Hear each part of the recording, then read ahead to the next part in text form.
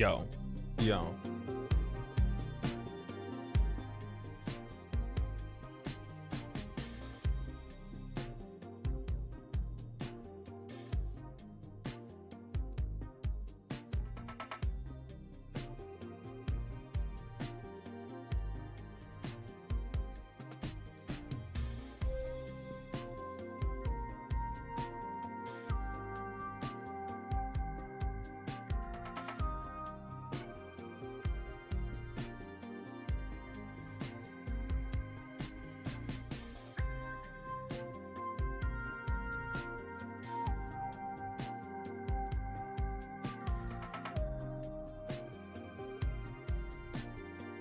Bring all my stuff up. All right, we out here. The man, the myth, the legend. Dairy drops, right?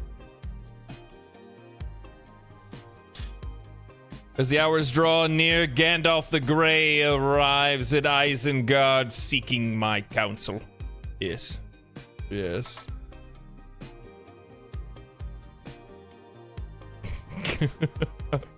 I wouldn't expect anything less.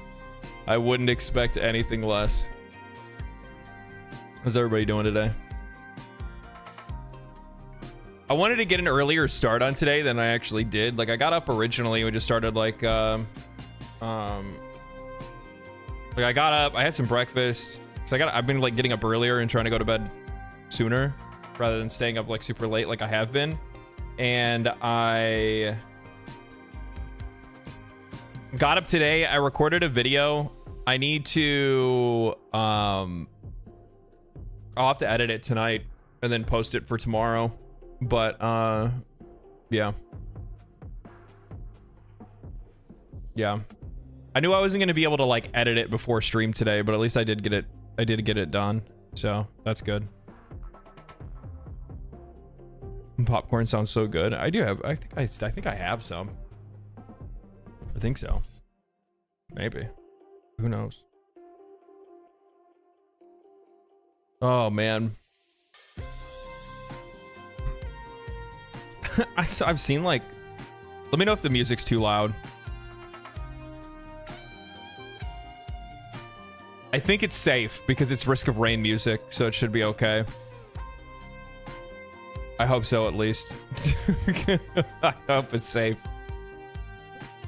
I haven't really wanted to like experiment too much because I know like Divinity's safe for background music, and I know that Baldur's Gate 3 is good, but I'm like, Risk of Rain? I don't know. I think it should be because like I watched a lot of like Wolfie? I think that's what his name is.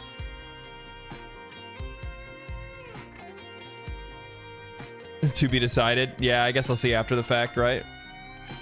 Only way to learn. Only way to learn.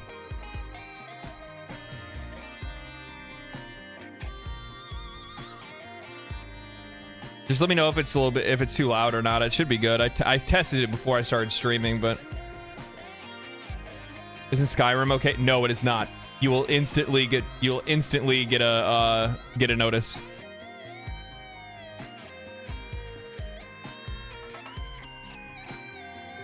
Ghost of Tsushima on PC. Anyone down? Is it? When does that? Is that already released?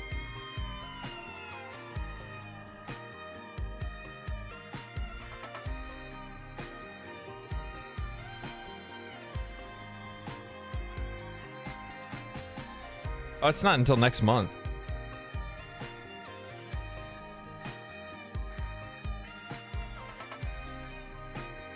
Doom Eternal music? Do you like survival-like games? Like what? How far did you get into Warframe? Close to Uranus? Yes.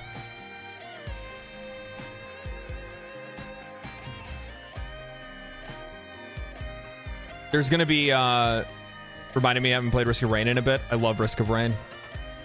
I love Risk of Rain so much. So much. I have so many hours in that game. Balatro has become my new Risk of Rain. Because like I could sit there and just jam Risk of Rain all the time. Like it's such a chill game. Most people probably wouldn't think it's a chill game, but it's a chill game.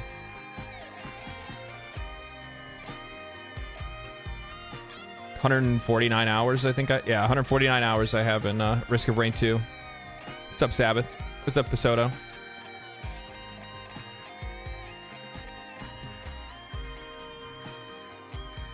Warframe, I am currently, for those that are wondering, I think for like the rest of this week, I'm just gonna do like some other stuff. Like I got my, like, because I don't know what I'm gonna do, to be honest with you. I don't know. So I have a video that I have to make for Warframe, talking about the experience of talking about the experience that I've had with the game up till, you know, so far. And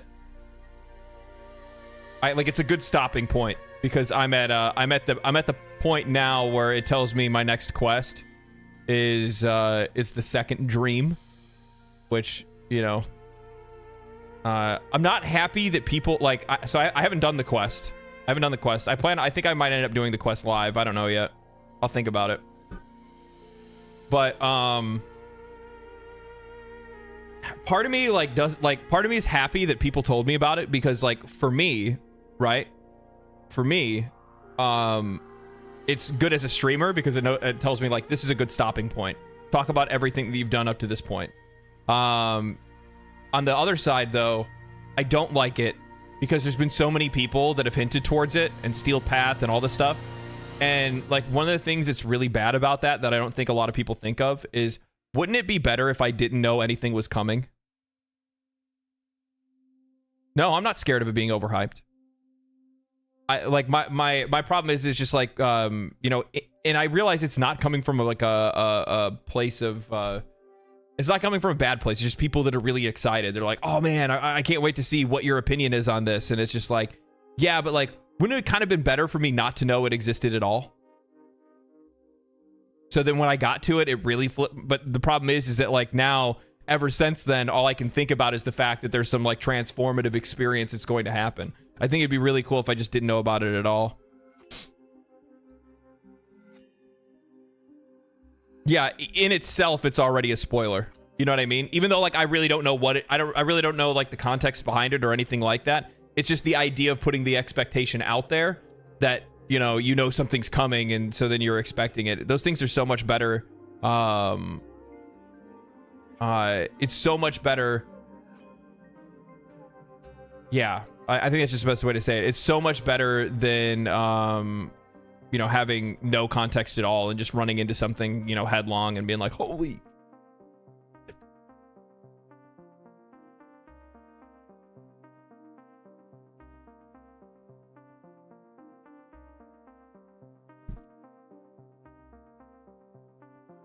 The quests have been out so long that people don't think about that when they're talking about it. See, like, and here's the thing, like, I think it's more or less that like players have a responsibility, and I don't think that they really think about it that much. Like players have a responsibility to new players to try to like be the custodians of that experience, to like lead them, like, you know, don't lead them to the water, but like nudge them in the direction or something like that. Because like the thing is that like, and the only reason I bring it up is because like it'd be different if it was just like a couple people. You know what I mean? Like one or, you know, just a couple people that said something. But I'm talking hundreds of comments. Hundreds of comments. And I'm like, guys, like, don't you realize what you're doing? There's some of the people that were in the comment section that like of my first Warframe video that disagreed with some of the things that I said so much that just went into like straight up spoilers. Like paragraphs. Like 450 word comment paragraphs about why I'm wrong. And I'm like, who are you talking to? Who are you talking to? What are you talking about? Don't you realize like I don't know these things, and now you're trying to explain things to me that I don't know? Like, well, that's me trying to educate. No, You have to let the player find these things out on them, like on their own. That's how you play a game. Guys need to chill. Yes, it's crazy. But the problem is that, like, you know, when it comes to playing an MMO, there's a level of like investment that like forces players to want to like vehemently like defend it as hard as they possibly can. So if somebody has a criticism that doesn't line up with their values, you know, they throw all reason aside and just chase after it. There were a bunch of people that were upset that I even made a video after only playing a game for 20 hours. See this in a Final Fantasy XIV sometimes? Sometimes? Try to bring up to players that 400 hours of main quest story is not realistic to try to expect many people to want to take on. They can't get rid of it. If they cut out any more of it, then they won't understand the context, and they won't understand why this character's so important or why this moment's so important. They won't understand why it's so important that we're going to the new world right now. They'll lose their minds. You know what the funny thing is that when it comes to Final Fantasy XIV, I totally understand it. I understand where those players are coming from because I love the story in Final Fantasy XIV. It's one of the best, if not the best, MMO story ever told. But I think at this point, it's not even 400, it's like 500 hours or more of story content that players have to get through to get to the end of the game. That's absurd.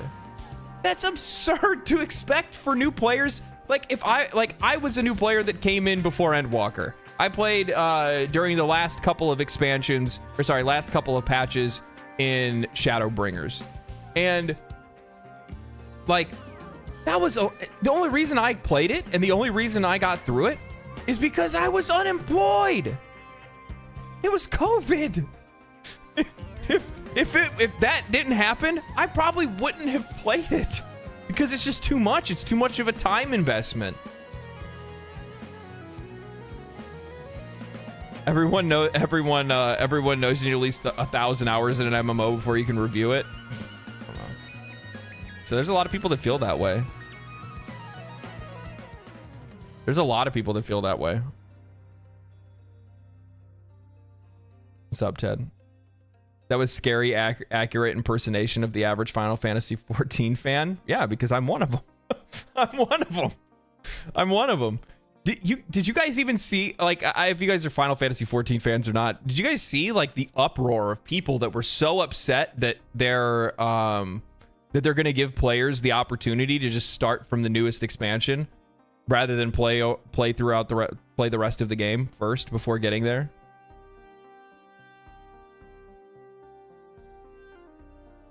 They're like, what? But they won't even know who these people are. They won't even know. It's gonna ruin. Smart choice. Better to make an anime adaptation too.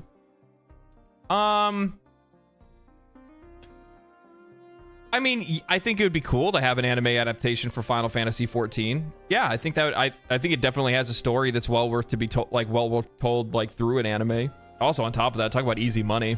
Jesus, Final Fantasy XIV fans would eat that up. Good lord.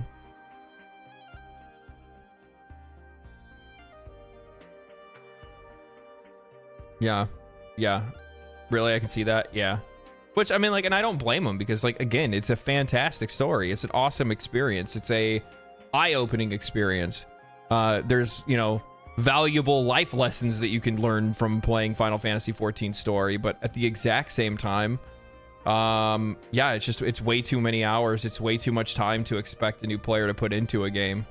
And that's kind of like one of the biggest problems that a lot of these, like, more, like, modern-day MMOs face is that they're so long in the tooth. You know what I mean? Like, think about it. The most popular MMOs that are played today are all over like 10 years old at this point.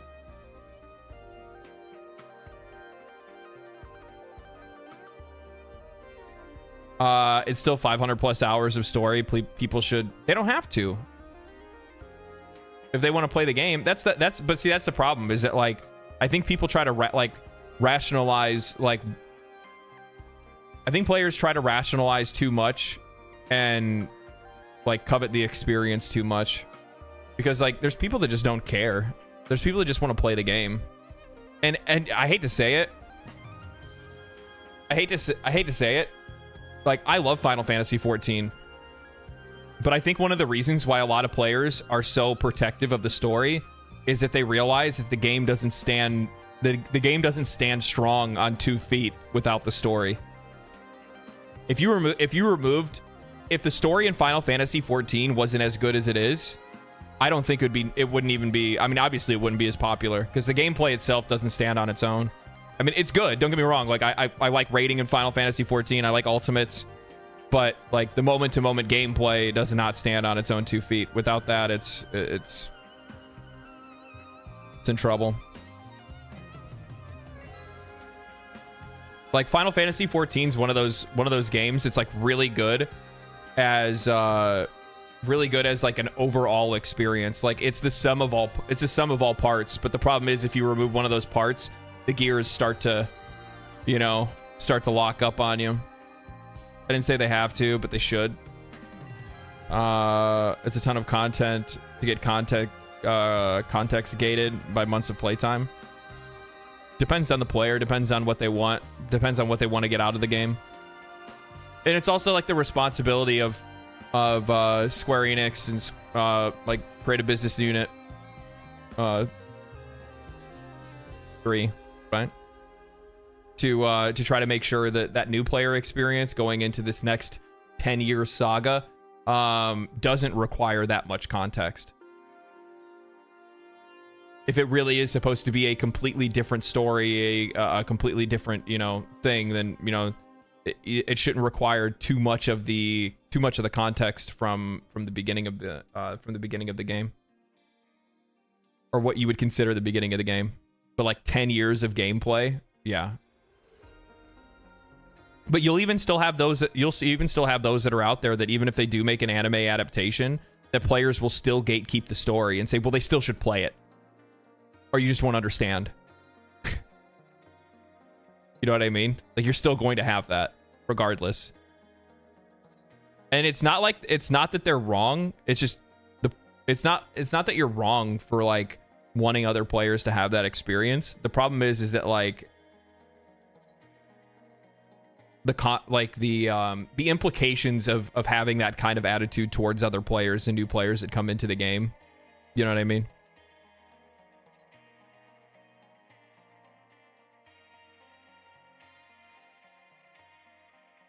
Yet WoW is the opposite. Ask somebody what they know about the story.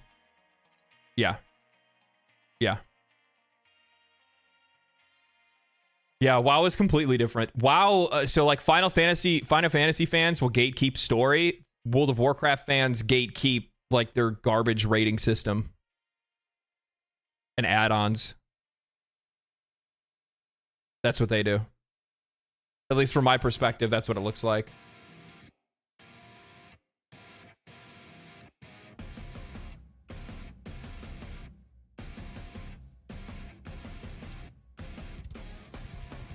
What about ESO fans? I don't know. There's not enough of them.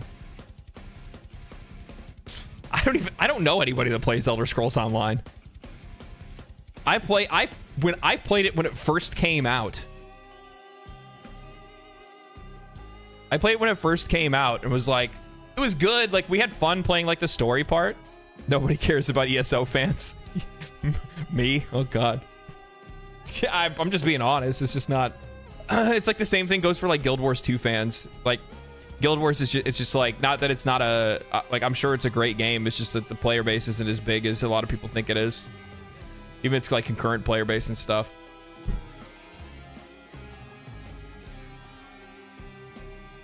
I might end up giving Guild Wars 2 a shot one day. I'm actually really enjoying this like going and trying out a new MMO thing. Or going and trying out a new game, like a well-established game that has like, a big fan base, and obviously that kind of means that there's a lot of popularity behind it, which means that there's probably going to be some really good gameplay and really good moments, and I'm looking forward to that kind of stuff. So it's kind of like knowing that there's light at the end of the tunnel before you even get to it, and I really like that. I played it a ton on beta when it was, or as a beta tester. The combat was the biggest turnoff, even today. I mean, it's a first person. You know, the funny thing is, I look at games like Fallout 76 and Elder Scrolls Online, and realize they're just games that like they gave us what we wanted. Because how many times, like, I don't think I ever really wanted an MMO of Elder Scrolls or an MMO of Fallout. I just wanted a co-op version. I just wanted a co-op experience. You know what I mean?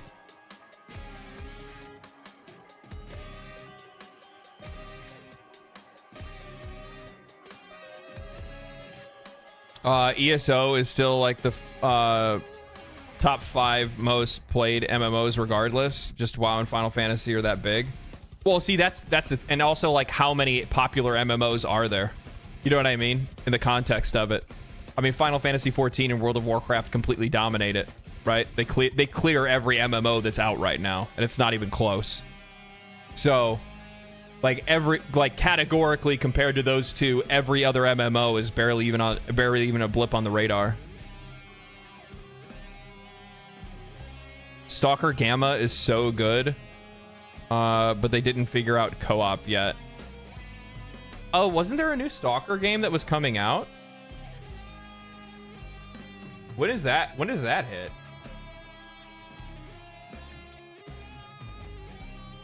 Oh, Stalker 2 release date, September 5th. Looking forward to that.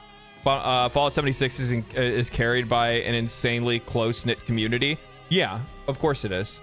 Of course it is. Well, I mean, like, you got to think about it. Like, I've talked about it before. But like, you look at like the Fallout games and you look at the Elder Scrolls community, and like, no matter how shit those games are, they will always have a strong player base. They will always have a strong player base.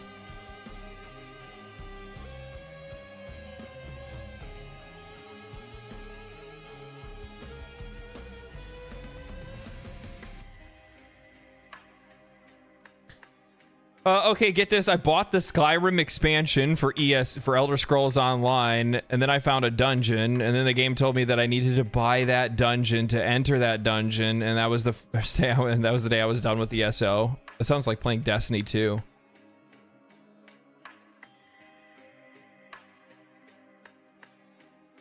You want to talk about me being like absolutely frustrated with playing something? Yeah, that would be it. That would be like Destiny. The experience of a new player playing Destiny 2 is so toxic.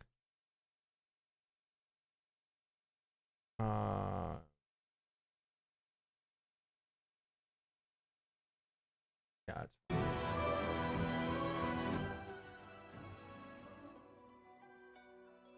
it's so bad. It's so bad. Like, it's so goofy that they call it a free-to-play game, and then minute you get in, you realize like how limited that free-to-play content is. Like, so much, like selling expansions and shit, and it's just like, you know, I was gonna make a video about it, and maybe I still will, but like, Destiny 2 is a great game, but a terrible live service. Arguably the worst live service. Like, as a game, it's good. If it didn't have any of its like live service trimmings, if it didn't have any of the microtransactions, if it was just a normal game that was released with expansions, you know, a full-priced game that was released with expansions, it would be, you know, one of the best games ever. But the fact that it's like wrapped around its live service model is just so bad. It's so bad. It's just genuinely like the worst thing ever. Kingdom Come Deliverance 2, is that what you said? Yeah, I've watched it. Back in the day, I chose not to play anything Destiny because of how trash they treated the players. Yeah, I mean for Destiny 2 for sure. Yeah, for Destiny 2 for sure. It's also like the funny thing is that like players are so like we're all so terrible too. So I mean like we can talk about how we want like developers to treat us better and we want, you know, we want better games and stuff like that. But at the exact same time, like every single player upset is only one new game trailer away from everybody pogging out and buying the next expansion or pre-ordering the next expansion. Like just as an example, look at Destiny 2. So Destiny 2 over the last, you know, few years that I know of, everybody has been making like videos and all the media surrounding Destiny 2 has been negative. Most mishandled game, players are leaving, game is dead. Look at this crazy predatory monetization, all this stuff, right? So they have all these different things that they're doing that are so bad. And then all of a sudden the final shape and people are like, guys, they're just, it just sounds like the devs are just gonna have fun and the devs are just gonna let us have fun and they're gonna give us the ability to do whatever we want, guys. It's gonna be great. Jesus, man. Come on. It's so over. We're so back. Yeah. I just want to see how the story ends. It literally took, all it takes is just one trailer and then they're like, dude, we're back. We're so back. It's so ridiculous.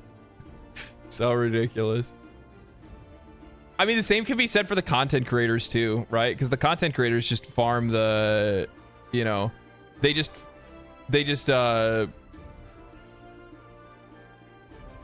we just deliver the content that the people want. That's all it is. We just confirm biases. Like, I mean, like making a video being a contrarian is not going to get you very far. That's all I'm going to say. Like, I mean, you might get a lot of people to watch it. They ain't gonna watch you again though. They ain't gonna watch you again. I missed a couple follows. Sav and Alabaster, thank you for the follow over on Twitch. Appreciate that. Yeah, I would guarantee, like I would even guarantee that like it's probably popping off right now.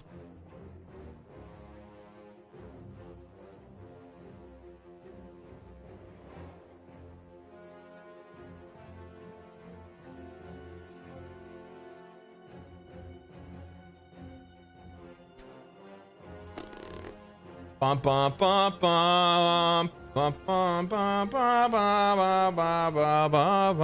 Actually, not really. They only got like 7K viewers on Twitch for Destiny 2, and like none of them are even like popular streamers. That's actually kind of crazy, to be honest. Like the highest viewed person has like 340 viewers. That's kind of wild.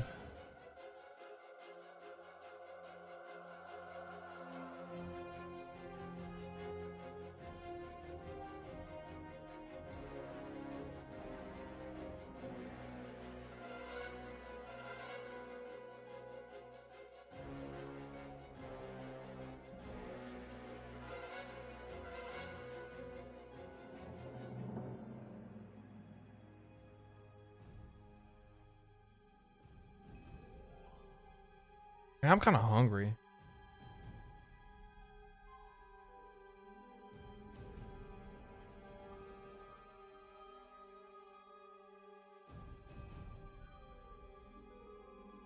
What is it? Oh, I'll have to look at that.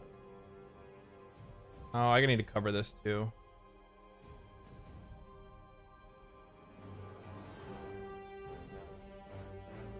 Oh man, there's so much drama in the world today.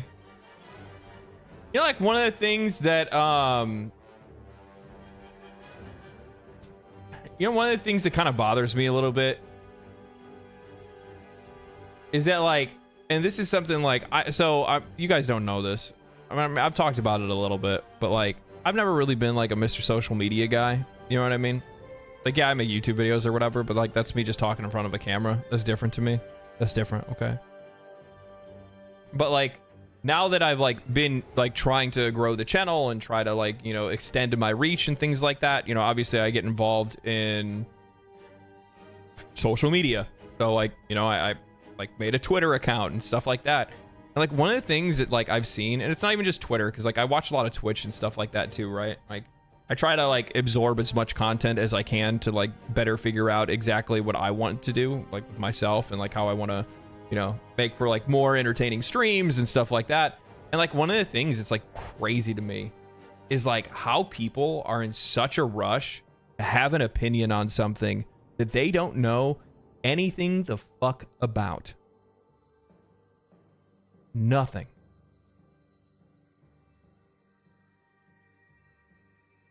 And I don't understand it. I don't understand it. I don't understand why people want to be like that.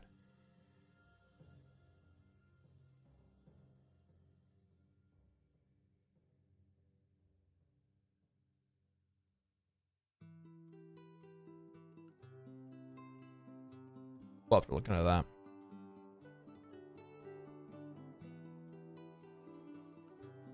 We should normalize people being able to say I don't know and have an opinion on something.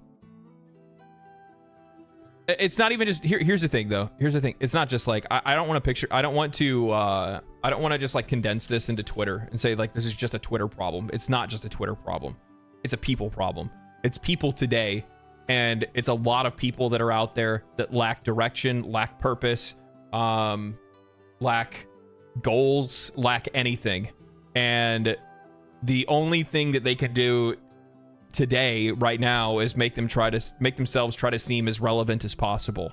And the best way for them to do that is by like latching on to like different stuff. You know what I mean? You can farm that kind of content if you're a YouTuber. Yeah, plenty of people do it all the time. Especially when it comes to like obviously like the two worst things are like social politics and actual politics. That's one of the reasons why like I do my best to try to like avoid those conversations entirely, is because like, one, I'm not educated on them enough to actually have a formed opinion. You know what I mean? Like there's somebody like popped into my chat like not long ago that was like asking me about like the like fucking war somewhere or something like that, and I'm like, I don't know, dude. I make videos about video games. I don't know anything about global politics. I have no opinion on it. Why should I have an opinion on it? Well, it affects you. I don't. Okay. Well, if it does, it does. I don't know what to tell you. I can't do anything about it, and I'm not going to talk about it because I'm not going to try to have an opinion on something that I don't know about. And to be honest with you, also don't really give a fucking shit about. But it's just wild to see that like there are people that are out there that are like, it's not even like there are people. There's a lot of people that are out there that are like try to make sure that they have an opinion on something. And even worse so, try to make it sound like it's an educated opinion. And I'm like, that's not an educated, like, I don't know what the what is going on? Why are you like this? Take a break. Take a break. Especially when you just like look around and realize like nobody actually cares, dude. Nobody cares. Nobody cares what your opinion is. Yeah, there's a lot of research done about those things that affect people, and frankly, it's just depressing. Yeah, and like I mean, some people want to. I think it's something that was innately there and probably has always been there, but was just magnified by social media. Social media didn't create it. It's always been there. It's always been there. People want to feel important. People want to feel a part of a group. And as such, the best way to do that is to have opinions that are in line with other people's opinions that you can get some type of, you know, popularity out of or something like that. Yeah, Twitter X is a concentration of the worst in society. I keep a bogus naughty account for debauchery. You know, like, I mean, I would do that with Reddit. Like, everything comes from Reddit initially anyway. So I like this kind of streams because everyone is having a freaking hot take on something they know nothing about. Yeah, no. That's actually why, like, just using this as an example, I really like Destiny as a streamer. Like I don't agree with everything he says. I also don't agree with like some of the things he does as well. But I do appreciate the fact that like more times than not, like he takes a really long time to be able to come to like whatever his conclusion is, whether or not his conclusion is right or wrong. Like not just jumping in immediately to try to have an opinion on something, but like doing I mean, you literally see this dude researching for like weeks and weeks on stream in front of his audience, like trying to get himself to a conclusion of whatever his opinion is going to be. And I think that's a really cool, really important kind of experience.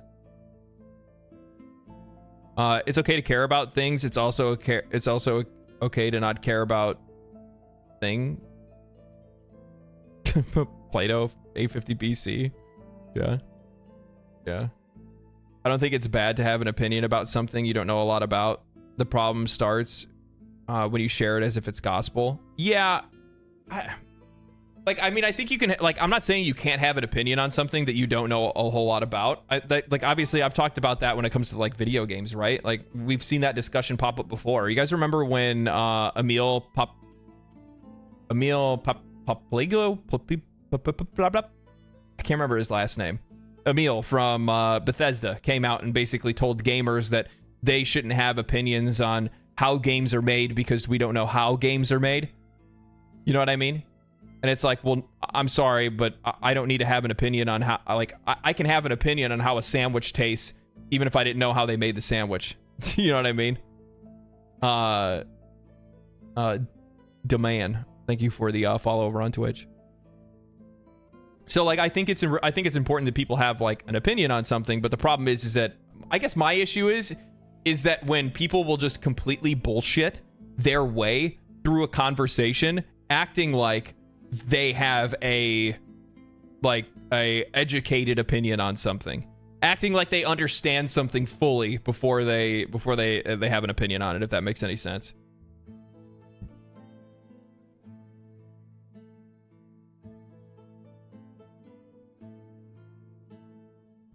Captain, you fucking you're my personal salesman. I just want to say welcome to Warframe. Thanks, man. Thank you for coming by.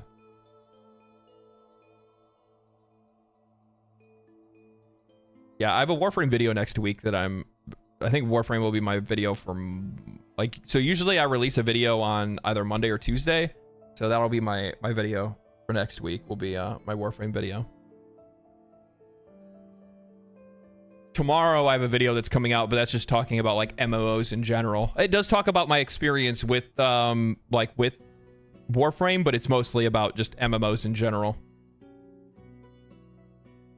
Dev stream is now on with drops. I don't think I want to see that.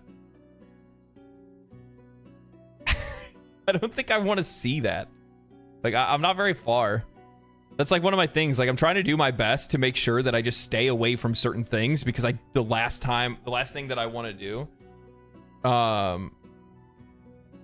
prime time is now with drops. What is prime time? I don't know what that is. Yeah, like, it's like spoiler related stuff. And you know what the other thing is too, is like one of the realizations that I came to is like there was a lot of people that were telling me like, hey, you need to go you need to check this site. You need to go to this wiki. You should watch this video on Warframe. I've seen a ton of people that have told me like, hey, you should watch this video on Warframe. And what I think a lot of people don't realize is like the minute that you put that into your algorithm, you're fucked. Like, it's not going to be long before a video pops up randomly on your screen because YouTube goes, oh, well, you like, you know, you like this, you like that. And the next thing you know, all of a sudden you're, the next thing you know, you're getting flooded with stuff that you don't want to see. Things that you don't want to, things that you don't want to be exposed to yet.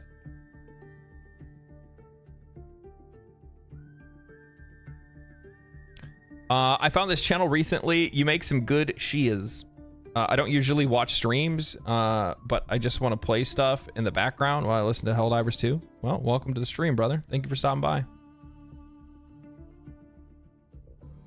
Primetime is community streams where devs play the game with the community.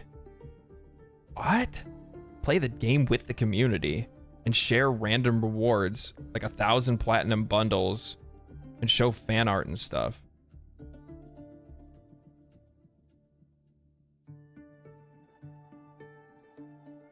How do you get the well, I want the platinum. How do I get that? Can I get that without having to experience the rest of it?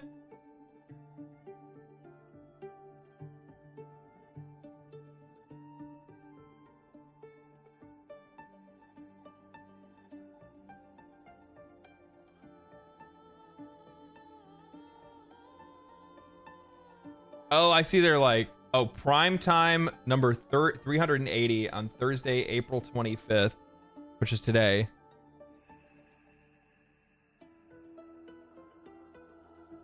Open Twitch. Warframe devs are definitely some of the best in the community. Yeah, that's crazy.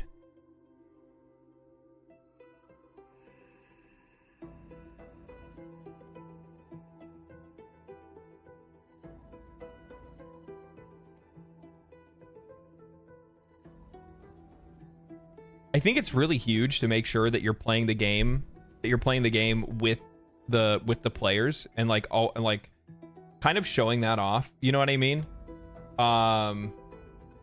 Like making sure that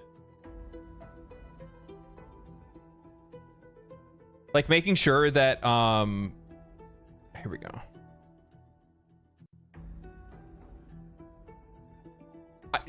I need you to know, like, I am without a doubt right now absolutely connecting my Warframe account. I'm just gonna have that stream on in the background, give me some free rewards. Let's see here, log in. Oh, you know what we'll do?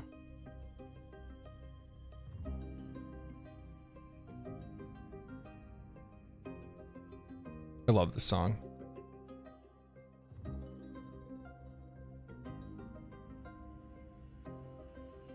Is the just out of curiosity, like when you're talking about like the giveaway platinum and stuff like that, is it, they don't do that as drops, they do that as like what?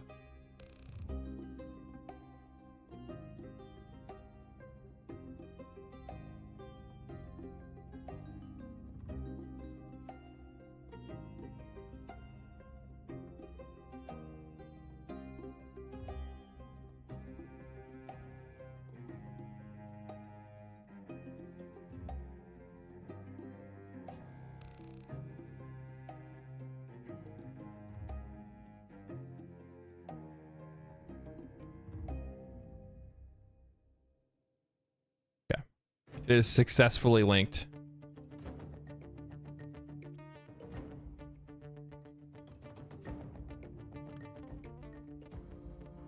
Okay, now I can leave that in the background. What is this? This is crazy. Oh, you can actually like add an arsenal and stuff. They have like full extensions for Warframe. Yeah, I think so. I think what I might end up actually streaming Warframe.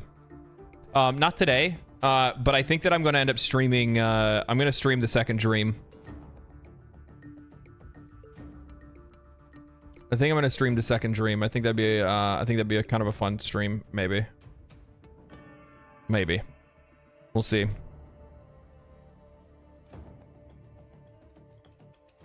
I like watching you justify my opinions about video games. Satisfies my monkey brain. Yeah, no problem, man. No problem. I talk to satisfy and justify my own at the same time, so it's all good. Note 1,000 platinum rewards are when they select your name from chat. Oh, wow, that's not gonna happen. I'm not gonna be actively in chat or anything like that. I'm streaming. Let them enjoy their stream. I'll take the free rewards that I get from the watch hours. My favorite part of your streams are your long-winded talks. Like, no, long-winded sounds like a bad thing. Why do you gotta say it like that? Why you gotta say it like that? Why can't you say it in a nice way? Like, I like how descriptive you are.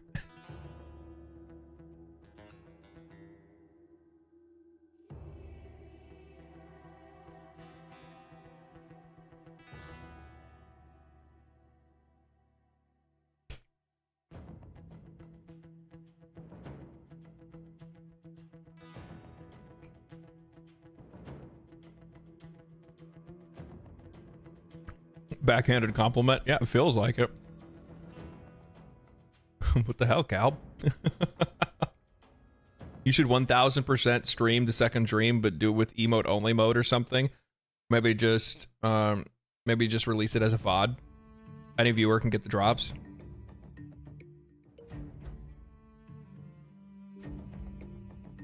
I mean, I'm not like, I don't have like a ton of, you know, I really only average like 100 to 150 viewers at a time, so I'm not really too like worried about like having like sub only mode or fucking emote only mode or anything like that. I can't imagine the players are gonna say anything wild. Plus on top of that, like I'm just gonna play it. Usually like when I'm like dialed in on gameplay, like I don't pay attention to you guys. This is the time that you have for my attention, okay? This is the time that you have. You have this time, and then after that, that's it. You're the swellest person in the vault. True. True. Fallout show was so good. It was so good. Even it gave me the itch to play Fallout.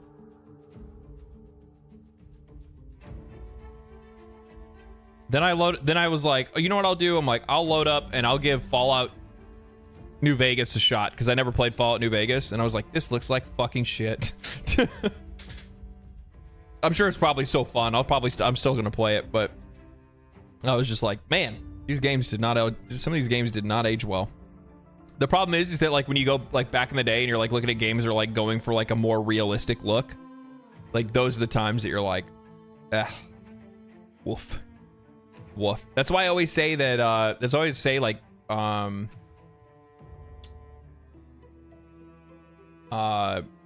games like Borderlands, you know, Borderlands 2, or even I guess you could even say 3, No Rest for the Wicked, stuff like that. Like that stuff is gonna age like super well because it's just the art style. Same thing goes for like 2D games and stuff like that today.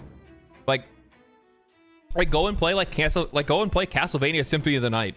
You know what I mean? Like you're not gonna be like, oh, this looks old as shit. You're just like, no, it's just this is a Metroidvania. I mean, visually, there's not really that big of a difference between, you know, Symphony of the Night or playing, I don't know, my God, Dead Cells or something like that. You know what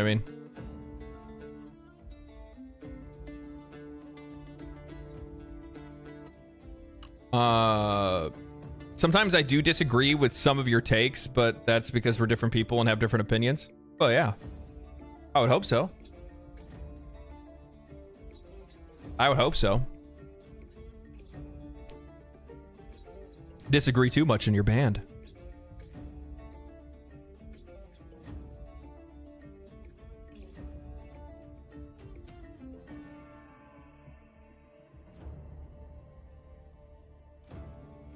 Can't imagine playing Fallout New Vegas or 4 without mods. Yeah, I mean, I'll probably mod 4, right? Or no, well, they just got a next... Didn't it just get a next... what is it? Next gen update? Next gen.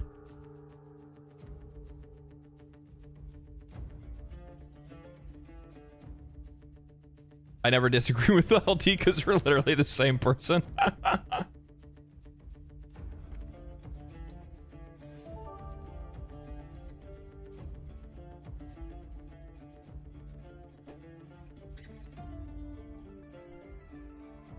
D-Man! Thank you for these tier 1 sub, man. Appreciate that. Thank you so much.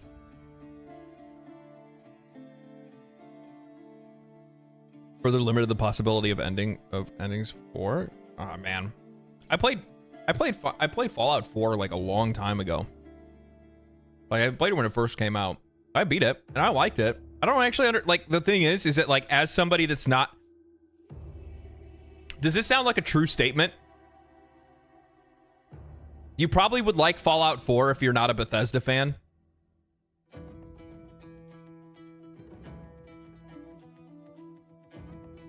Like, I played Fallout 3 and I liked it. And I played Fallout 4 and I liked it.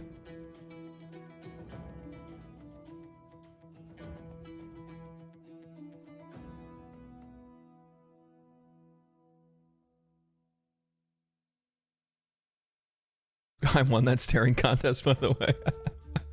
Wow. Got Helldivers too, and it was the best 40, or it was $40. I was. Oh yeah, yeah. It is some of the best money ever spent, for sure. Everyone's experience with Fallout 4 was wait. What was the main story again?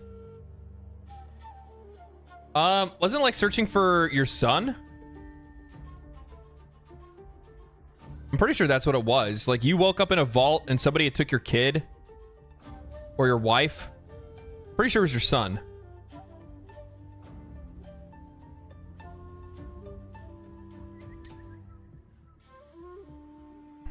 And then didn't your son end up being the bad guy? Can't remember. Like, your son ended up like getting inducted into the Enclave or something like that. I know it was the Enclave was the enemy. Because I remember the place where like you fight like the like your final fight and stuff like that. Ian, you have proved my point. Well, yeah, spoilers.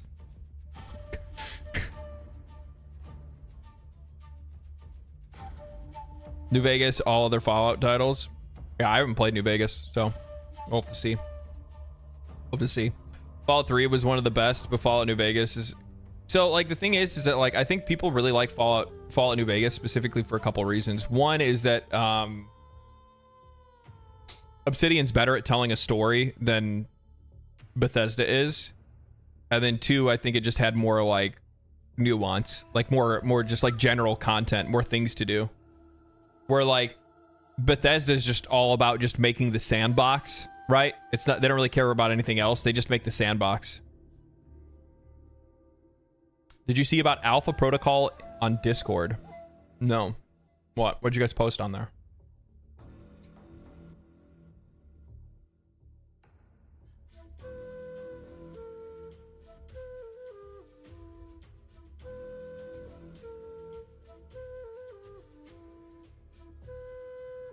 Is it in articles Ian should see or what?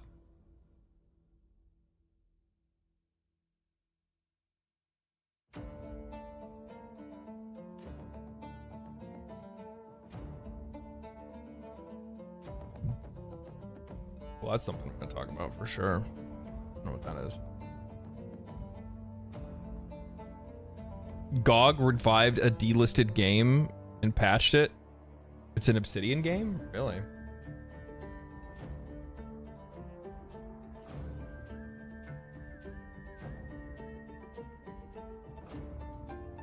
I don't know how I missed it, but here, Born Through Hell died and rose again. Probably the most unique Obsidian RPG, but RPG of all time, which has been one-upped by everyone. Now, no DRM, no demand for online connection, bug fixed on GOG. If you want to go on a quest to learn about Obsidian and why they are legendary.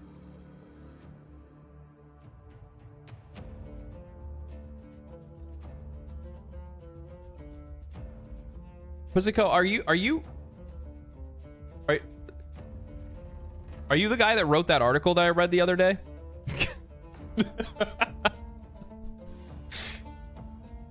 Do you also think Obsidian will make a better game than Baldur's Gate 3 if they make Baldur's Gate 4? 5 years after it was yanked off the stores, maybe. Wow.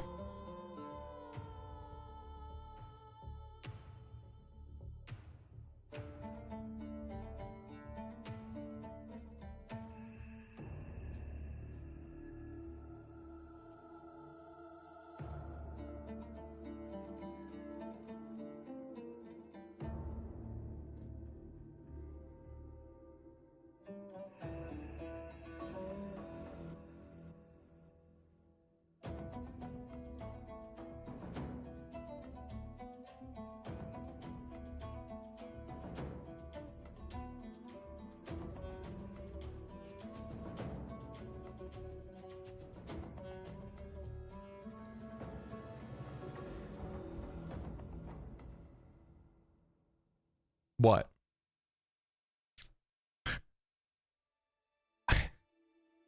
So I cleaned my computer yesterday, which requires me to unplug everything, pull it out, and clean out the cat hair. Okay? That's what you have to do. As a cat owner and you own a PC, you need to like every other month or so, take the PC, take it apart, clean out all the cat hair, put the thing back together. Okay? You have to do that. It's just part of cat life, all right? And I did that, but the problem is that like when you do that, like a lot of your settings go away because some of that stuff is you know, saved under like power settings and stuff. Totally depends on the hair type, but sure. I mean, like hair and dust gets into your PC regardless. I don't care what you say. I mean, obviously my cat's long hair, so his hair gets everywhere and there's a shitload of it, but yeah. But yeah, so I spent the day cleaning out his hair. This is a really good example though, by the way. Remember the other day when I was talking about how like it's difficult for me to be able to read other people's writing, and sometimes like poor writing like hurt, like it's hard for me to try to like, I don't know how to say it better than that. Like it's difficult for me to try to read somebody else's writing, and when it's bad writing, it's even worse because then I have a hard time comprehending it. So it's like reading comprehension and stuff like that. But like using like this as an example, like you guys probably can't see it. I'll zoom it in real quick. But it says, good news for those of still fighting the good fight. Good news for those of still fighting the good fight. What the fuck is that supposed to mean? Josh? What does that sentence mean, Josh? Yes, he left out the U. Yeah. And still posted it.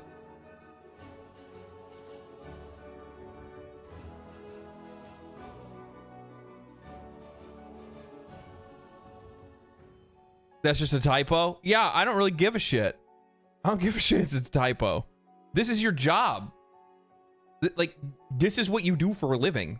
You post an article. Like, I get that you're like, people like, well, people aren't allowed to make mistakes. No, not when these motherfuckers do a job. Not when it's their job not to. Still holding aloft proud banner of truth and justice. Still committed to the struggle of what's right instead of simply what's popular.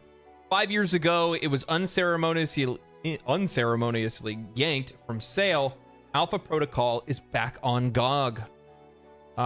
If you're of start heart, oh my god, I can't speak. If you're of stout, god damn it, I can't read. If you're of stout heart and righteous spirit, you will already know that Alpha Protocol is a straight up banger. An Obsidian RPG set in the high-stakes world of international espionage, rather than the more familiar fantasy and sci-fi setting. My problem is that when I try to read out loud, I combine words. That's really what it is.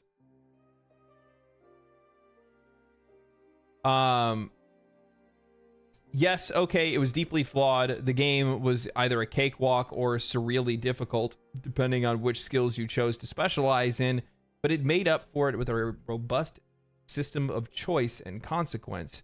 How you chose to behave really mattered in a way few games have managed since. But thrilled as I am that Alpha Protocol is finally back on stores, one store anyway, it's not all that's going on here. In a chat with GOG's Zuzana Rybaka, the company told me that it considered Alpha Protocol a key part of the process of going back to its roots, the good old games. Interesting. GOG announced it was returning to its roots as the internet's premier destination for DRM-free stone cold classics back in 2022. But I get the impression that CD Projekt is keen to start ramping that return up now that Alpha Protocol's very long release. The company told me to bringing back the game to life has taken longer than usual. Around half a year has hit its climax. Interesting. Ribaka. Baka. Told me that GOG naturally incredibly excited to have titans like Sony releasing modern blockbusters on their platform, but that a proliferation of modern titles had kind of lost this whole good old games vibe. Yeah, that makes a lot of sense. Especially if, like, you know, that's what you guys are kind of known for, and that's why people want to, if that's what people are like coming to your platform for, is DRM free games and like old school games and stuff like that. And then you get really caught up in the, you know, lost in the sauce, and all you're doing is just releasing, you know, new games over and over again. Yeah, I can see that. I can see that not feeling that good. Basically, our point is not to let all these games that would go to perish, and make them accessible for younger generations. Well, and like this is really important. This is really important. Like this goes back to, you know, this goes back to that discussion on game preservation. You know what I mean? Like that's kind of the point of something like good old games to begin with. I like GOG. For GOG, I think I have like The Witcher 3 and like a few other games that are on there.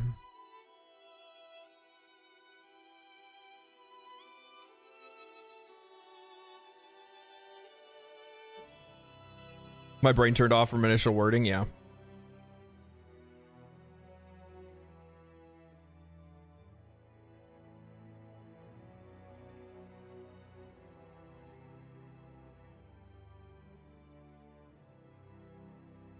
Means it wasn't ChatGPT generated. I don't know, man. Have you ever read things written by ChatGPT?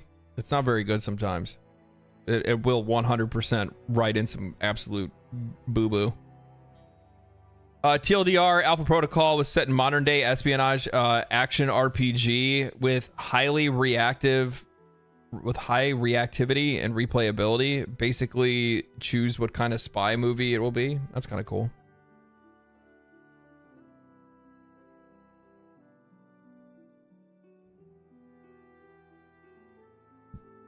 Would you say $300 spent over 10 years of playing Warframe is money well spent? If you enjoyed it. If you enjoyed it and that money spent brought you enjoyment, that's all that matters. Really, that's all that matters. Like actual enjoyment. You know what I mean? Like the thing is, like the same thing can be said for. I think people kind of have to like reflect on that a little bit, because you know there's people that spend thousands, tens of thousands of dollars on games like Genshin Impact. You know what I mean? It's like, I don't know. That one's hard for me to justify. It's hard for me to justify when that much money is spent. You know what I mean? And unless it's literally the only game that they ever play. Because like I would guarantee that you would also get an equal amount of like enjoyment out of playing something else. You know what I mean?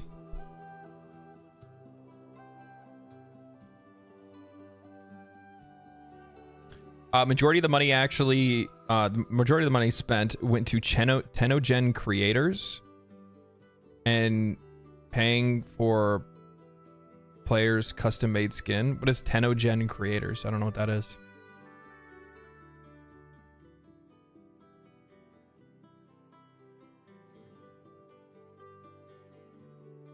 Oh, Genshin is definitely one of those games that you can easily spend no money on at all and play it. 100%.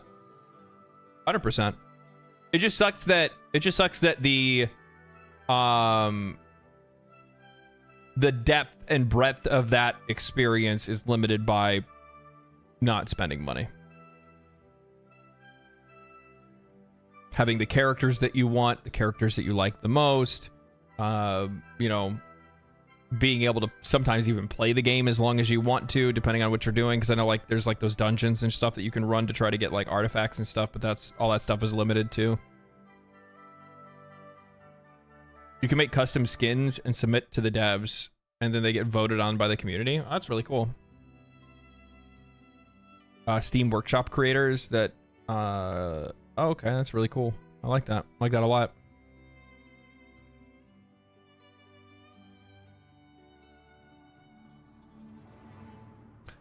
Why not play an actual single player game like Persona or Tales instead of Genshin? I think it's because in a lot of cases, the funny thing is like the players that play games like Genshin probably play those games too. The only difference is that like those games have a definitive end where Genshin doesn't, right? There is no definitive end in Genshin, at least not that we know of right now. It's a game that you can play a little bit and then you can, you know, wait, and then all of a sudden there's a new content patch with a new story and new things to do and new characters to meet and all that different stuff, and maybe a whole new content gets released. And then at the exact same time, yes, there is a very large part of it that also has to do with the Gamba. There is a part of it that definitely has to do with the Gamba as well. There is something to be said. As somebody that actually, by the way, don't get it twisted. As somebody that has spent money on Genshin Impact, I played it when it first came out. I spent money on it. Single construction worker, you know, traveling across the country, not a whole lot of time to myself, not a whole lot of time to do anything at all, to be honest with you. Yeah, I was looking for ways to waste money, and I did, and I wasted tons of money all the time. And one of the ways that I wasted money was fucking spins in Genshin Impact, which are absurdly expensive. Genshin Impact is probably the most expensive game when it comes to spinning, more than any other gacha game that I played. Like Summoner's War is way cheaper in comparison, way cheaper.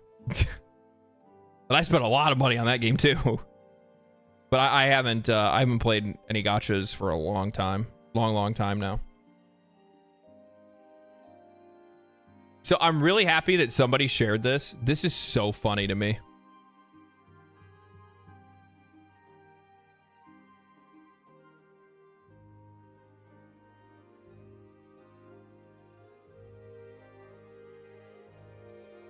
I'm gonna get myself a cookie because I deserve a cookie for this.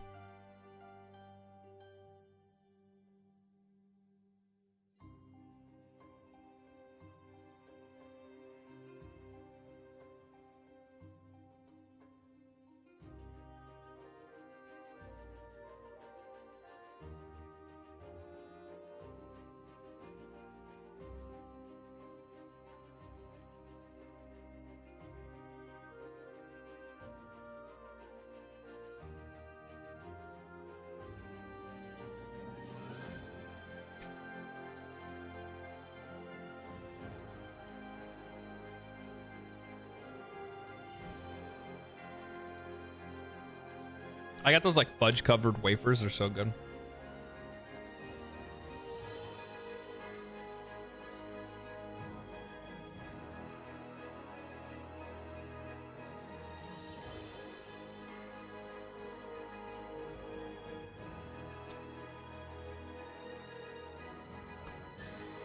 So there's a couple things with this. One, this is who they care about. That's very apparent. The reason why I said I deserve a cookie for this. Let's see if I can find it.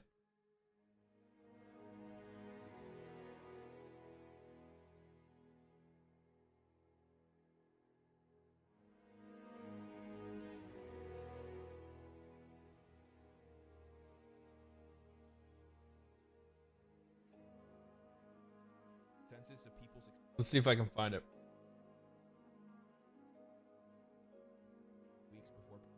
No.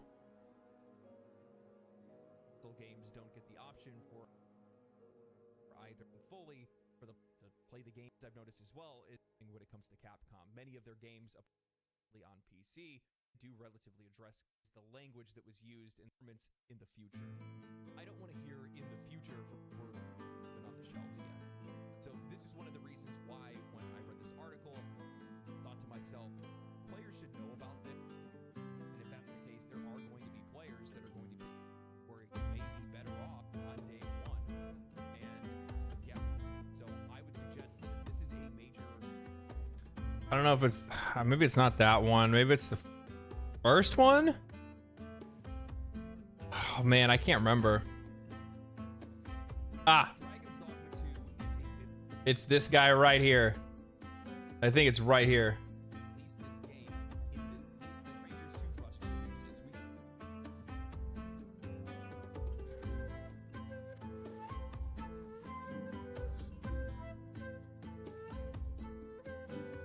I don't know, maybe not. I don't know. I can't remember where I talked about it, but basically in one of these videos, one of the things that I brought up, because players are like, why wasn't the game optimized on release? Why wasn't the game optimized on release? And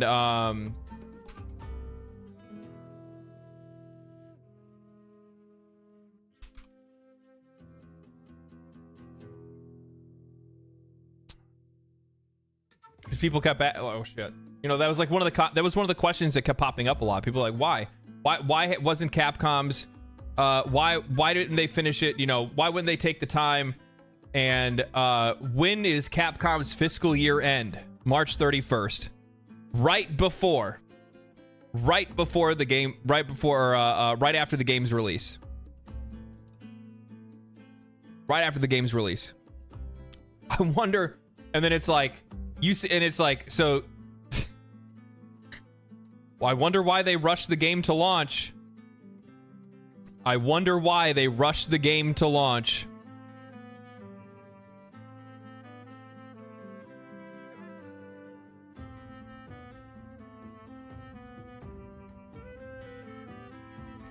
I wonder why. How interesting that is, isn't it? How interesting is that? You know what I mean? Not smart for the game's longevity, not smart for the game's like general public perception. You know what the funny thing is that like, and you know what the best, this is actually what's really funny about it is, Dragon's Dogma 2 has done so well that Capcom is paying out more money to shareholders. Pawn takes king. Yeah, so they're talking about how successful the game is, how many copies the game sold, how well the game did, which is all well and good. But at the exact same time, those sales and all of that could be so much better than it actually was if it weren't for the fact that the game released in a shit state when it first came out. Because Dragon's Dogma 2 is an incredible game. It's an absolute blast. If you like single player RPGs, you'll love Dragon's Dogma 2. I wouldn't look at it to be the most like depth of story or anything like that. Like the narrative was kind of mid, to be honest. But the moment-to-moment gameplay, the actual RPG mechanics and things like that are fantastic. All that stuff is great. It's everything that you would want from a game like this. It's, for the most part, everything I would want from a sequel to Dragon's Dogma Dark Arisen. There are some other elements that I wish came over from Dark Arisen. But with that said, yeah, like they could have sold shit. They could have sold twice as many. They could have sold even more. Who knows?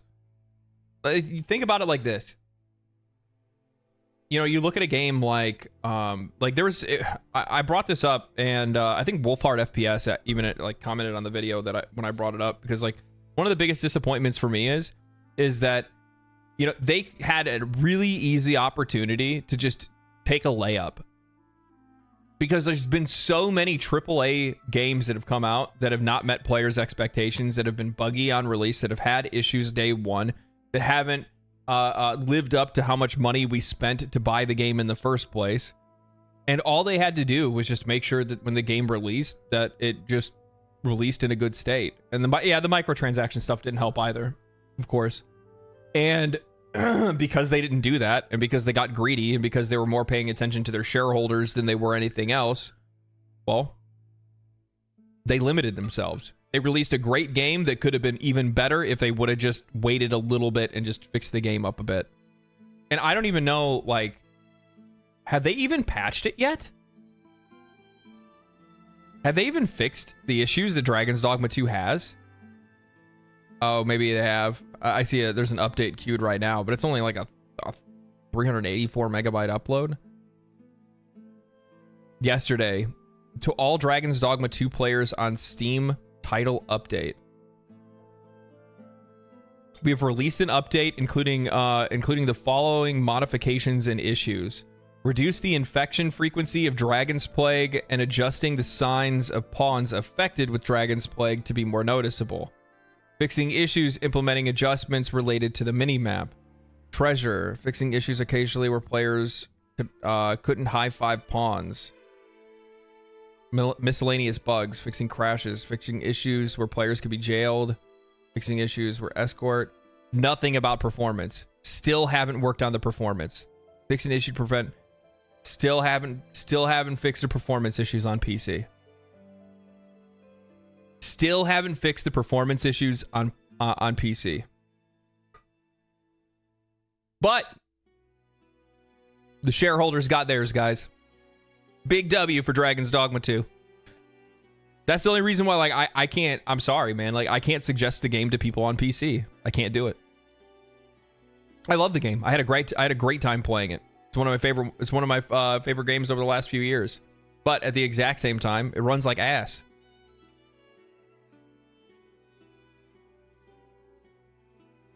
I'm currently running at a stable 60 in cities for me. It depends on your PC. Why? And it wildly depends on your PC. We can't talk about anecdotal evidence of folks that are using, you know, like I have a 3080, and even and for me it was garbage in cities. Struggling to get over like 20 FPS at times. And I wasn't even running the game on like the highest settings. I dropped it down pretty significantly to try to like improve performance, but nothing would work.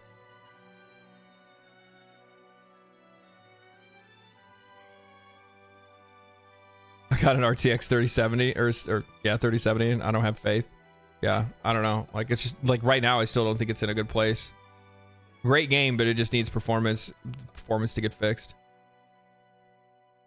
Like they're fixing minor bugs and issues, but it just goes to prove that like whatever CPU bottlenecking issues that they had, they still haven't been able to figure out how they're going to fix it yet.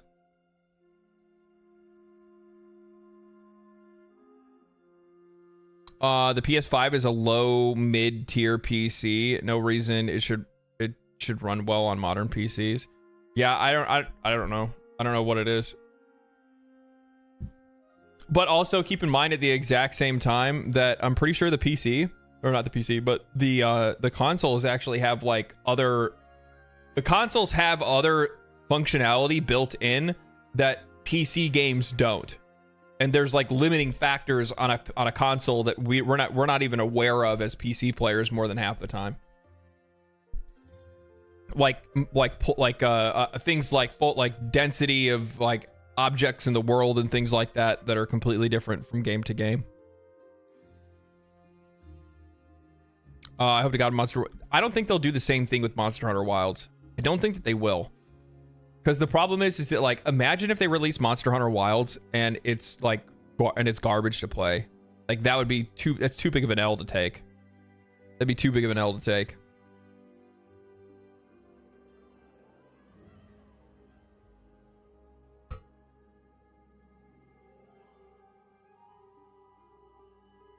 Well, the problem, like, I guess one of the issues that, I can't remember who it was. I think it was like Gamers Nexus were the ones that found it, but for some odd reason, basically, like the game is, you know what it reminds me of? It reminds me of like Diablo 4 and the inventory issue. You know what I'm saying? Like they have to load every player's inventory that's on screen.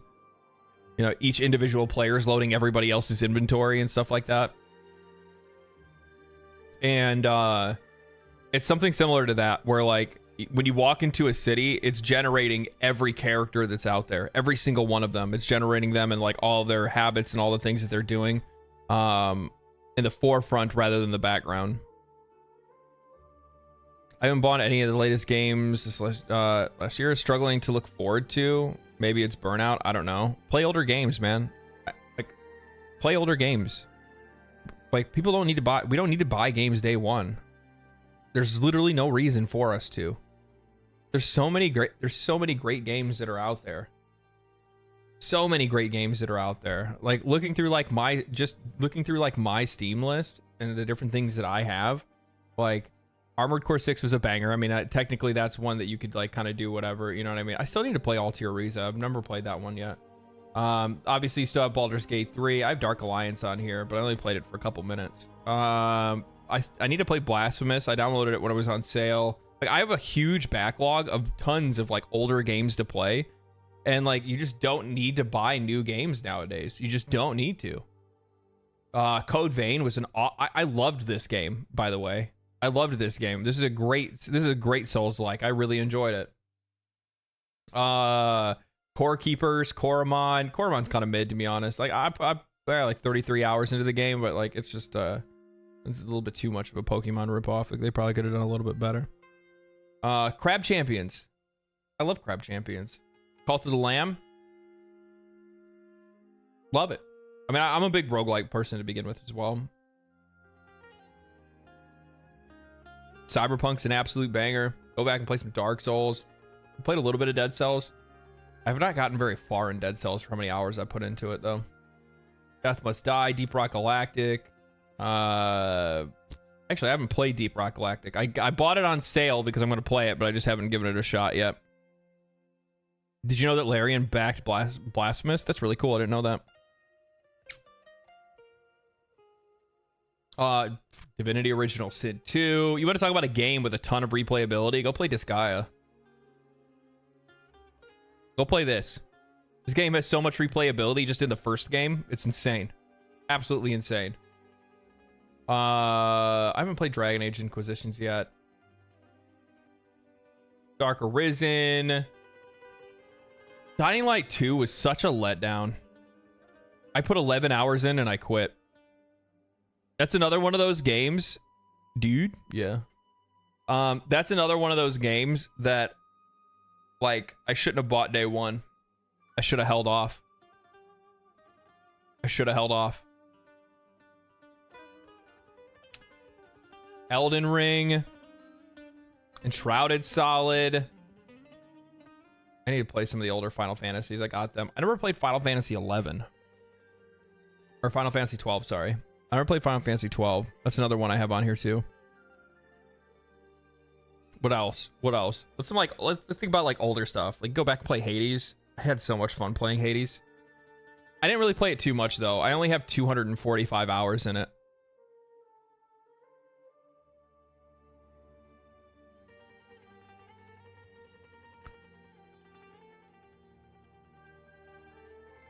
Not that much.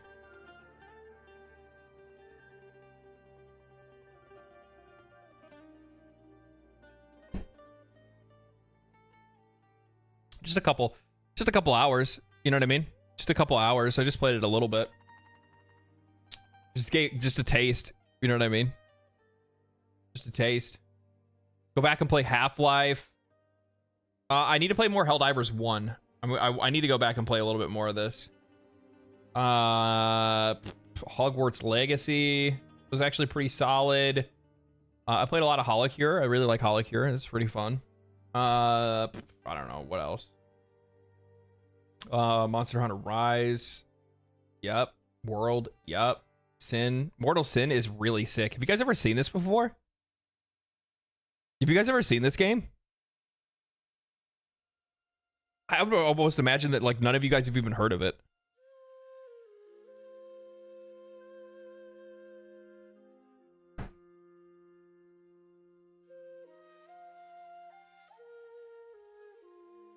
I've seen it, never played it. It's a lot of fun. It's like it kind of reminds me of like Might and Magic first person roguelite. I'll show you guys real quick.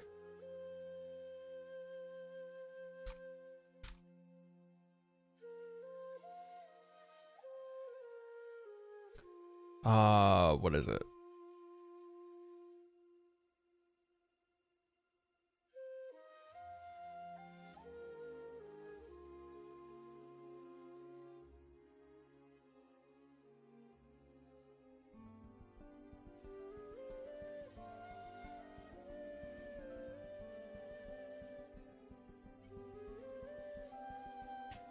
Shadow of the Depth looks good too. I haven't seen that.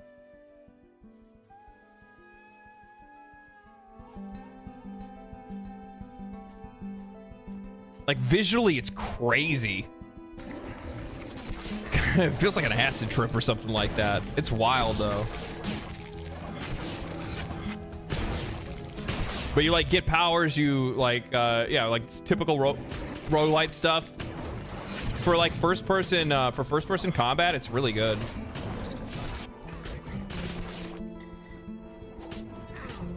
One of those games that hurts my eyes. Yeah.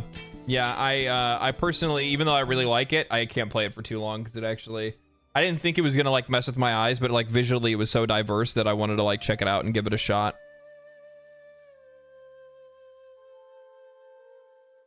Have you ever played Cult of the Lamb?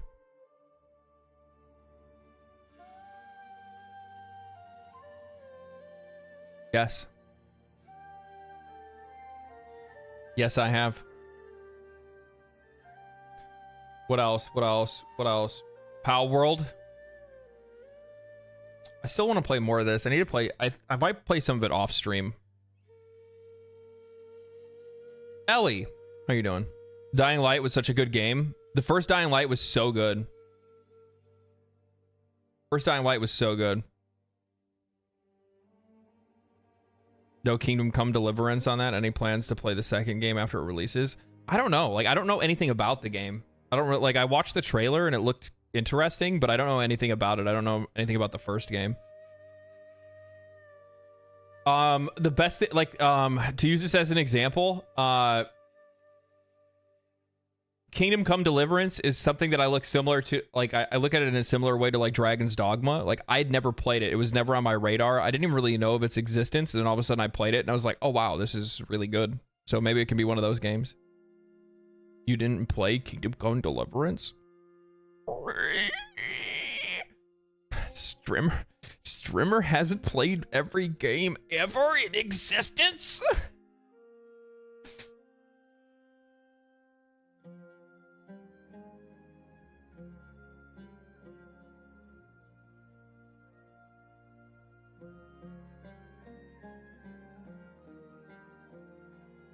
God.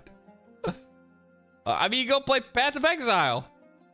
Okay. 78 hours in this game, and I still don't know anything about it. I don't know anything about it. I don't know a damn thing about this game. I still need to play Planescape Torment. I was trying to figure it out. I played a lot of Raft. I like survival games. I have a problem. I really do. Remnant 2, Resident Evil 4, Resident Evil 7 Biohazard. I already played this on console, so I didn't really like play it all the way through on I didn't play it all the way through on PC. Reverse. I don't even know what that is. It must have came with one of the something else, maybe. Probably in a bundle or something like that. Returnal. I love this game so much. Returnal's so good. So good. Risk of Rain 2, 149 hours. Rookie numbers, to be honest. I should put more in. Only 47 hours in Risk of Rain 1. Also a really good game, too. Much harder than the second one, though, to be honest. I think it's just, like, from a platformer perspective. That and, like, it's also, like, the starting characters you have make the game, like, way harder as well. I downloaded Slay the Spire. I haven't played it much yet, but I'm going to play it. I'm going to get into it. Once I've drained the Balatro out of my brain, then I'm gonna try this one. Solasta, Crown of the Magister. I played it on PC Game Pass. Most of my hours are on it, but I got rid of Game Pass and I ended up getting Solasta and its expansions for like, I don't know, super cheap. Just petition to bring back Titanfall. Isn't Titanfall like still like pretty healthy?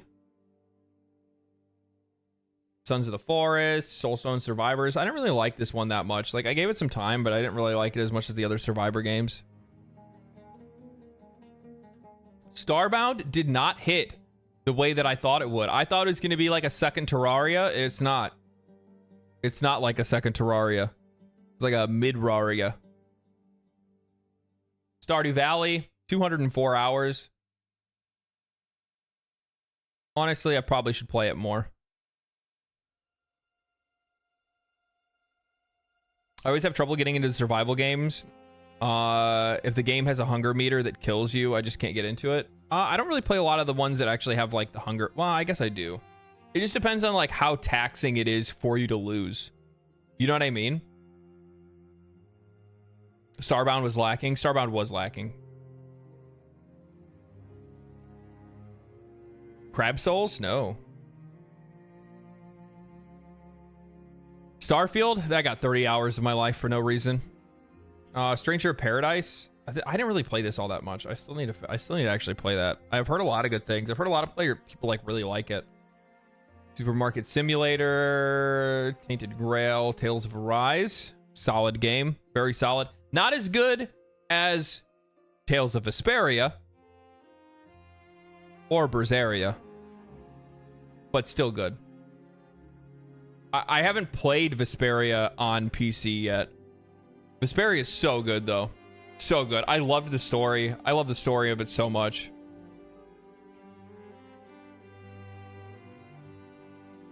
Have you ever tried Outward? I tried it for 3 hours. I didn't finish it. No Tales of Symphonia? I don't have it on PC. I heard the PC port wasn't very good. Praying for a remake? Maybe?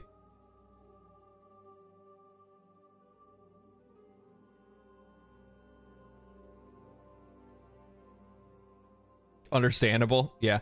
Outward is it's a fun co-op game. I love how you say that, and then I also love how incredibly fucking next to impossible it is to actually get people to get into your party to play.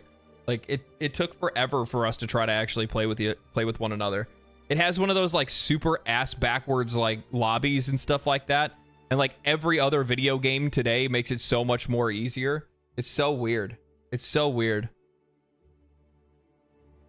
Supermarket Sim is fire.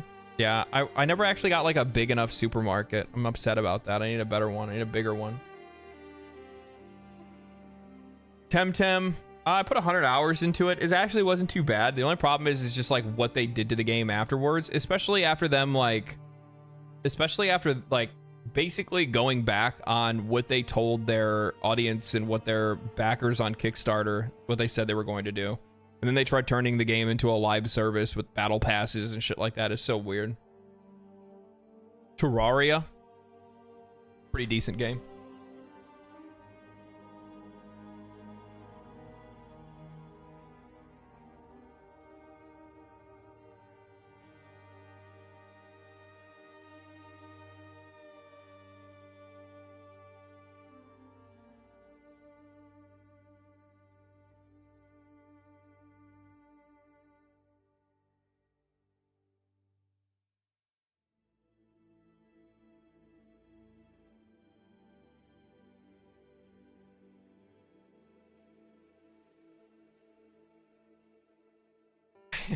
I had this like one errant like beard, like mustache hair that was like flipped up, and it was just like tickling my nose. Like, why does my nose itch so much? I'm like, what is going on? Didn't even get 500 hours in Terraria. Did you even play it? The rest of my hours are on Tmod Loader. Combined with Tmod Loader, I have like 600 hours. What do you have to say now?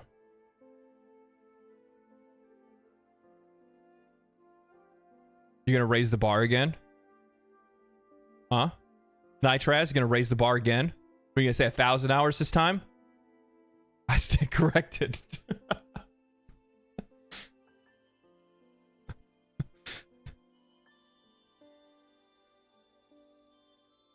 Let's see what else. V Rising, solid game. Valheim, I got a little bit of time in it. Ooh, Ashland's public test. Ooh, interesting. New place to go. I'm all for it. I'm really looking forward to that mod. Does anybody know when that mod's gonna come out? You know what I'm talking about? The Valheim RPG mod.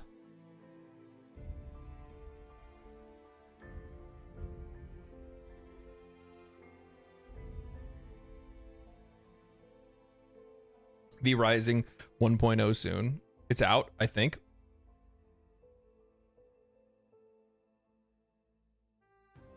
Might have to check. I didn't see a D on the list.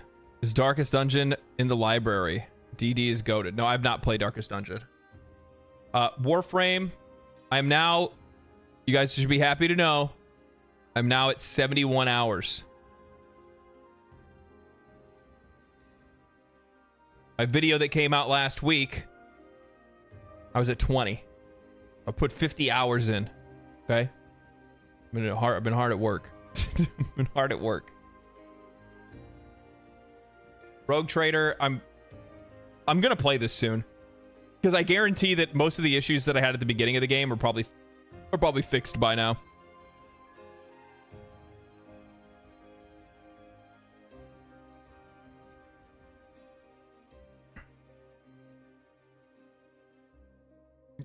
That means 929 hours left until you're...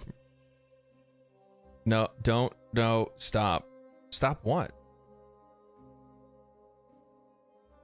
I just hit update. I love Rogue Trader, but damn, it was buggy. Yeah, I stopped playing it at the very beginning of it. Wait for the first DLC to drop. At that point, the game will be patched somewhat. Rough. And I also need to play Wasteland 3 at some point. I'll wish list. I was actually planning on wish listing Darkest Dungeon. There is a great horror beneath the manor.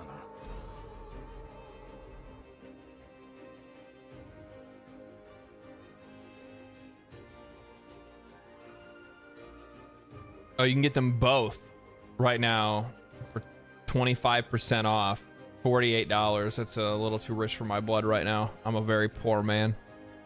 I'm a very, very poor man. I don't have that kind of money. Not right now. Not until I can become a YouTube superstar.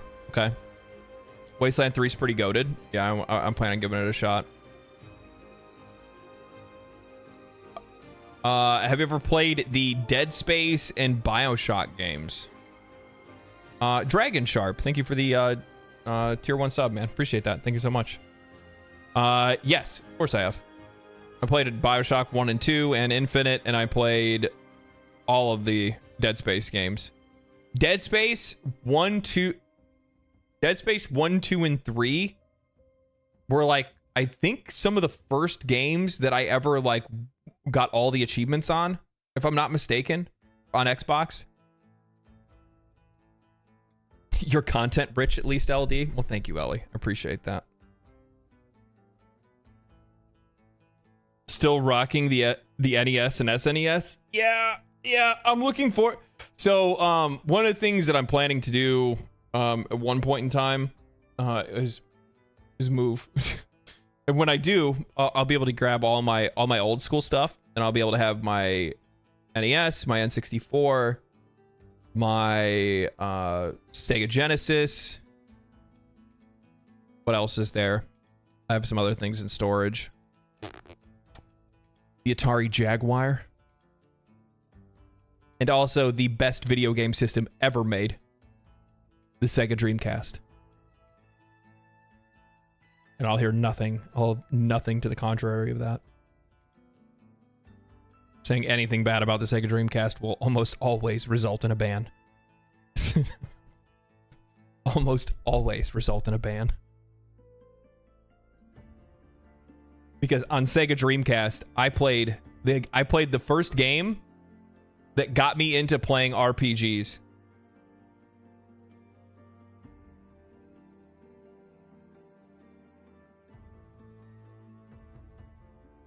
I played the first game that got me into playing RPGs, which is this gem right here. I only played it on PC for a little bit. I have way too many games to play right now for me to go back and play it. But Grandia 2. Whew. That one got me. That one got me. Because I didn't have a PlayStation. And I didn't get a... Like, the Dreamcast was the last console that I had until I got a PlayStation 2. That's how long the gap was.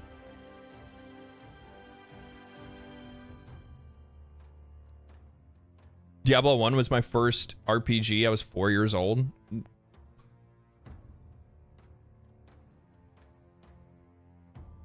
Oasis on Saturn. Power Stone. Power Stone is one of the most goated games, one of the most goated fighting games of all time. And we will probably... I don't know why. Like, I'm sorry. That's Capcom.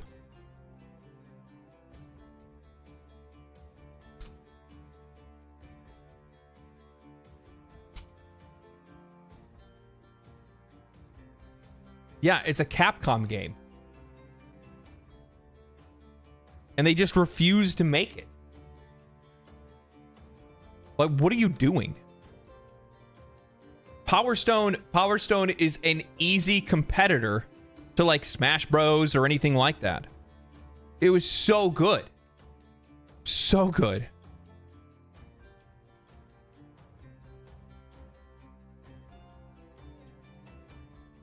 Have you played Horizon Zero Dawn? No, I haven't.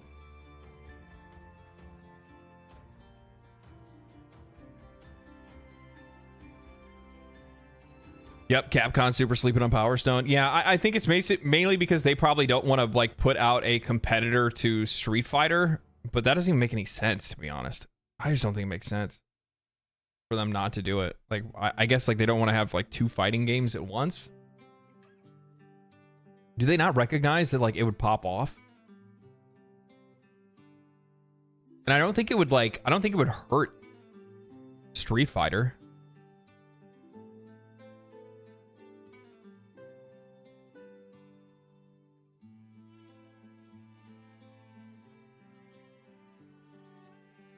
I still can't believe with how many games are coming this year.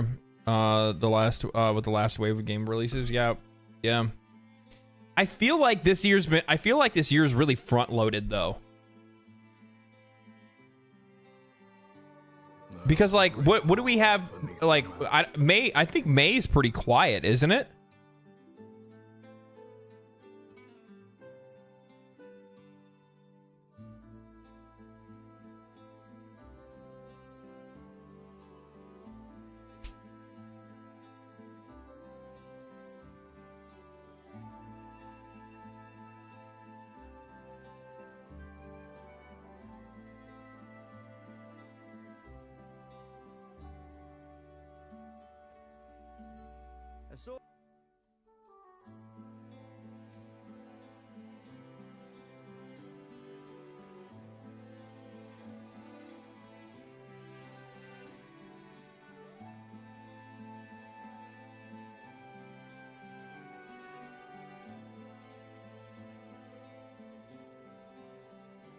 Hellblade 2 in May. I don't play movie games. I played the first Hellblade and it was cool, but it was like, I don't know. For me personally, it didn't really leave much of an impression. I don't think I finished it. Like the gameplay wasn't engaging enough.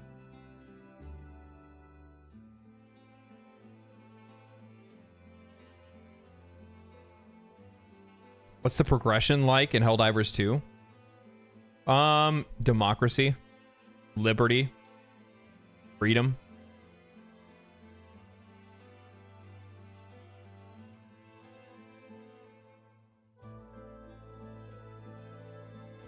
Silk Song Win, maybe? That's another one.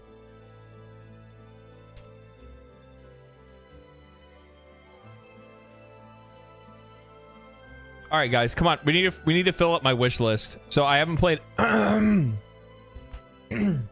haven't played Hollow Knight. So I just added Hollow Knight to my wish list now as well. What else do I need?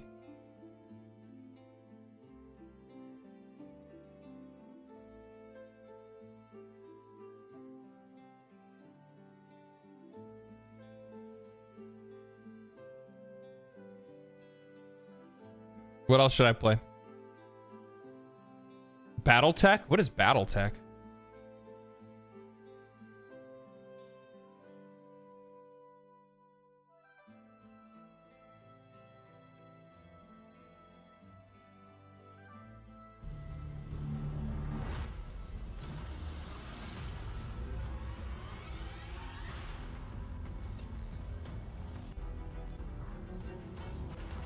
Oh, that's a little bit five head for me. Brotato? I don't know why, but for some odd reason that game just does not attract me.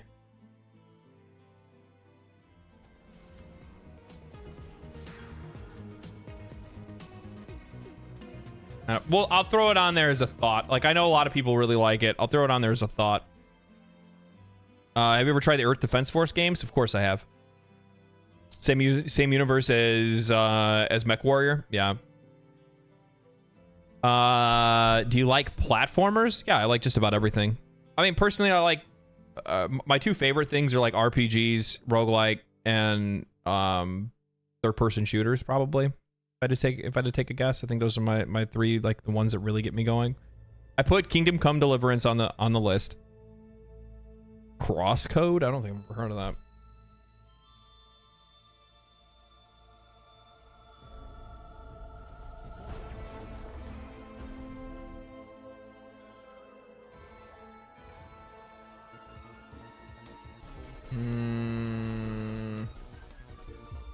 I'll think about that one. Frostpunk 2 and Stalker, please. Frostpunk. Actually, I really this game kind of sold me on its trailers, so I'll think about that one. It's a city builder, right? I haven't played a city builder in a really long time, so that's kind of interesting. We'll think about that one.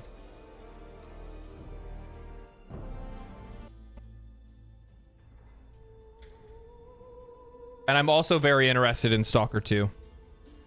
So I'll throw that one on there. Mass Effect Legendary Edition is so good. I know, but I've played all the Mass Effect games. You know what I mean? I've played all the Mass Effect games. I've played the ass off of the Mass Effect games. 1 and 2 very much, like a lot. 3 I played actually probably pretty good amount too. And then I played Andromeda.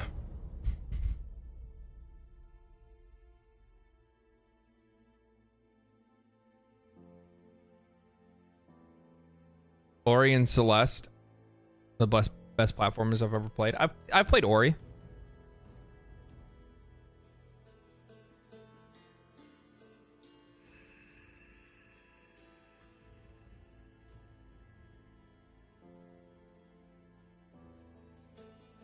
You know what Earth Defense Force reminded me of? It actually kind of reminds me of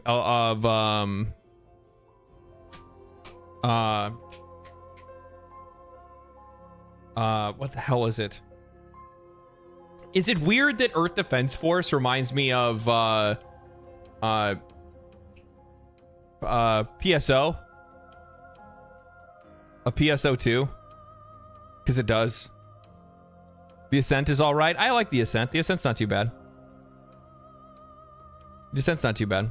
Hey, recent subscriber here. Gotta say, love your vids. The way of communicating and the community here, top tier. Thanks, man. Appreciate it. Welcome, my friend. Welcome. Hollow Knight is the best platformer I've ever played. Okay. Okay. I threw it on the list. It's on there.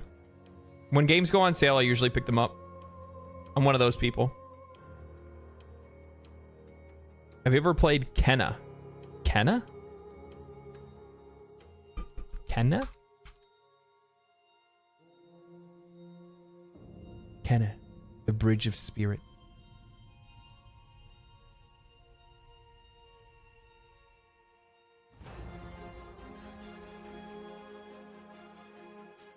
Oh, I've seen this one before. It's like a Souls-like, isn't it? Like very unassuming, but actually has like a high level of difficulty.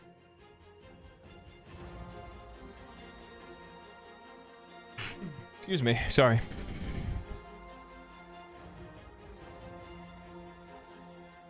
Hollow Knight is great because it's a massive game and it's cheap. We all love those, don't we? Outer Wilds, that's the other one I've been thinking about and I keep forgetting to put on here.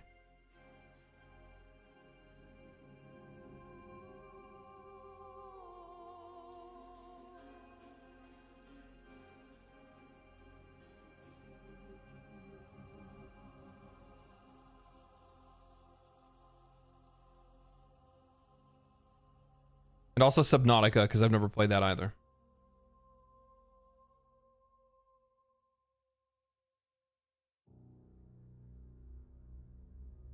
Pacific Drive's on my list, I think. Yep, it's on my list. Tunic, I've played Tunic. I liked it. XCOM 2? I don't think I've ever played I never played XCOM. That's like one of those games that like I'm almost kind of afraid of playing. Because like people like it too much.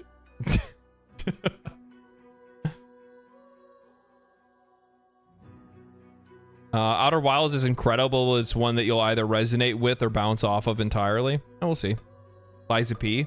I played. No, actually. I was going to play it, and then I always forgot to.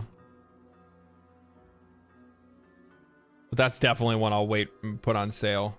Just because, or wait for on sale because, that's way outside of my price range. Lately, I've been just really enjoying, Metal Hellsinger. I played that. Lately, I've just really been enjoying playing games that are cheap.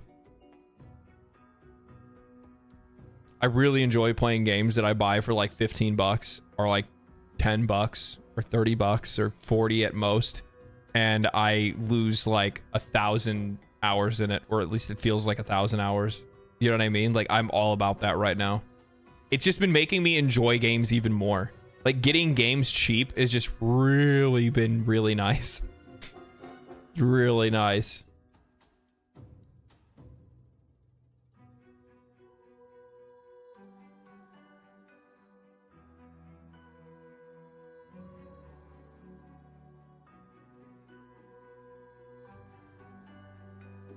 Same. I've been getting into pixel games a lot. A lot of older pixel games. Well, I mean, like, that's been me. Like, I've been playing so much Balatro lately.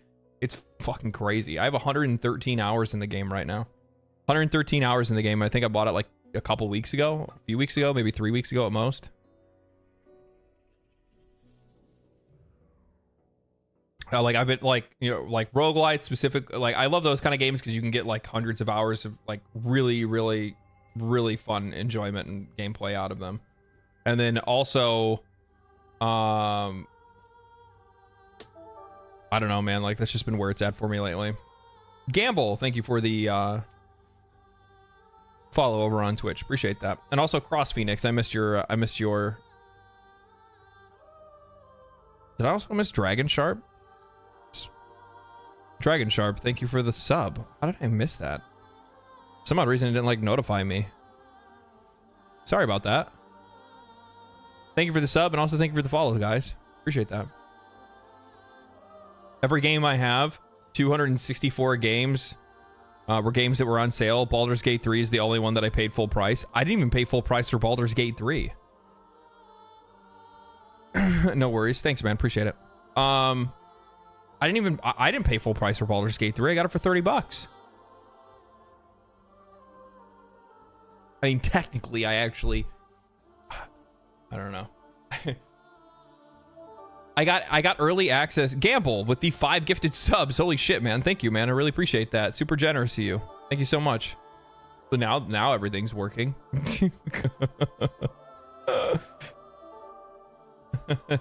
Thank you for the love on Warframe. No problem, man. No problem. The next video for that comes out next week.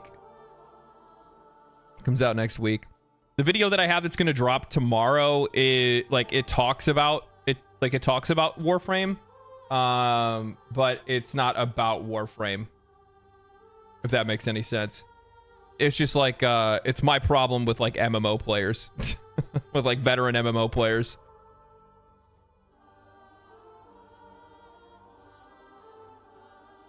Nearing 400 games. That's crazy. Well, I haven't been on Steam or playing games on PC for very long. I've only been playing games on PC for, I guess, 4 years, I think.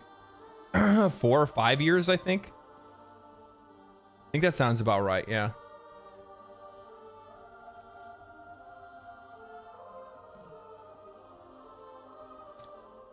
$400 is an addiction that you might want to get checked. It might be. I'm ready to feel attacked. No, it's not. It's not that. It's not that. Really, it's just like kind of looking at people that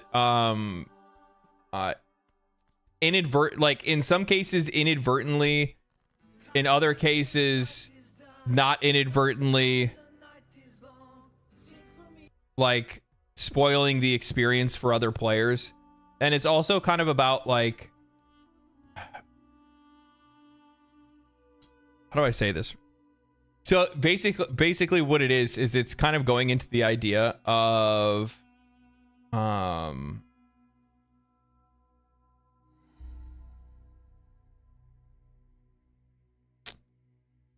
400 is bad. What are you shaming dude over how many games he owns?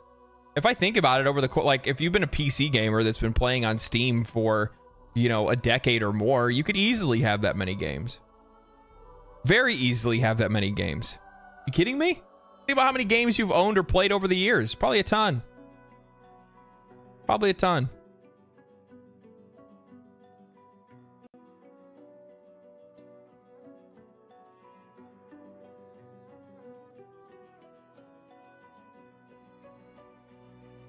PC is a different breed? Yeah, it is, because all of our games are in one place and have always been in one place and never left. Yeah, 15 years, 498 games. The difference is that like when it comes to console players, there's been a complete lack of like preservation of games.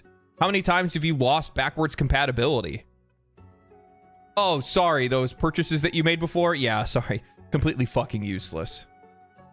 Where like on PC, yeah, you have guys that have been playing on PC for 15 years, or you know, you think if you know the older you are, the more games you're probably going to have on your computer.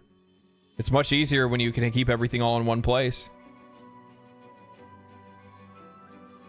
Steam summer sale and there's also like Steam summer sales where you actually get like a huge bundle of games. There's humble bundles where you get a bunch of games for like, you know, $5 or something like that, and it'll include like one game that you want and then like 10 other games, and you're like, sure, why not? Who cares? At least it's, you know, more games I have, I guess. Scamming us over hard? Fuck yeah. Console players have been getting fucked for years. Years. And asking for more. Oh, daddy.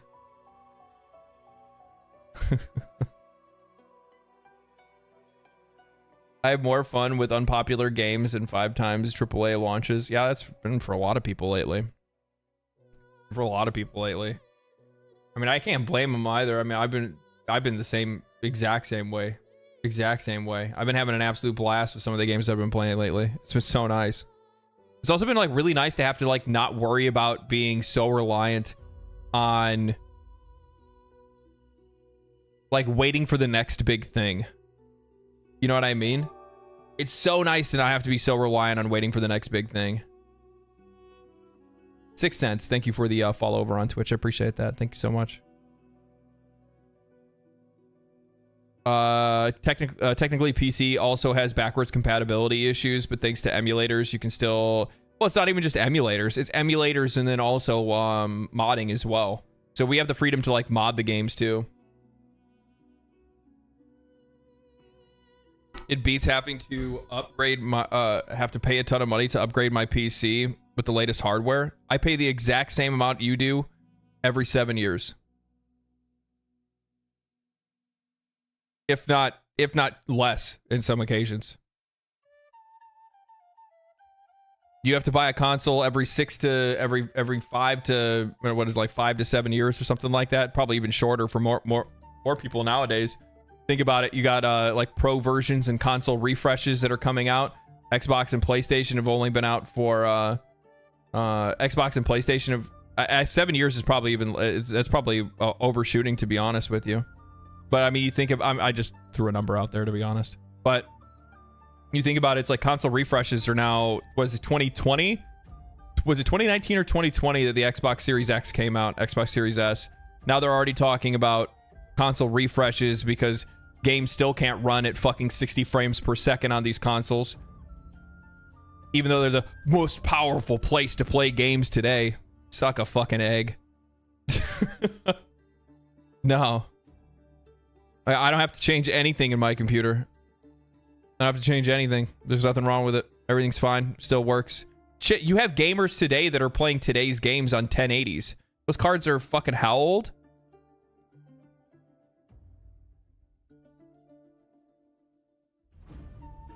How old is the...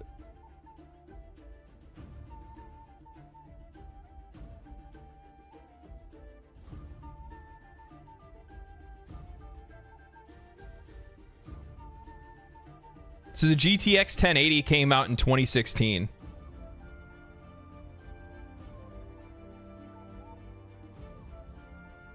Well, one of my buddies was playing on a 680.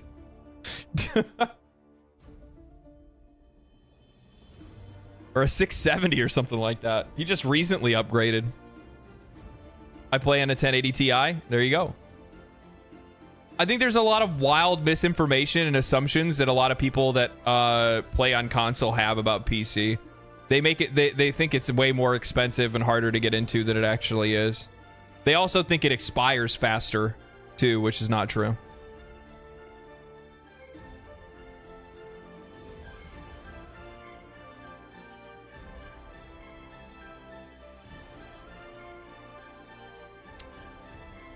There's a lot of pros and cons to both sides. That's a real issue why people won't convert. No, I just think it's I think it's just the initial barrier to entry. Like, I'm not going to deny that it's expensive to build your first PC. It can be. It can be cheap too, depending on what you choose to do. You can save money, you can spend more, you can kind of choose to do whatever you want. It's up to the person on what kind of system they're trying to build and what they're trying to achieve.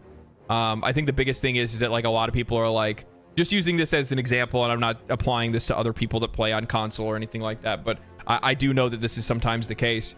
Well, you'll have people that'll be like, well, I want to get the most high-end, top-end PC, and if I can't have that, then I'm just going to be on my console.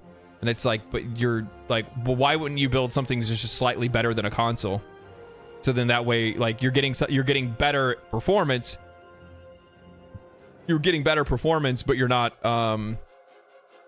and then you've already kind of started your foot, you got your foot in the door. You know what I mean? The problem is that a lot of times people will be like, well, I want to get the best PC possible. And then what they also do is they immediately start looking at pre-builts. And anybody that's ever built a PC before, 9 times out of 10, a pre-built is going to be far more expensive. And I mean, by like almost $1,000 in some cases, if not more, than if you just built it on your own. And that's where the real barrier to entry is, because then people are like, build it on my own, build a computer myself, and they think that that's something that's like so far above their ability or understanding, when, let's be honest, building a PC is like putting together fucking Legos. It's so easy. It's unbelievably easy. Problem with PC troubleshooting, most people can't bother. Yeah, I mean, it does suck. Yeah, I mean, sometimes you'll run into some issues, but I don't know. It just kind of depends on the expensive Legos. Very expensive Legos, yes. Mine was pre-built, $800, a bit pricey. Yeah, but the nice thing is that even sometimes, even with the pre-builts that you get, except it's a little bit more stressful than putting together Legos. All right, you know what, guys? Shut the fuck up. Just take my analogy, okay? Stop giving me lip. You're supposed to just go, yes, right, streamers, true. All I'm supposed to be seeing right now is trues in the fucking chat, not any lip.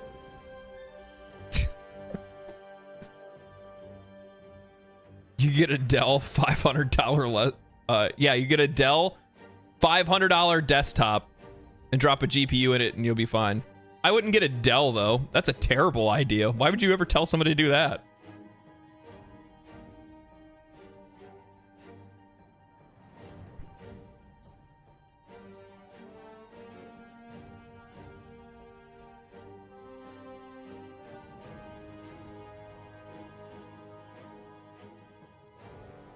How yeah, looks at my $2,000 Lego set.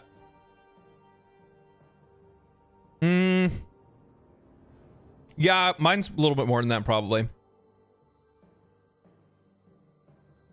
EVGA 3080, FTW3, water cooler, or the NZXT water cooler with a well, I got one of those height cases, you know, the really nice height cases with the like full glass on the outside. A 5800X, Ryzen 5800X. My board is super cheap though. My board is like as cheap as cheap gets. It's a like a, what even is my board? It's a 450, I know that. I use a Steam Deck. How do you like that? I've always wanted one. Every time I see them, I'm like, I want one. Even though like I don't really like travel or anything, but I would probably just sit in my bed and play Balatro. You guys would just never see me. I just wouldn't get out of bed. But even like right now, like I'm getting ready, like I have a trip that's coming at the end of the month, or yeah, I have a trip that's coming at the end of the month, and I have to fly, and I'm like, I wish I had a Steam Deck instead of a Switch, and I wish that and then I have to like think about like, oh, and I gotta bring my laptop and stuff too, and it's like, ugh. I think the Steam Deck is good for simple games while laying down. I mean, people seem to like the Steam Deck regardless of wherever they put it.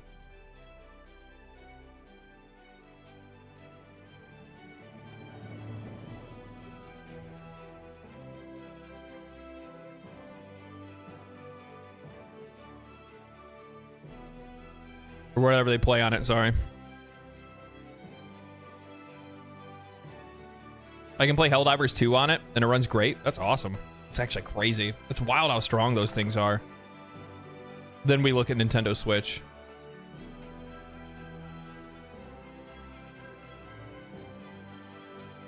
I could just get rid of my Nintendo Switch. I don't really play it. It actually sits there. I need to get rid of my Xbox too. I could just get rid of both and get a Steam Deck.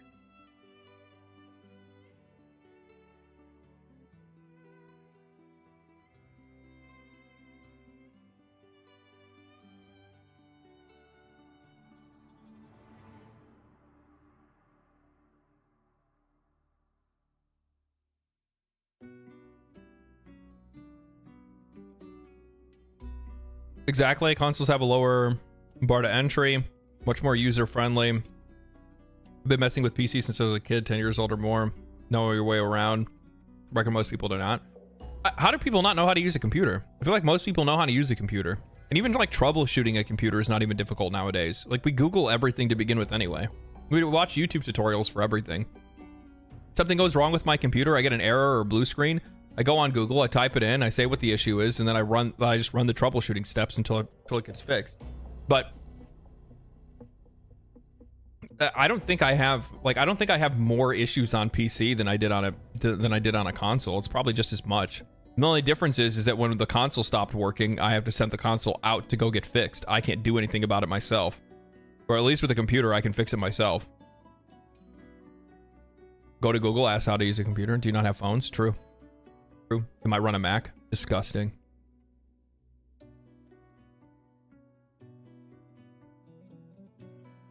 Could you imagine? Could you imagine what that life would be like?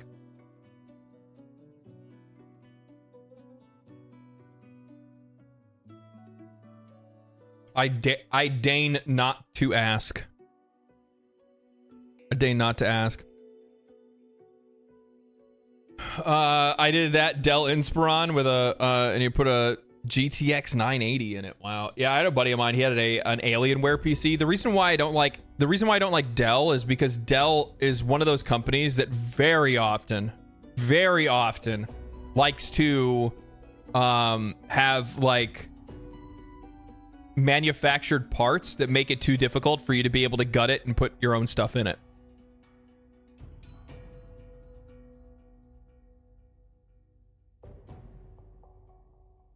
If you look at like Alienware PCs, those are so bad for that. Holy, they are so bad for that.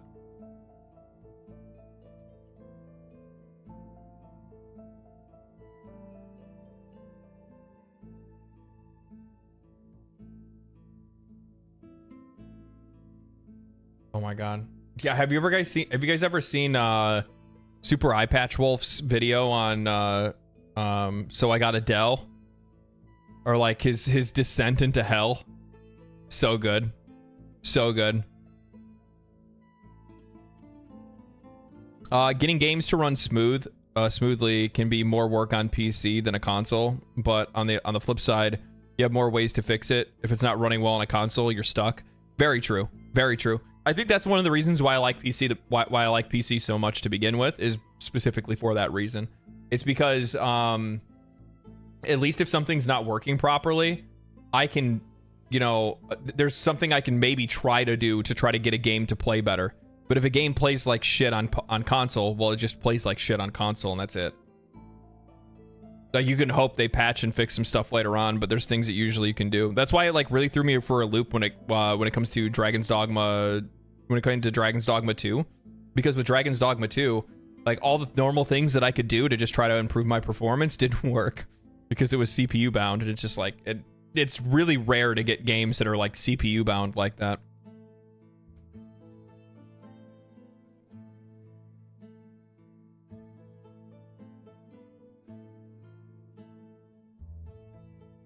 As someone who deals with phones all day, even some millennials are awful at using PCs.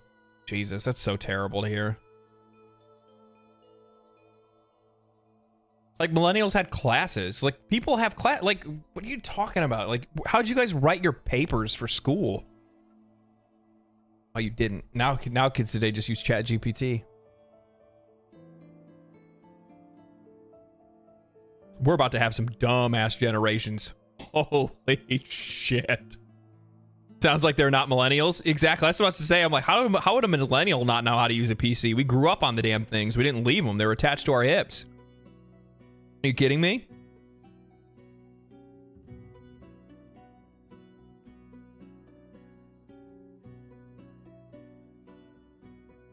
Well, they just might be an idiot.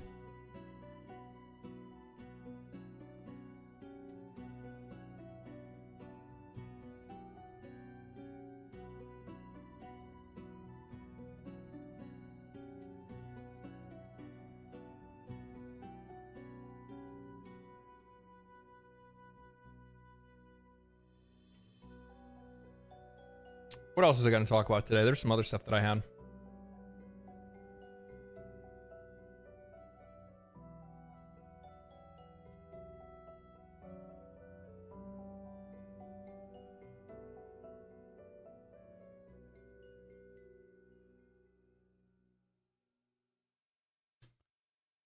Let us see.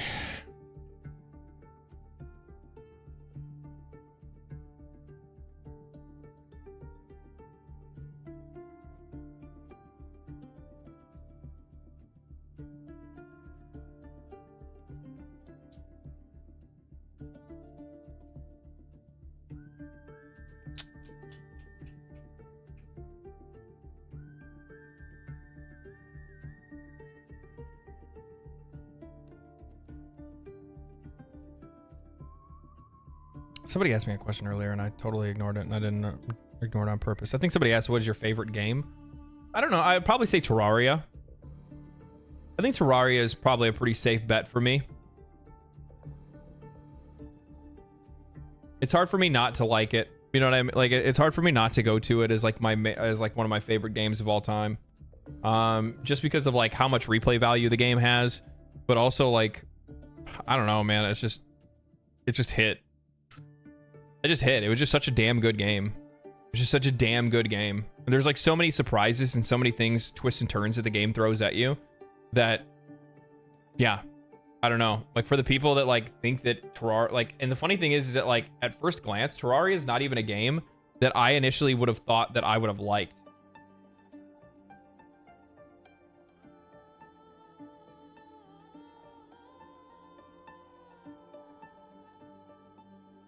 And I loved it. It's one of my favorite games of all time.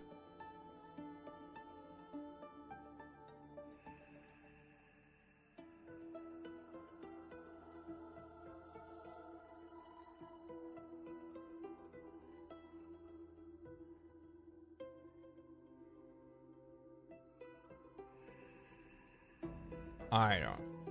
Why are you guys like this? So exhausting. So exhausting.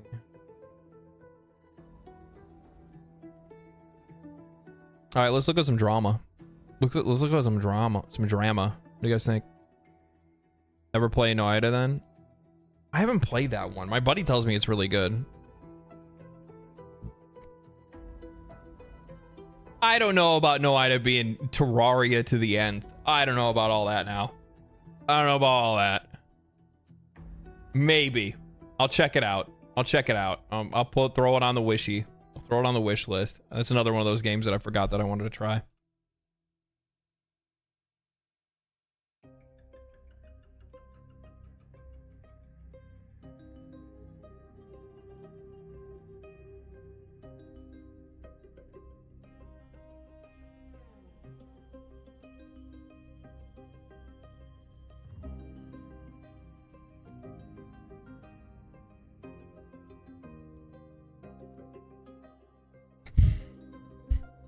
Plus on top of that, like I really liked the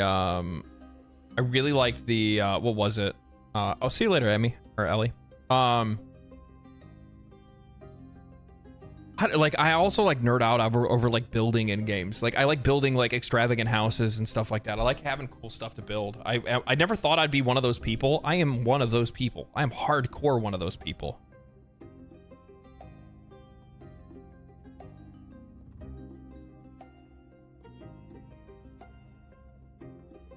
Okay, let's look at a couple things. Let's do some drama farming real quick.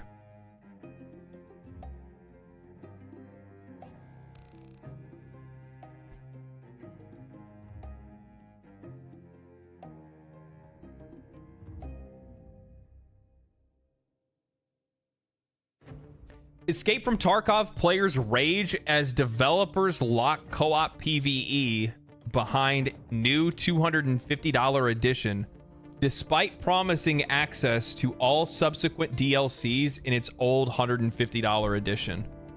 This is so garbage. This is so...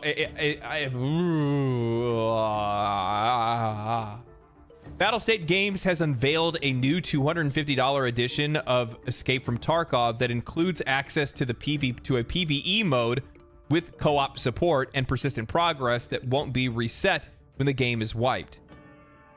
It sounds pretty cool, and it has quite a few players upset because the mode is only accessible with the new, very expensive edition of the game, even though the previously released $150 Edge of Darkness edition, which I own, by the way. I own this, and I bought this, by the way. I bought this because I thought I was going to get the PvE mode, because that was promised, which no longer is available, free to access, which is no longer available in the promised free to access all subsequent DLCs, which, by the way, this showed on their fucking website. This is scammy, this is scummy, and this is bullshit.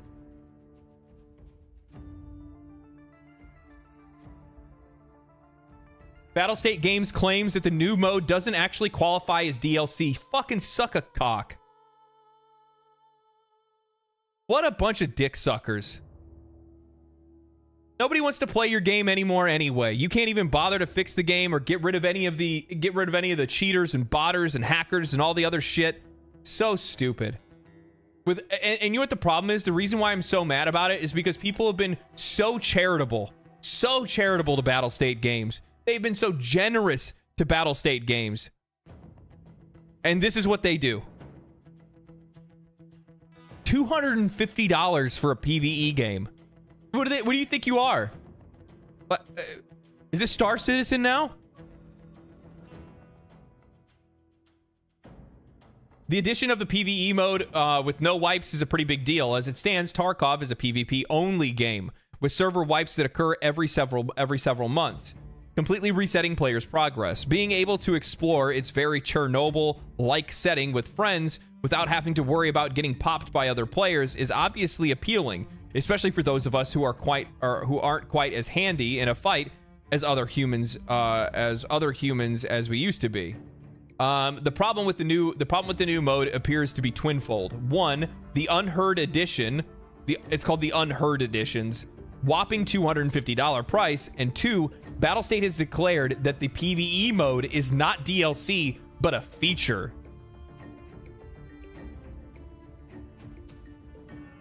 Features are included in games, not sold later. That doesn't even that's like the How stupid are you? And thus people who sprung to the Edge of Darkness edition would seem to be pretty damn future-proof at $150. Yeah, which is what I thought. That was the whole idea, was to invest in that, and then you would be able to get everything that the game is later on. Don't get access. Owners of the Edge of Darkness edition can upgrade to the Unheard edition, but it will cost $100. Are you mental? To give us the same maps. The only difference is that it's going to not include PvE or not include PvP and allow players to be able to keep their equipment. But they're acting like they're putting in a whole new game. No small amount of change. No small amount of change in its own right. That message was delivered by Applezor, the lead community manager for Escape from Tarkov. It ain't DLC. It ain't DLC. It's a unique feature of the new edition, they said in a message on the official Escape from Tarkov Discord server.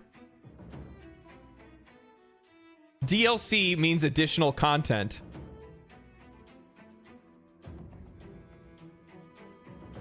We're paying for features now.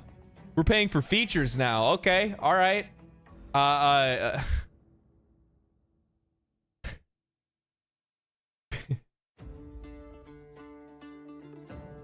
I'm getting like more mad the more I read. I saw the headline and then figured it would mostly be bullshit, so I didn't really like, I just kind of like liked the tweet and held it for later. It ain't DLC. It's a unique feature the new edition of the game added. DLC means, this is the part right here. This right here. This is your community manager, and this is how they respond to your community when they're upset.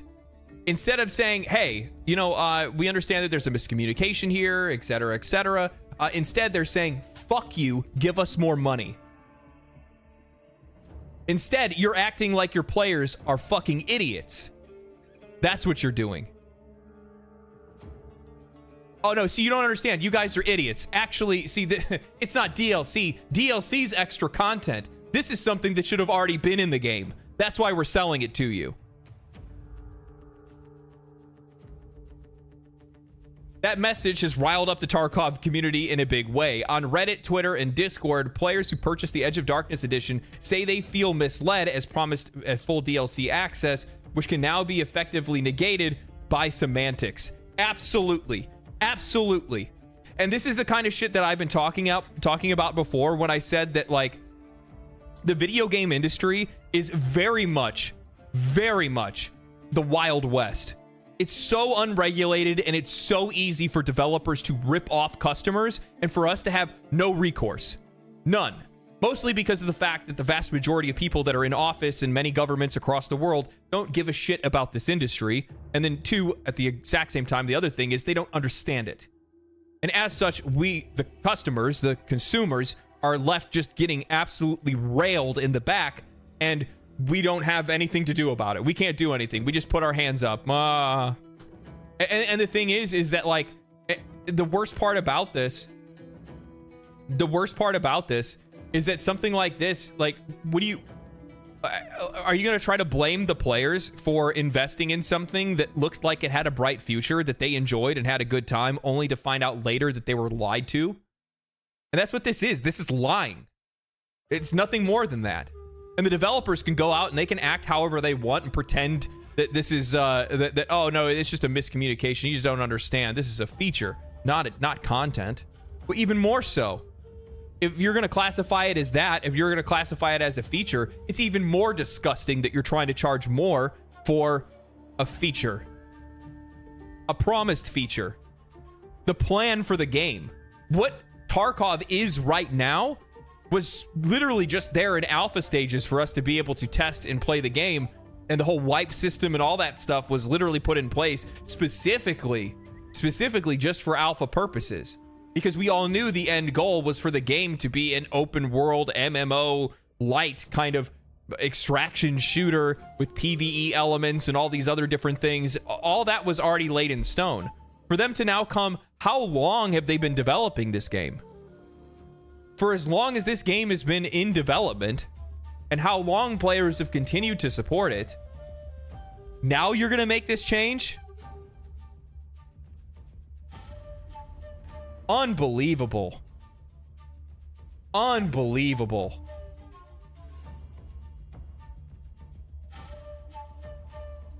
Stuff like this breaks the trust with the community. Good luck getting that trust back. They don't deserve it. They should never get it back. This isn't something you come back from. This is somebody straight up letting you know ahead of time. By the way, we plan on ripping you off as much as we possibly can. Maybe we'll walk this one back because we don't want to lose the money right now. Maybe we just need to get you guys just a little bit more invested first, and then we're going to try it again. And then again. And then again.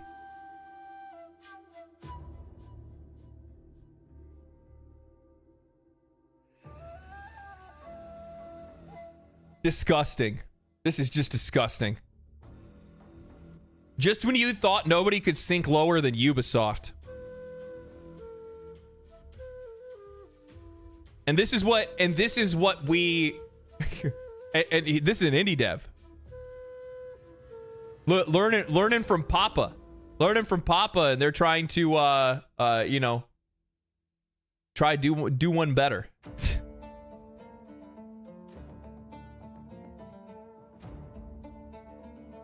Unbelievable. I'm guessing they didn't take a poll to see how players would react to this, but somehow charging this much is okay. They don't care about what the players think. That's the point, though. That's obvious. Look what the community manager said. Access to the PvE, like, so the players that are in the Discord are obviously saying access to the PvE should be a part of what we invested in the first place. And their community manager comes out and says it ain't DLC. It's a unique feature to the new edition. DLC means additional downloadable content. Thank you for fucking spelling it out. PvE is a feature and a game mode. Just because you want it to become a DLC wouldn't mean it is one. Fuck you. Holy shit. I am so mad. Oh, I'm so mad. Where do you get off? I hope nobody plays your fucking game. I'm never touching it again. I'm never touching it again. I had already lost complete faith in this game long ago because of the fact that they just completely let the botting and the aimbot and all of those issues run rampant over the game while they misled players and told them, oh no, we've been banning them. No, there's no botting problem. There's no issue or anything like that. Then Homeboy comes out and puts out a video that completely puts that to shame and shows just how rampant the cheating is in that game to begin with. Players that are investing $150 into a game that they are always going to lose because the developers have absolutely no desire to make sure that the game is balanced, taken care of, and make sure that there's no cheaters in it. Because they don't give a shit about the player experience. They just want the money. And showing this right here, that's, well, case in point. This is case in point.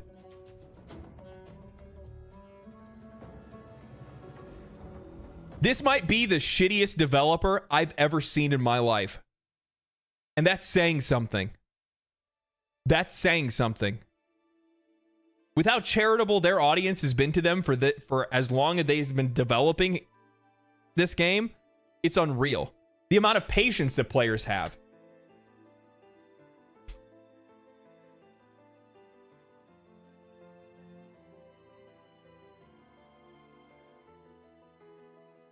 They started developing Escape from Tarkov in fucking 2012.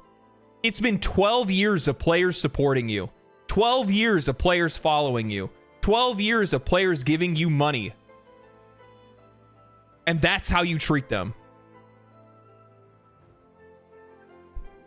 They're still the day before devs. They look better. The day before devs look better in comparison. They actually look better in comparison. At least they quit. At least they quit.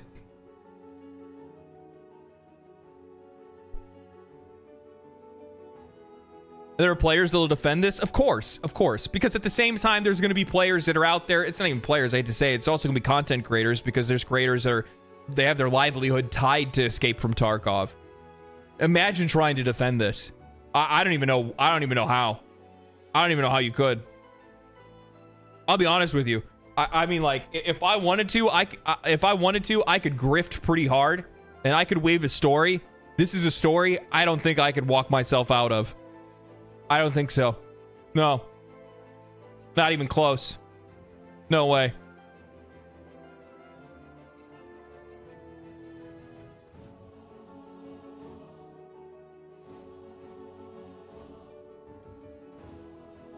I think they want to the thing is they want to regulate this kind of game for new gen gamers. Old gamers like me will resist, but new gen gamers want to normalize this kind of thing. If you're talking about early access games, there's nothing wrong with supporting early access games. It's, I mean, you're getting into something that you don't know what it's going to be, but at the exact same time, you're not being like, more times than not, if the game doesn't come to fruition, if the game doesn't reach its end goal, if the game doesn't get fully developed, that is the gamble that you're taking. But the gamble that you're not thinking of, and the gamble that most of us shouldn't actually have to deal with, is the gamble of being actually ripped off, being scammed. This is scamming. This is scamming, is what this is.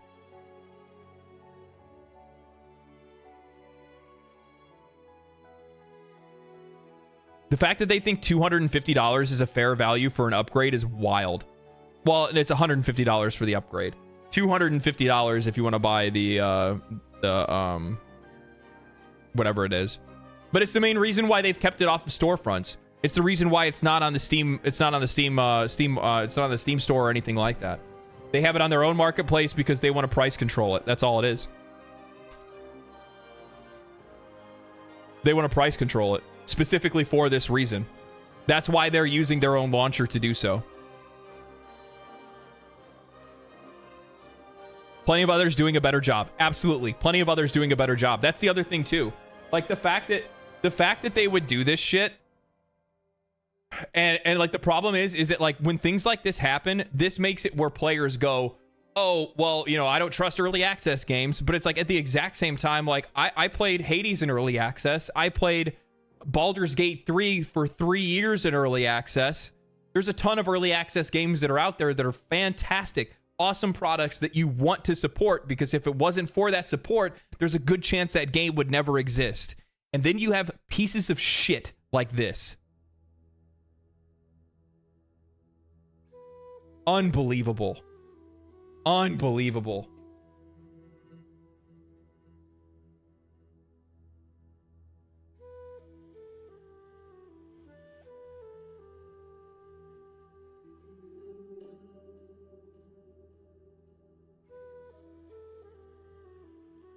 Bet it isn't an upgrade they're doing. They're just turning off the PvP part. Oh my! Oh, of course, Miki. Yeah, for sure. For sure. I guarantee that's what it is. Do you really think it's going to be like somehow more interesting? The loot's going to be more interesting. Anything's going to be more interesting. It's going to be the same loot, the same place, the same maps. The only difference is that they turn the PvP off. The only difference is that the only players that you can load in with are the players that are in your party. That's it. That's all they'll do. Something as low effort as that, they're trying to charge $150 or $100 for. $150, sorry. $150 for, and $250 if you want to buy the new edition. Unreal. Why play Escape from Tarkov when you can play Ghosts of Tabor?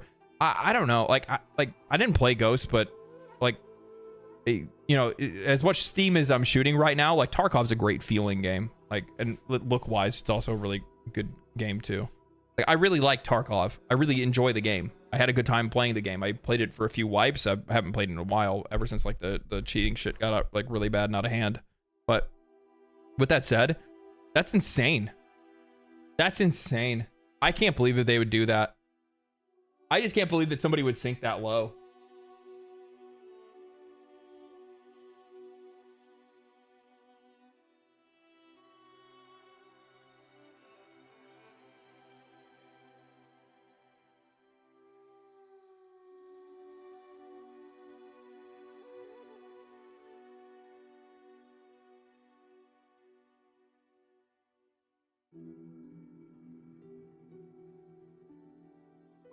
Oh my God.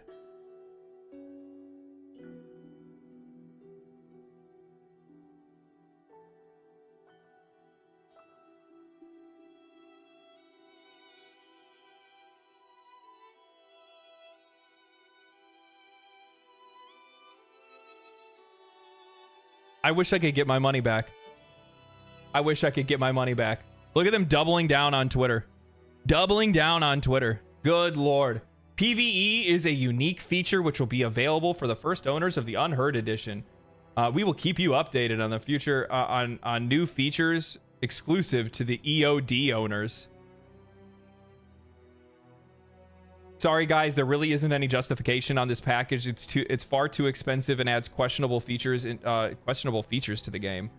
It's unheard to change such a to charge such a ridiculously high, or to charge such a high price for features in an early access game that's expected in the base game. Just because you call it a unique feature does not mean it's DLC. By this logic, every patch is unique features the EOD owners have access to.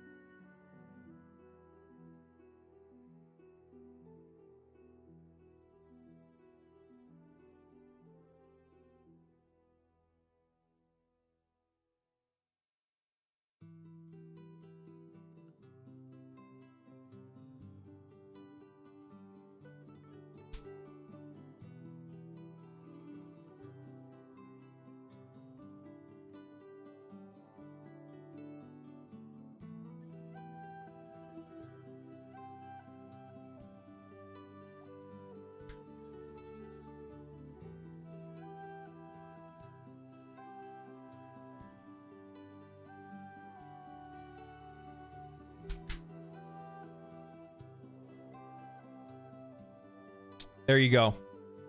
That's my take. Live tweeting. Yeah.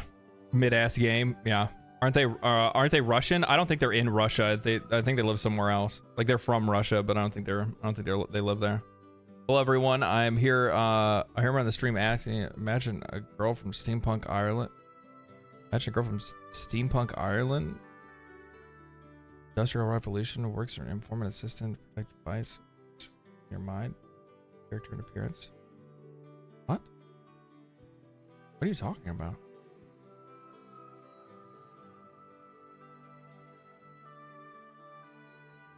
Mod check? Yeah. Is this chat deep? Did chat GPT get into my chat? What the fuck is this? I'm going around on streams asking people like what a person would look like. What? What the fuck? Thank you though. I needed that. I needed to cool down a little bit. Don't buy it. And if you do, better enjoy that shit while it lasts. No, I'm never gonna play it again. I'm never gonna install the game again. I don't want to have anything to do with it. I don't want anything to do with it. On top of that, I realize that I probably can't monetize it because I cursed way too much in my reaction to this, but I'm gonna post this reaction to YouTube as well. I'll cut the reaction and post it to YouTube as well. It deserves to be talked about. It deserves to be said. This is the most disgusting behavior I've ever seen a developer ever take. This is unreal. Unreal.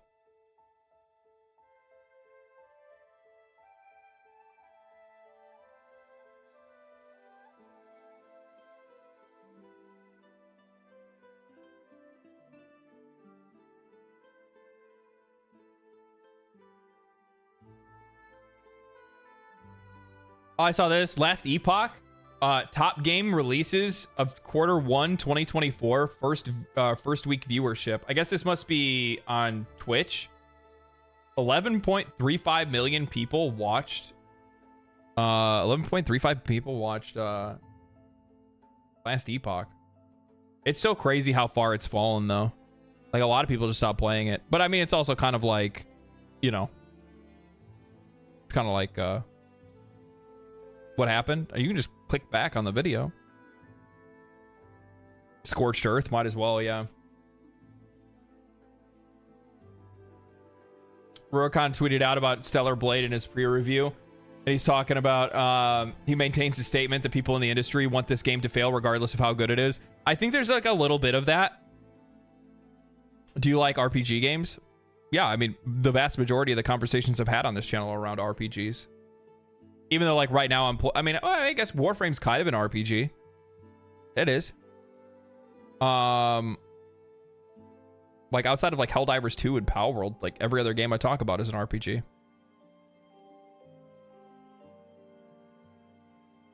It's an ARPG to be expected. Yeah, it's exactly how it kind of goes.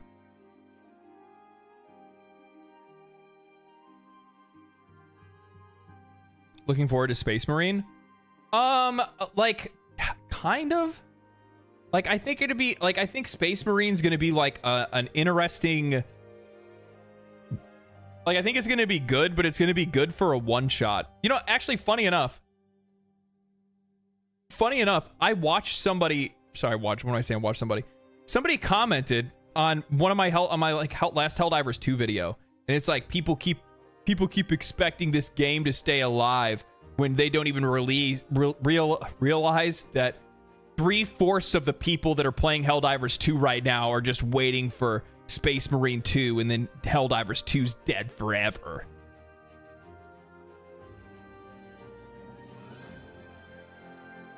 How does it feel to have your brain leak out of your ear?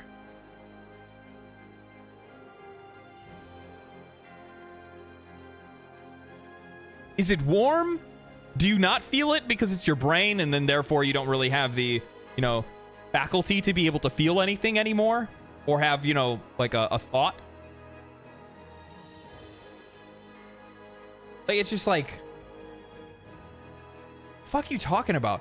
And on top of that, like the thing, like Space Marine 2 isn't a live service game. It's a co-op. It's like a co-op campaign shooter, third-person shooter. It's basically Gears of War.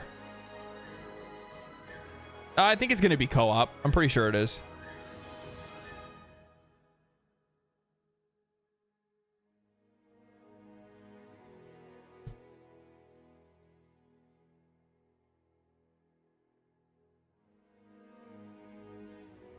I wonder why he would say that. I don't know, because people are stupid. Like I love you guys. Okay, I love you guys. I'm really happy that you guys come to watch me. I'm really happy that you guys say nice things to me. But a lot of the people that comment on YouTube are stupid. They're so dumb. They say the dumbest things. I brought it up before. I don't have the meme. Where's the somebody link me the meme. Somebody link me the fucking clip. Somebody link me the clip in general chat. How people take one thing that I say, their brains melt. I think it's you know what? I think if I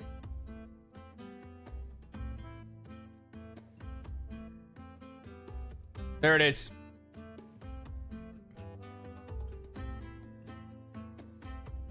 This is the most accurate representation of me reading YouTube comments.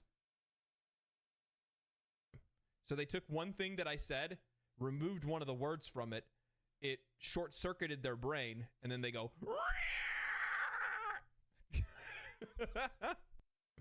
Yeah. Yeah. That's what happens. That's what happens. People, it's so crazy that like people will hear something that you say in a video, and like I genuinely, from my perspective, at least from what I'm imagining, is that they average Twitter chat experience. No, it's not Twitter. It's not Twitter. I'm talking about YouTube videos. These are YouTube comments in my YouTube comment section. One of the most common things that I see on almost every video, almost all the time, is that people will hear me say something. They'll hear me say something, and then they'll just lose their mind. And when they lose their mind, they lost all the context or the nuance of the conversation. So like I'll say so like the problem is that like one of the issues that like, and I try to not do it all the time because I do it naturally already, where I give far too much context and I get way too long-winded with discussions because I feel like I always have to like preface everything that I say with something else to make sure that I'm understood clearly. And it's just crazy to hear people say some of this kind of stuff. Like as an example, in one of my videos, I brought up how I was like, you know, one of the things that I'm really disappointed about right now is that, like the conversation around like social politics and video games has really dominated the conversation around gaming and around, you know, like, you know, what we care about with games. But at the exact same time, you know, I'm like, it's disappointing because I really wish more people were talking about the price of games, because there's so many games today that players just can't afford to buy. And then you have a whole flood of people that come in that are like, Sweet Baby Ink is the worst devil thing. I can't believe you would say that. Are you siding with them? No. I didn't say that.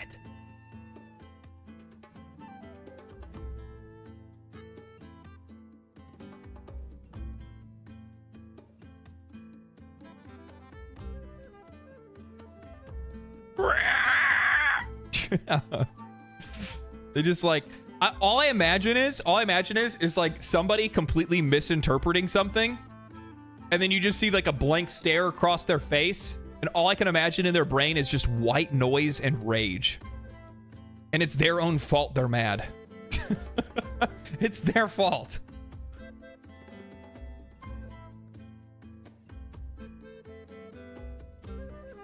They can't stand that. They literally can't read. It's not the reading part. It's not the reading part. They're watching a video.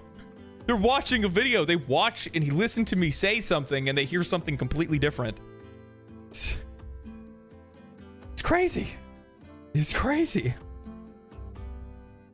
That's what you get for trying to be a reasonable person on the internet. You had it coming. You know what, Greg? You got a good point. You got a good point. You got a really good point, actually. Yeah.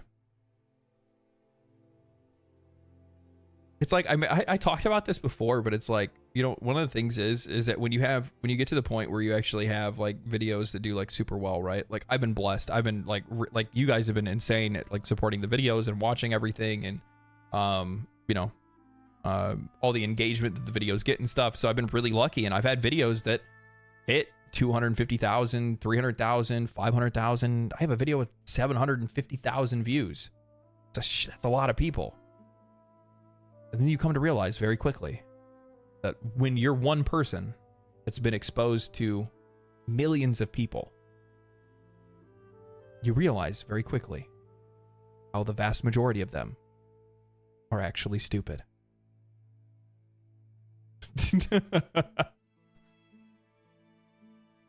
It's like, holy.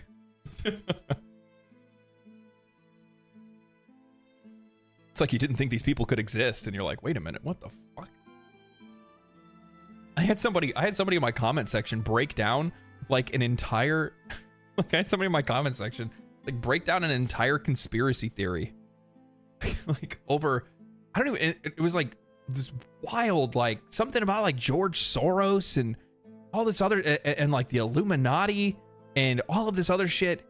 And it was a video about like, what was it even over? Oh, it was like bad reviews about Baldur's Gate 3. It was like a Baldur's Gate 3 hot takes video. And this dude left an entire fucking dissertation, 2,500 words, talking about how the popularity of Baldur's Gate 3 actually has a lot to do with the Clinton administration back from this time period. And then also there was that thing that happened on that island, and that all has to do with the Illuminati. And what you don't understand is that Sven Vinka is actually partially owned by Tencent, which then brings in China, and then it just fucking falls apart from there. And it's like, whoa. Whoa. I answer phones all day. I could have told you the people are dumber than doornails. Yeah. Thank you for the resub, Ellie. I appreciate that. Thank you so much. Oh man. Is he right though? Soulnist?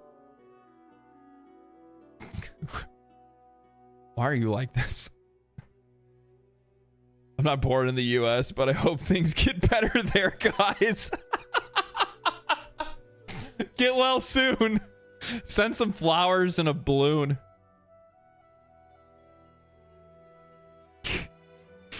My God. So yeah, so I saw this, and I think like what's really crazy is with like all this stuff. So like,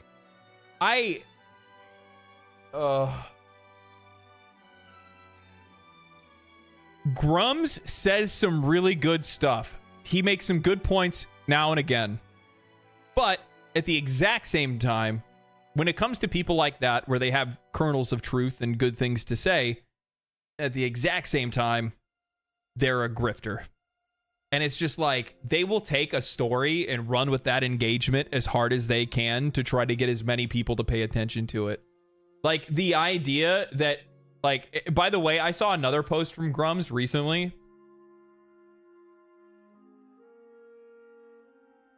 where he talks about how it's a, he's saying it's a coordinated, basically an underground coordinated effort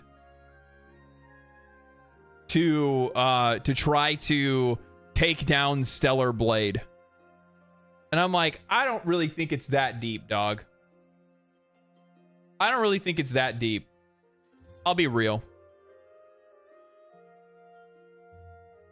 I don't get me wrong, it's looking confirmed. Stellar Blade is censored. Reports New Game Plus on Reddit, Twitter, and streamers via 4chan. I don't know about all. Confirmed the swimsuit is altered in New Game Plus. Physical. I mean, I don't know, man. Like, you know, the problem is, the reason why I don't like talking about this kind of stuff, because it's so exhausting. It's so exhausting. Like,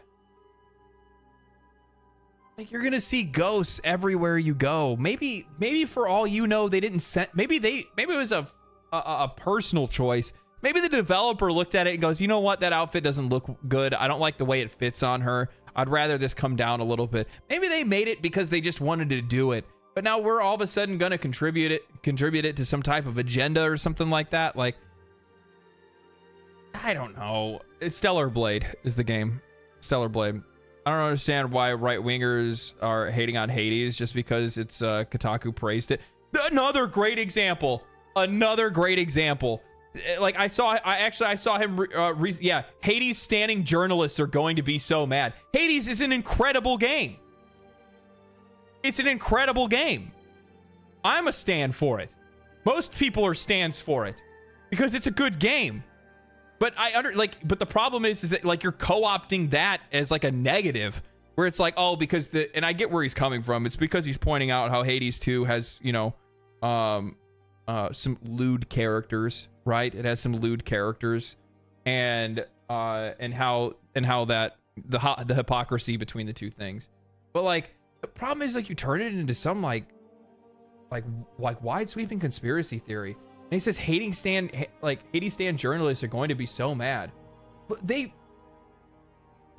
funny thing is that the same people that he's saying are so dishonest are also at the same time, which, by the way, he's not wrong. He's not wrong. Like, they are massive hypocrites. Massive hypocrites. They're the same people that put out, I showed it the other day. There was that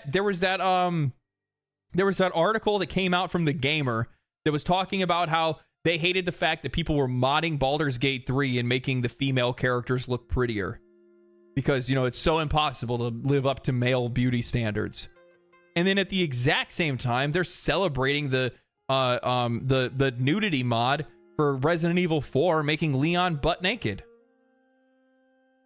Talking about how they're drooling over his piece. Like, what? So, like, I get the hypocrisy stuff, but trying to make it seem like there's some, like, you know, coordinated attack campaign. I mean, probably there is, because you guys keep talking about it so damn much.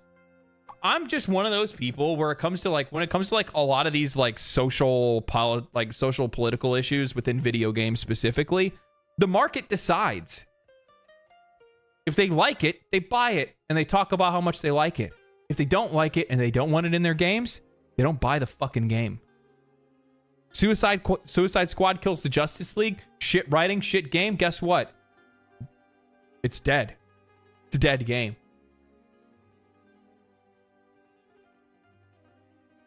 It's just like, stop. Everybody's just so mad all the time. Everybody's just so mad all the time. What's the point of being so mad? But LD, we want to be mad for no reason. Not today. Not today. Unless we're being mad at Battle State games. We can be mad at them. Most people only do not agree on things because they just want to annoy people. Yeah, I could see that. But that doesn't fit the inside job narrative. It was always an inside job. It's always an inside job.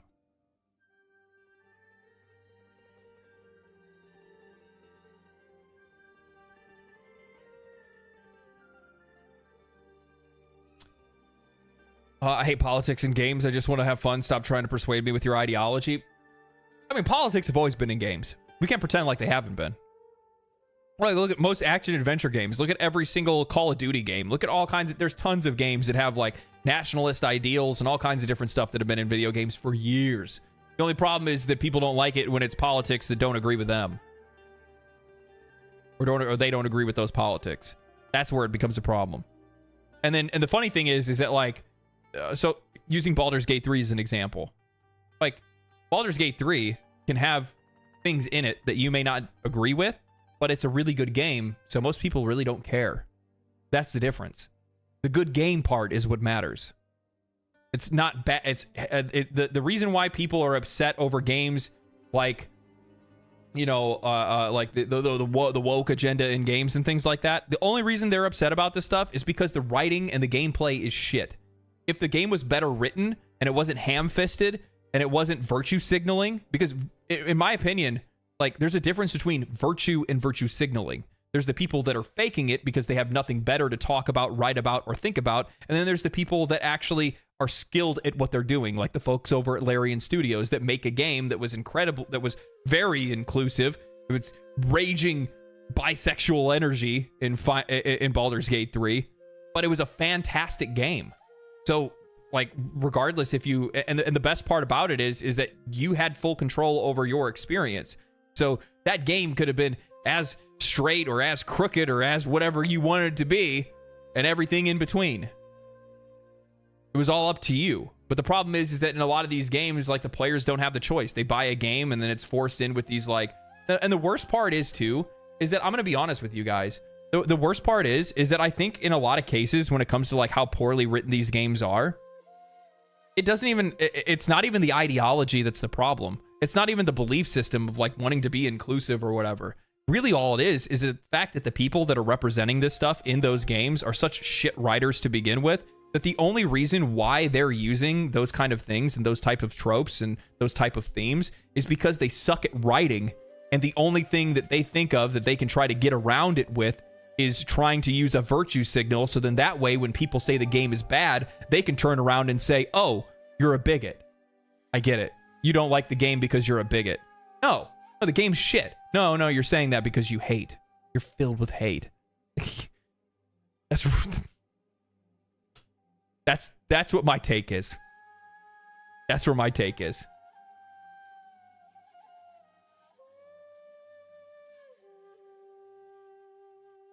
So I just, like, it exhausts me when I see so much of this stuff, because it's just like, these games are gonna, like, the games will die on their own. They'll die on their own. And then also at the exact same time, like players have a responsibility too as well, right? Like, they're supposed to be voting with their wallets. You know what I mean? But they don't. They continue to support it and then complain about it instead. Like, they keep giving them money and then complain about it. And it's like, well, if you don't like it and the game doesn't align with your beliefs, then why are you giving them money? You're actively supporting the act that you don't approve of. Not knocking people that follow scores, but I just play what looks interesting. I follow a mix. So when I view a game, so like Stellar Blade, I actually want to play it. I'll be honest. Looking at the vast majority of reviews, like the ratings are like above an 8, so that's good. It's actually exactly where I thought the game was gonna fall. I figured that the game would probably be really weak on story, but really strong on gameplay and like overall experience of like playing the game, right? I figured like that's where like, and also like technical, because like the technical beauty of the game, like the game's gorgeous. It's a fucking gorgeous game. And also on top of that, I don't know if you guys heard, but like it has 0 technical issues. Digital Foundry ran their tests on it. It has like no problems at all. None. And then it has me sitting here going, PC, please. Yeah, Digital Foundry gave it high marks. They're like, the game runs fine, runs great, it looks great. It looks better than a lot of games that have come out that have had far worse issues, which is crazy. So like, that's really good. Yeah, it's sad that it's PS only, but maybe I'll get it. I don't know. We'll see. If I do, I probably won't stream it. I'll probably just do like a review. I'll just play it and just jam it and see what I think about it afterwards. But also at the same time, the problem is that like, I take too long. You know, before when I was talking about it, like earlier in the stream where I said like people have a hard time where they just feel like they have to like rush to have an opinion on something. I can't do it with video games. I have to play it. I have to play it. I have to simmer on it. I have to think about it. I have to write about it. And then I come to a conclusion and then I talk about it with an audience. I can't like try to blitz through a game. Look how long it took me to put out a review on Dragon's Dogma 2. It took me like 2 weeks, 3 weeks to put out a review on Dragon's Dogma 2. That's just how it is, man. Just what I do. And nobody watched it. Sag. Why is Dotto trending? I have no idea.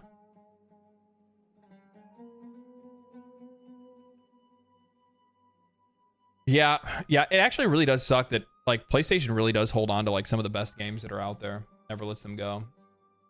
I saw this too. Like this sucks. Like the hard R. And it's pretty obvious like they didn't like the R shop, by the way, is something that's like that's a main feature of the game. Like that's the place where you go to like get your clothes and get your upgrades and rest and stuff like that. So these signs are all over the game. But they're just using some like randomly generated like graffiti. And they ended up having to change it. But there was like a whole bunch of people that like tried to co-opt this and try to say that like the developer was doing it on purpose, which is so ridiculous. It just goes to show sorry, I didn't show it actually on screen. So it just goes to show like how American social politics has like infected people's brains so hard that they think that the rest of the world revolves around them, which is true, to be honest. Most Americans do feel like the world revolves around them. Most Americans don't give a shit about what happens in other countries, which I mean, for the most part, like, why would you? But yeah, at the same time, they think that everybody else is more concerned about what's going on in the US. So if you try to talk to somebody outside of the US about like US issues or US things that are happening here, like they don't fucking care, you know? I mean, that's kind of wild. Yeah, but I mean, like, the whole game is filled with just random graffiti and stuff. The whole game is filled with random graffiti. They just took random graffiti words. That's all it is. So, like, that now it just says crime, our shop. Like, that's all it was. It's just a bunch of, like, random graffiti words that they put into the game. And this our shop is everywhere in the game. This is these spots here. But it's, like, it's one of those things where it's just, like, I can't believe that people think that a Korean developer, but a South Korean developer would go out of their way to put in a dog whistle. Like, are you guys okay? You guys okay?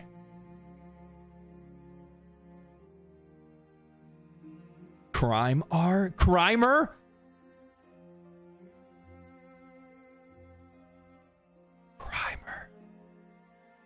There's only one country in American movie. There's only one country in American movies, and there's only one country in anime. Just saying. It's true. It's true.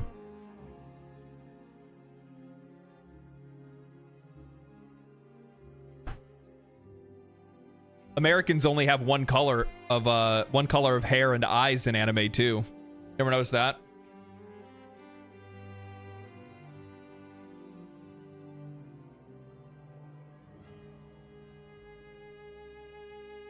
It's so crazy how much Fallout has popped off. Fallout has popped off. And also on top of that, the best part is too, now that I think about it as well, is that like most people wouldn't even get this. Most people wouldn't even get this now that I think about it. Like you really have to be thinking pretty hard about it to find that and see that and think about it.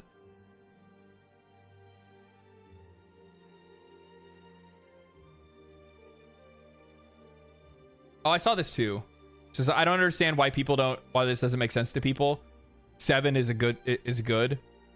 And this is Cromwell. He's the oh man, I think he's the production manager for Larian Studios. Says in an overcrowded market, it's an overcrowded market, right? So people only have so much time for games. That means that anything below an 8 or a 9 are at risk of being overlooked, which puts their viability of the game at odds with the score, traditionally speaking. I think that's where the dissonance is from. Yeah, he's right. He's right. Really what it is, like people see anything under an 8 and they don't think it's worth it. People see anything under an 8 and they don't think it's worth it.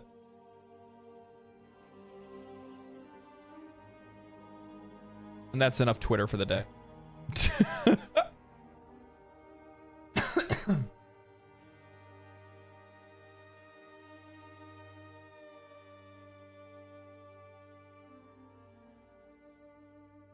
And that's enough Twitter for the day.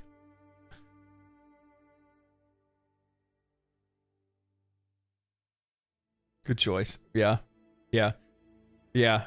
I mean, that's what Twitter's good for, right? Just thoroughly piss me off for a while, and then it's a cesspit, the worst of humanity. You know what we are, though? Chat.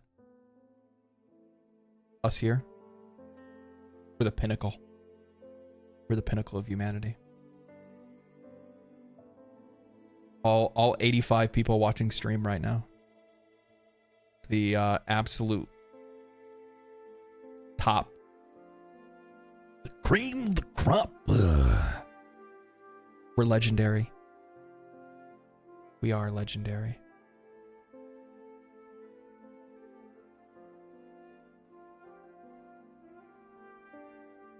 Apex chatters. Yes. Yes, indeed. Apex chatters, indeed. We play League of Legends. No, we don't. No. No, we don't.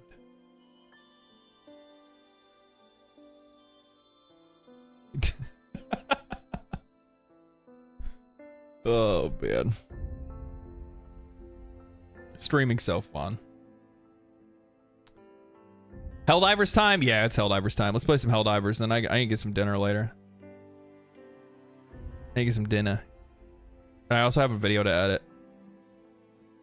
But then I'll stream tomorrow. What should I play tomorrow? I gotta think about that. What do I play tomorrow? Maybe more No Rest for the Wicked. You playing with fans or what? Fans? Is that what I should call you guys? I thought you guys were just bros. Bros and broettes. Yeah, I play Helldivers with chat.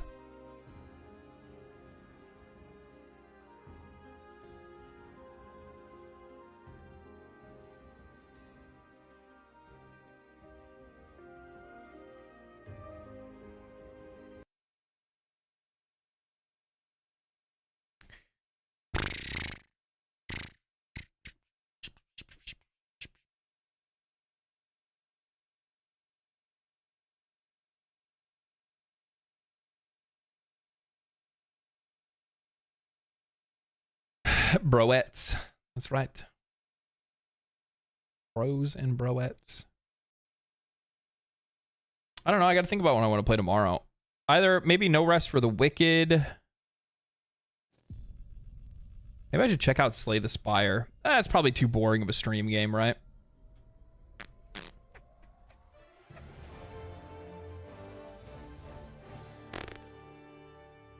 What else do I have? Super Earth. Super Earth. Our home. Prosperity.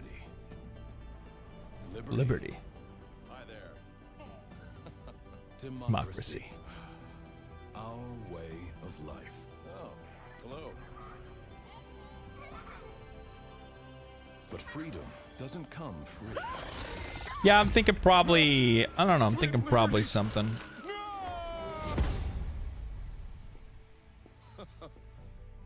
Look familiar?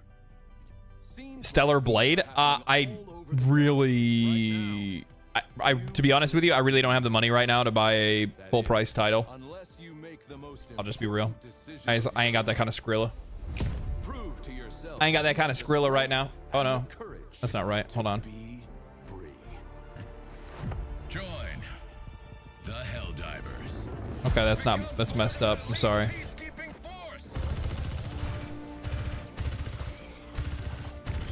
See exotic new life forms. And spread managed democracy throughout the galaxy. Become a hero. Okay, now we're fixed. Become a legend. Kingdom Come 2? That's not even out yet. What are you talking about? A Helldiver.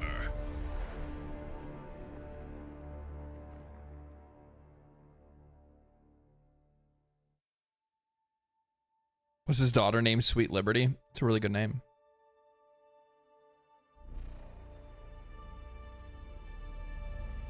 Play Pong? Ooh, that's a really good idea, actually. That would be super hype.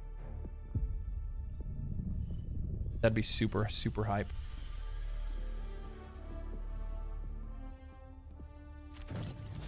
The chat is on board. For that little bit of money. Social friend code. Friend code's on screen. There you guys go. Have fun. Right back.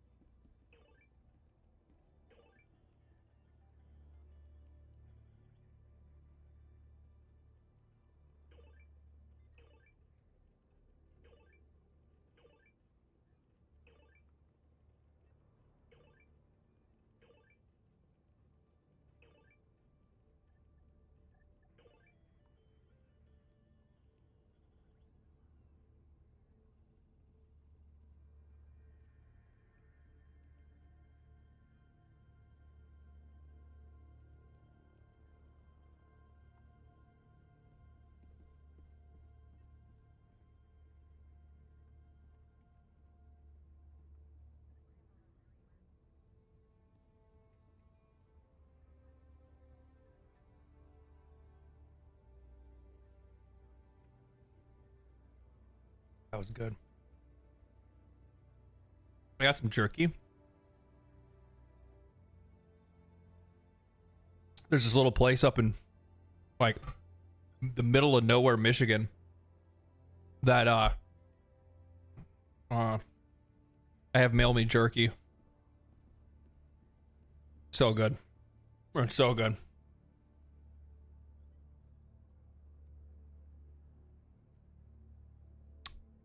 What the fuck, Wizard? How do I keep my lips so moist? Mostly pure hydration. Mostly hydration, my friend. I drink about I don't know, 3 of these, or two or three of these a day. 64 ounces.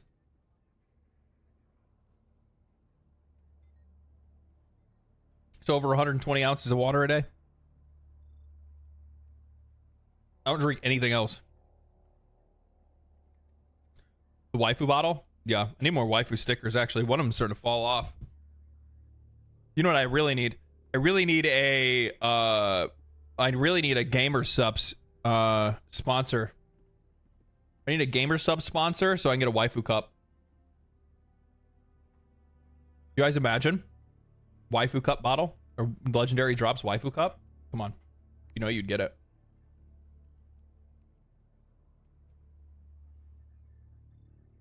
Do you have any idea how thick that mommy would be? Ooh. Ooh.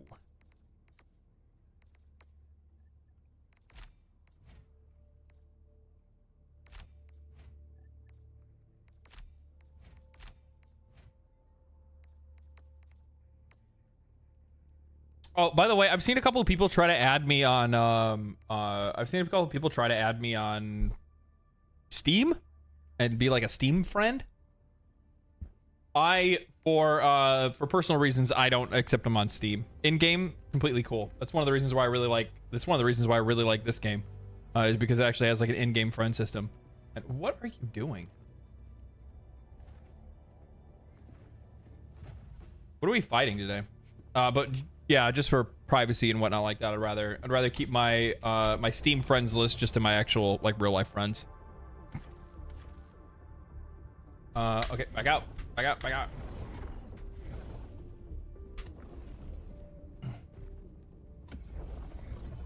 Yep, that's why I accept the in-game from friend ones. Stand by for further orders from high command. Oh, so there's no major order right now. Oh wow, that actually feels really nice. We just do whatever we want. You guys want to fight some bugs? I haven't fought bugs in a long time. We got a defense on Istanu.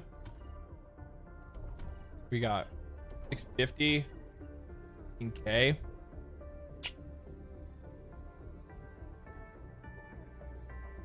Oh, also, by the way, I missed that. Thank you for the membership, Mr. Putz. Appreciate that. Thank you so much. Very generous of you, my friend. Very generous indeed. Yeah, let's fight some bugs. Let's fight some bugs. Go for bots. I've been fighting bots for like what feels like 2 months straight. I haven't fought I don't even know how to fight bugs anymore. What's even good against bugs?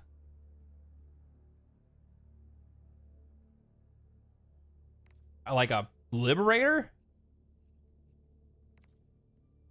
A Punisher? The best options for debugs at the moment. What's better? Sorry, I didn't hear you. The sickle or the Raptor? All right, yeah, we'll give it a shot. Dominator is also good if you can aim.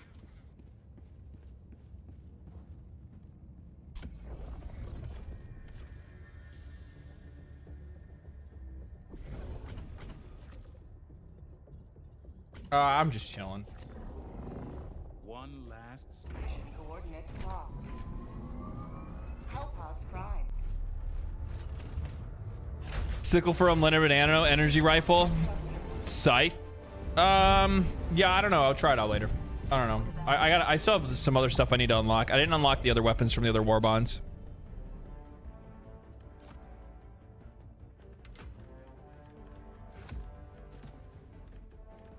Get a lot of value out of airburst. Get a lot of value out of eagle air. Get a lot of value out of... Ooh, what are we going for? A special weapon.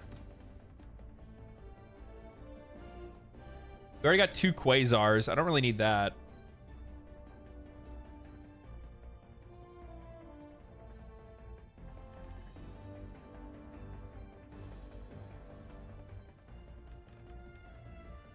You know what? EAT would actually be kind of fun. Or recoilless.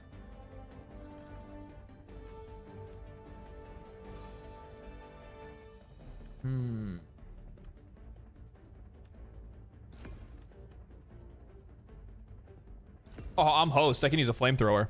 Hellpod launch initiated. I can use a flamethrower. Yeah!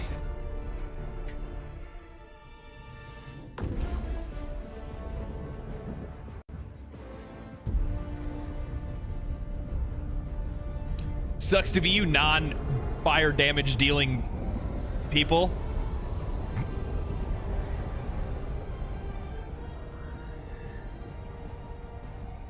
Bum, bum, bum, bum, bum. Remember, freedom. Freedom, democracy, and liberty. Freedom, democracy, and liberty.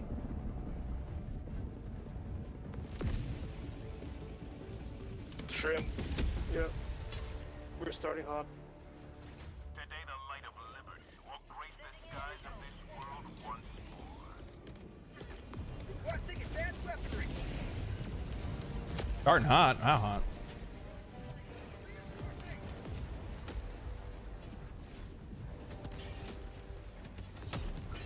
Oh, that went right over his head. Well, that is pretty useful, huh?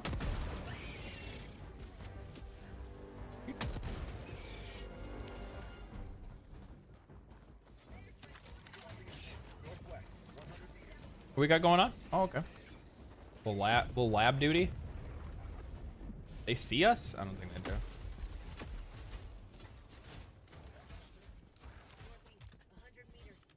Yeah, we'll come back for it.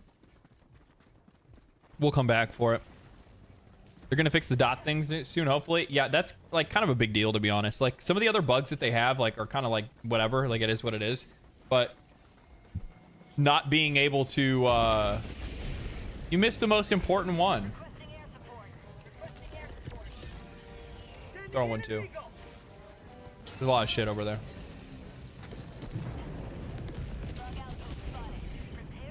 I got 13 kills with that.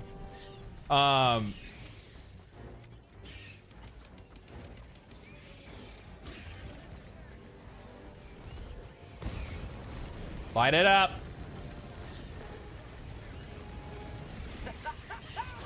Oh god. Oh god. Oh god. Is it not working? It's not working, is it?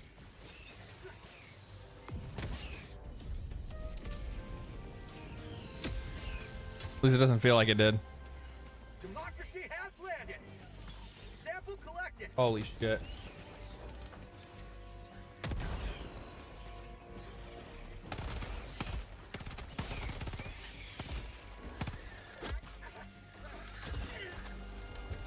Fucking dead again. Can't reload in time. Someone else has the best PC. I guess so. 300 meters.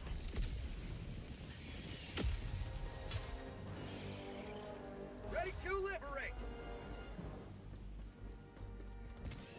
Rare sample collected. Found something. I'll try it again. Because I'm a glutton for punishment.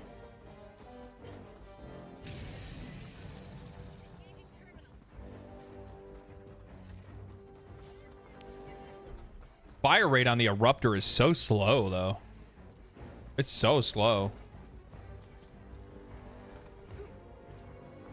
Is there a mod in chat on Twitch?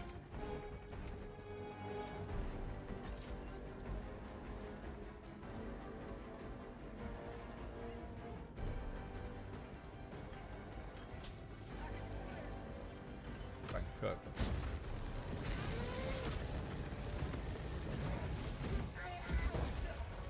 Reinforcing. Canister's empty.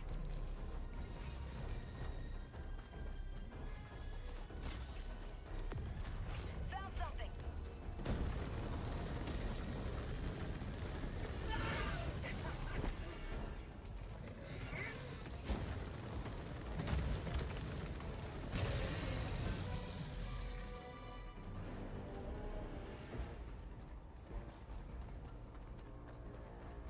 Yeah, it took like a half a canister, or like a basically a full canister, or a little more than a full canister to kill him.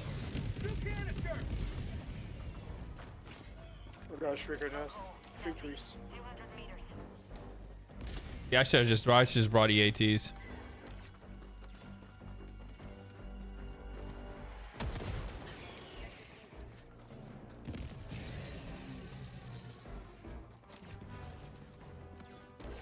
Dropping package.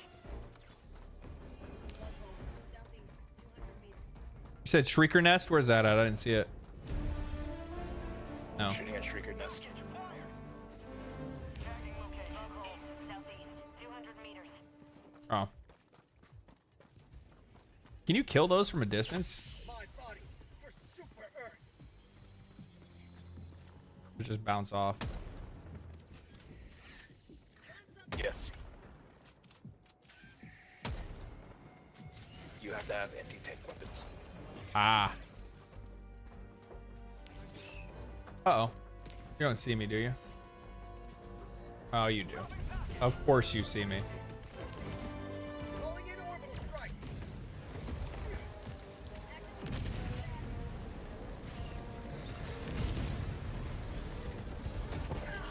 Jesus Christ. Oh, because he was getting pushed from the other one from behind. I was wondering, like, how did he, like, run up on me like that? What the...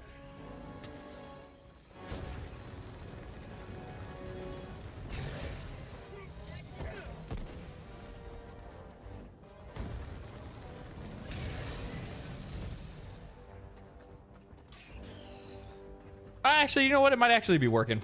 I might have just been a little bit too far. Yeah, I'm with you.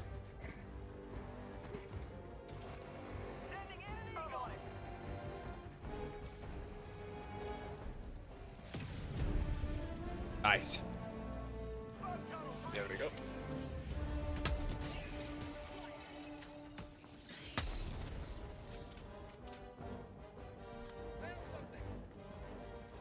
Bum, bum, bum, bum, bum. Super credits. I thought I reloaded.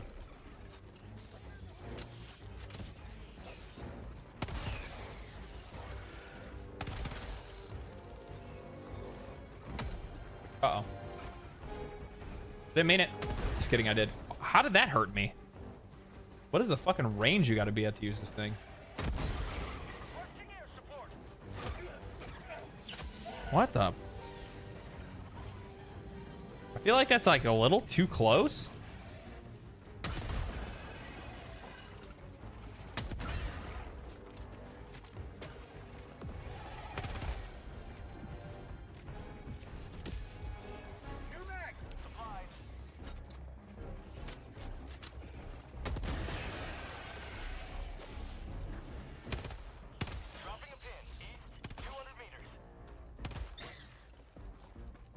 Big boy coming in. Heavy. Northwest. Air support. Send in an eagle.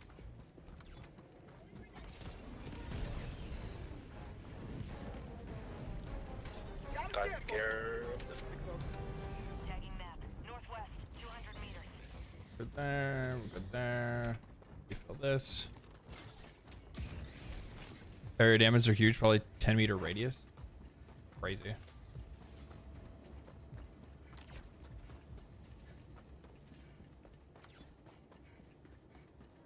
I'll take care of the nest.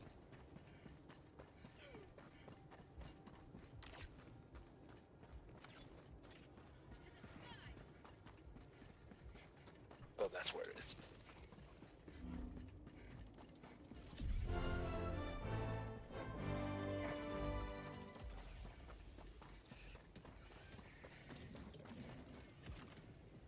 Let's see here. We will Eagle airstrike about right there. And that about right there. Ah, I missed the one. That sucked. Watch out for that.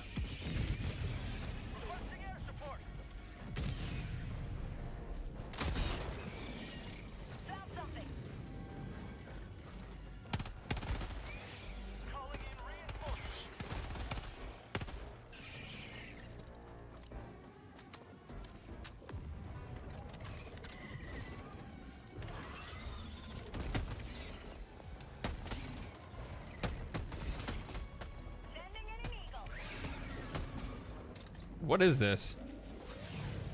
The Dominator? Did I pick up his shit? I've got this one. What happened to my gun? Objective located. West. Oh. Sure. Mind if I do?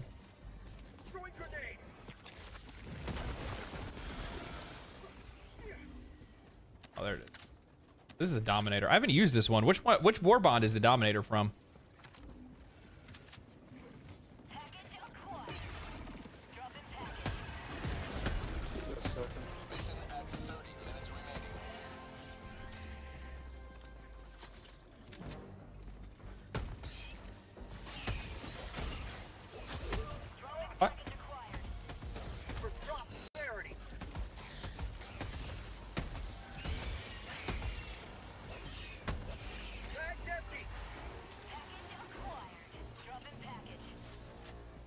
Steeled Vet. Okay. Yeah, I'll have to unlock that one. I'll work on Steeled Vet next.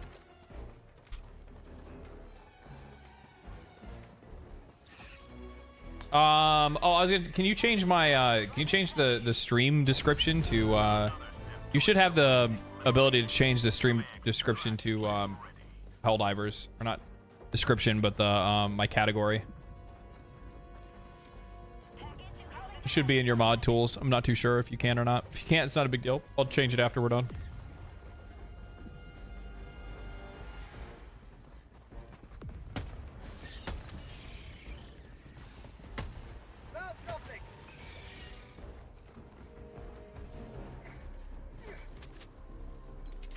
I actually need like common samples. I'm like really low on those.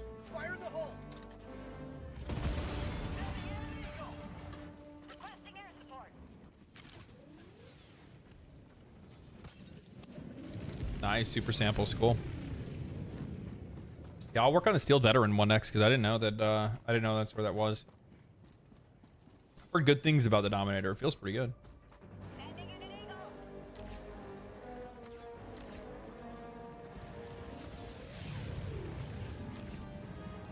Tunnel breach.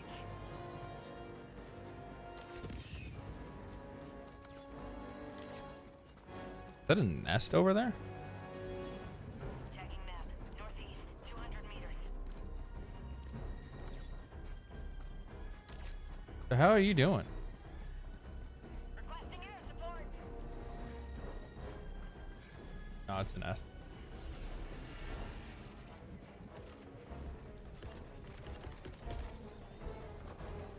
Requesting air support. Unleashing democracy.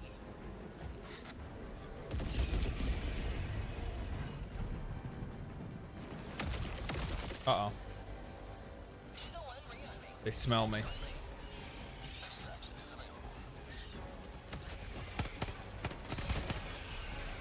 How did I not see that one?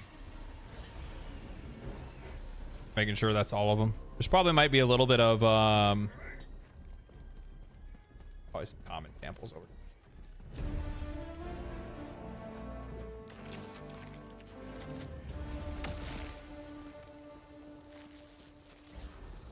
Got a sample. Tagging map. Southeast, far. Rare sample collected. Tagging map. East, Anything 200 else? No. meters. All right, heading down. If you click over the map occasionally, it'll find hidden objectives. Oh yeah. You have what the fuck is it called? You can get the perk. It's the scanner perk. Is that what you're talking about? The scanner perk with some of the armor. Found something. Can't change it. Okay, it's fine.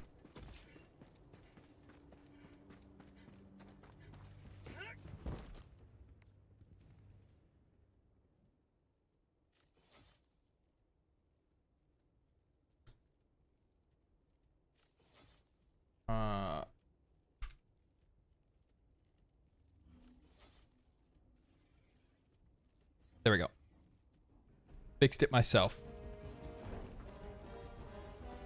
Oh, well, that's the perfect time to get out of here. I see that I am not wanted.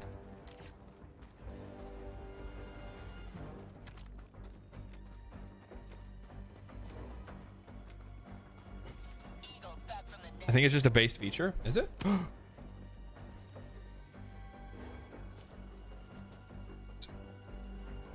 That's just what you get for texting and driving, guys. You see that? Calling in extraction.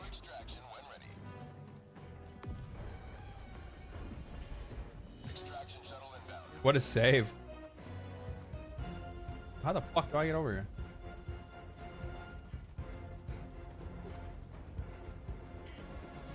Ba-na-na-na. Yeah, I almost took a dive, man. I almost took a dive. That was close.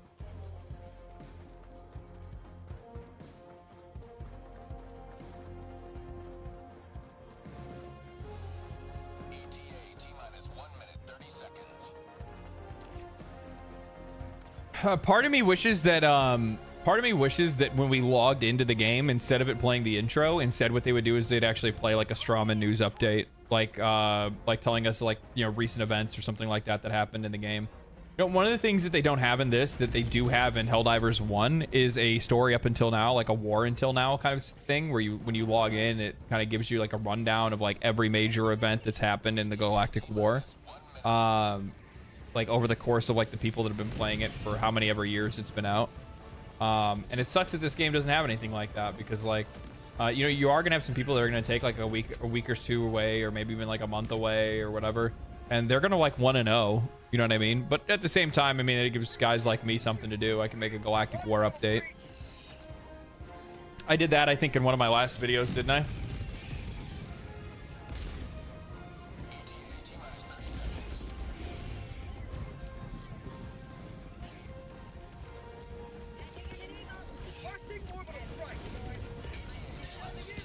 Oh, God.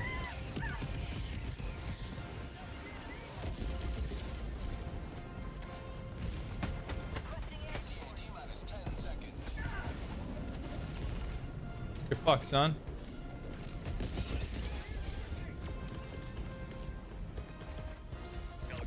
Oh.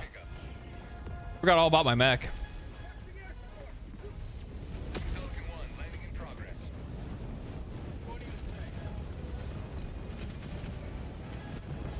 Rip.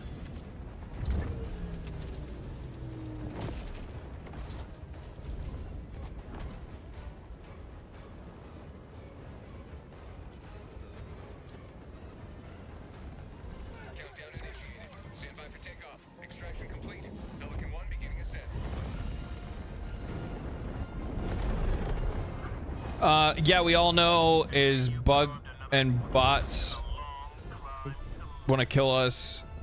Part of the mystery of what's going on, I think. Well, people are just hoping or hopping in for the first time. Well, I mean, like, it actually would be kind of nice if they did have like a story up until now featuring the things from Helldivers 1 in this, because the events of Helldivers 1 do matter in this one.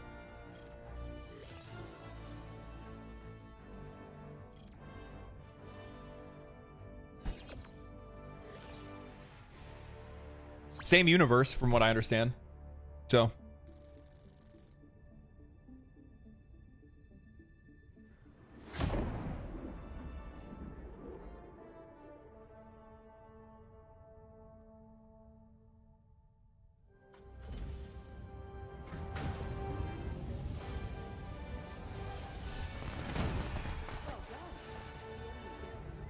What are you doing down there?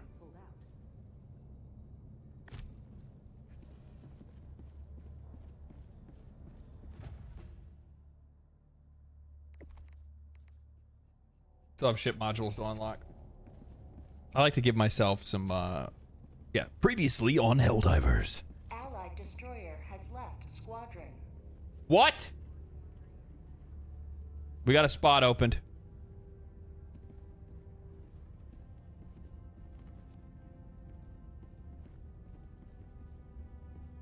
They didn't like you. No, most people don't.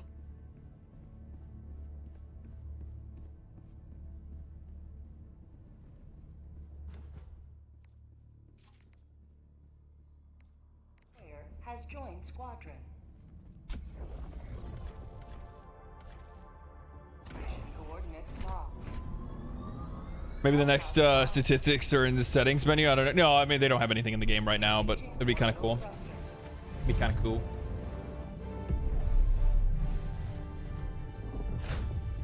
Orbit synchronized. Here.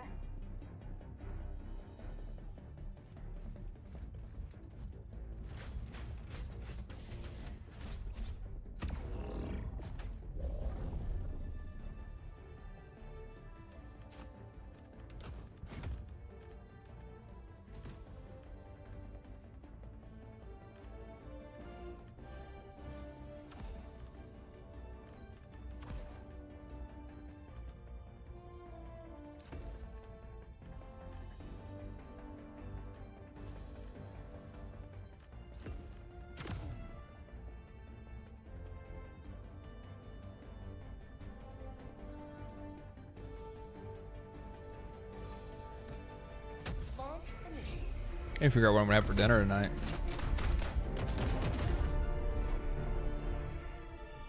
I don't know what I have. Maybe some soup. Soup and a sandwich? Some chips? I don't know.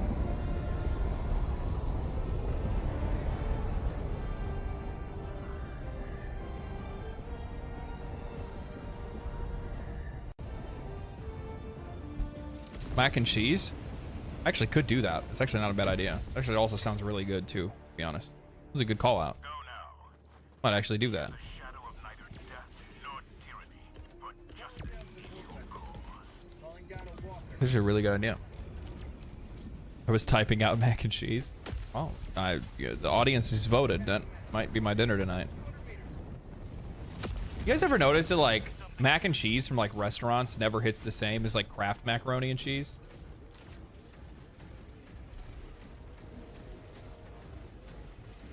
Never does.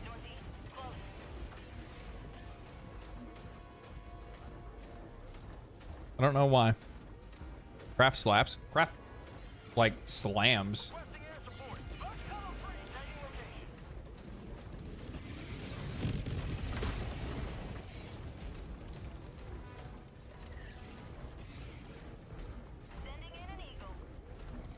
Oh my god, why is there 3 of them?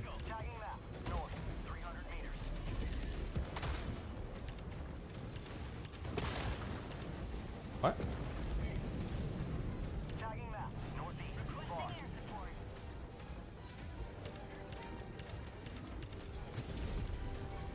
Oh, that's why. I was like, why? I forgot I had the map up.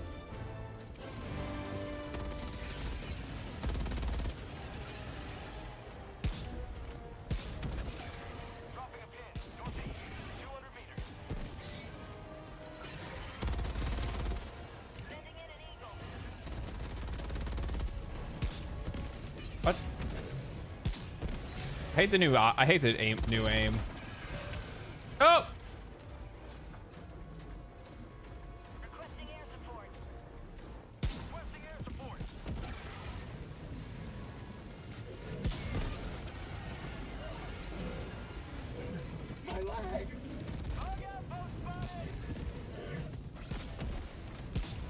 Sorry. Oh my god, there's another one behind me. And I think I also killed my friend.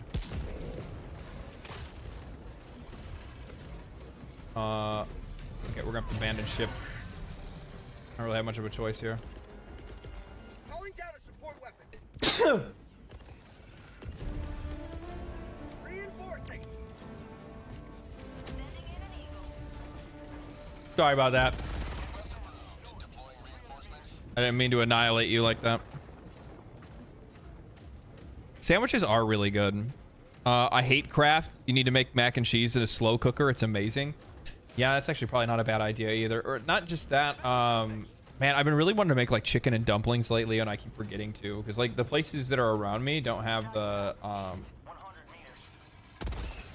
places around me don't have like the stuff that I use normally to make it. I need like the super cheap ass ingredients that I get from like Super samples. back home. Nice. Tunnel breach.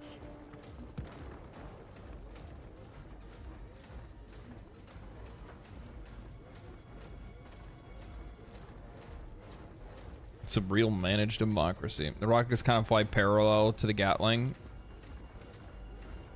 It's actually a smart idea. Use the Gatling to like get your aim in place.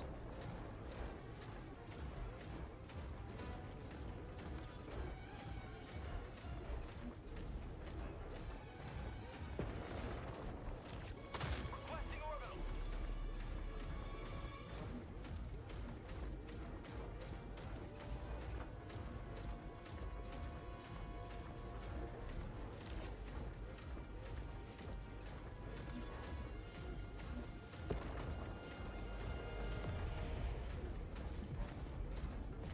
Just soloed a mission on Helldive because all my teammates DC'd and no one showed up in the SOS. It was intense.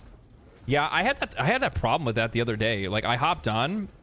Is there a new major order? I don't think so. There wasn't one when I logged on at the very least. If there's been one, I don't think there's been one by the time we've been playing. We've only been playing a little while.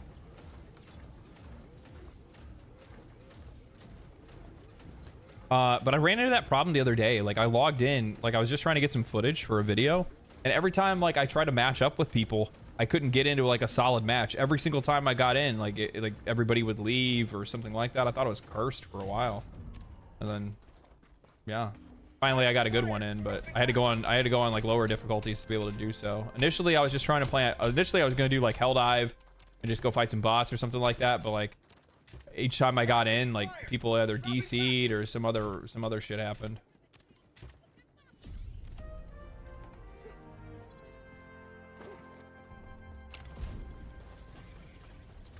Package acquired. Dropping package. They were intimidated. Maybe. Yeah. There has been like 1 or 2 times that I've logged in and like got like famous guy treatment, which is really fucking weird.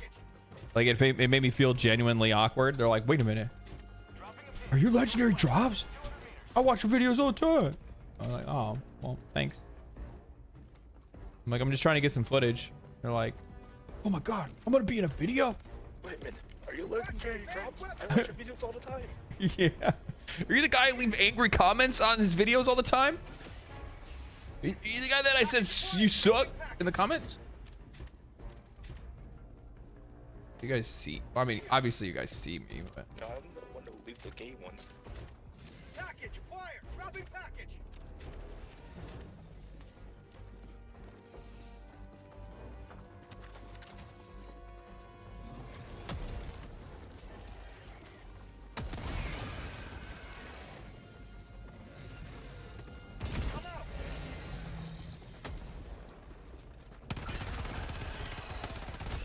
Bag's empty. that reload time on the fucking eruptor is mean. Oh lord.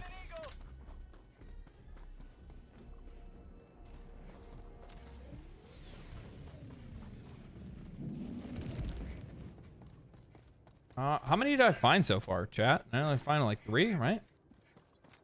I got 4. There's 1 we're missing. Where's it at? Sample collected. Where it be? Dropping a pin, northeast, 300 meters. Package acquired. sneaky. Dropping package. Did the revolver always have medium armor pen? I don't know. Package acquired. Dropping package. Yes, it did. It did? Okay. There you go. Package acquired. Dropping package.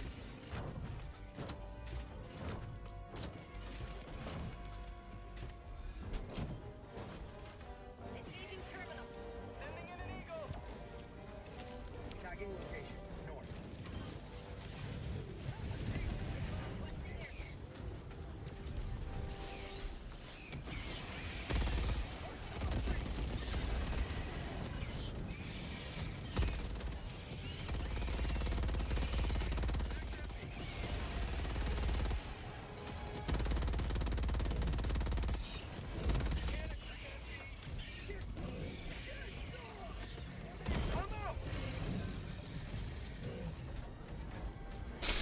Surgical.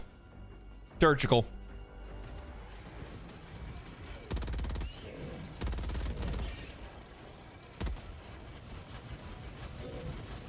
Come on, bitch. Bring it. Just kidding.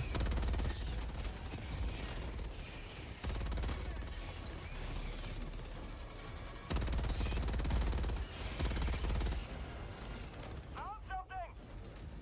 Marking location. Heavy, north. Cancel that.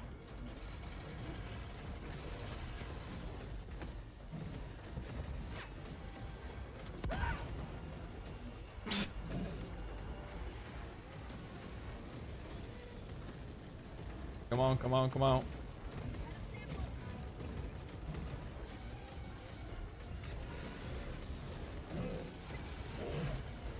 I don't have any rockets, so I'm just kiting it at this point. All right, you guys got it handled. Tagging map. West.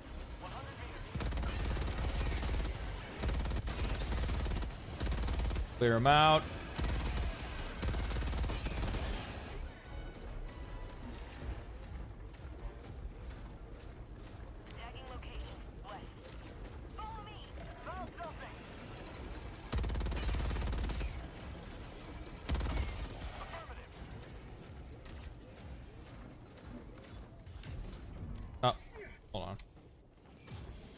Almost didn't see these guys.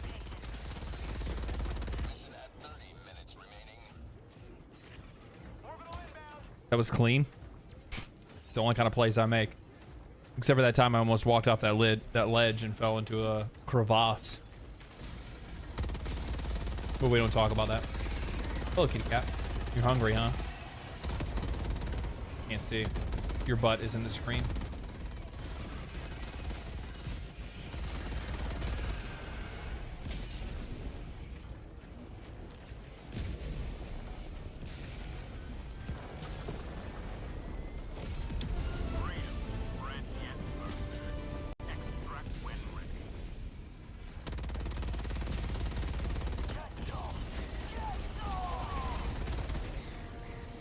You thought you were gonna call somebody, huh?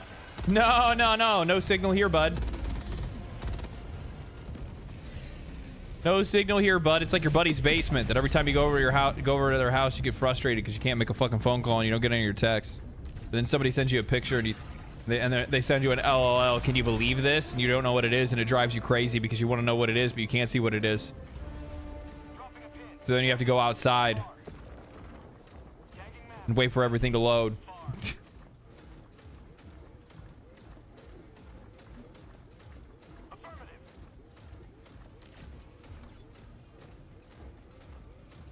Are we missing a secondary?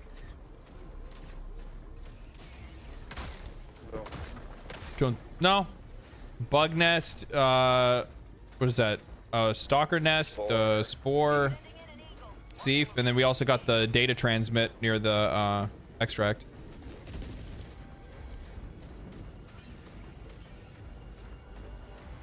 We got them all.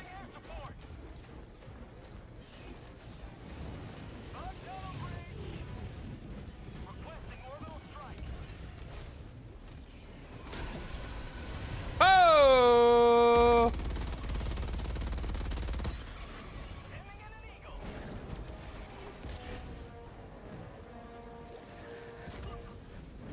Dick move, Hunter.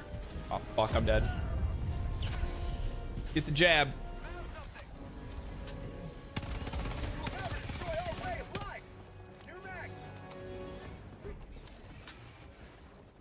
And I'm actually really questioning. Did you guys see that Morgan Freeman thing with like talking about like getting the jab for like the coronavirus or whatever?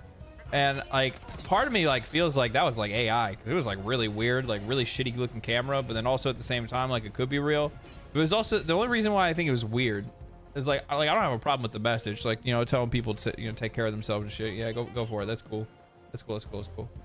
But what's weird is that when it's like, if you trust me, then you need to. If you trust me, then you need to get it. And I'm like, why the fuck would I trust you? I mean, like, I like you in your movies, but you're a fucking actor.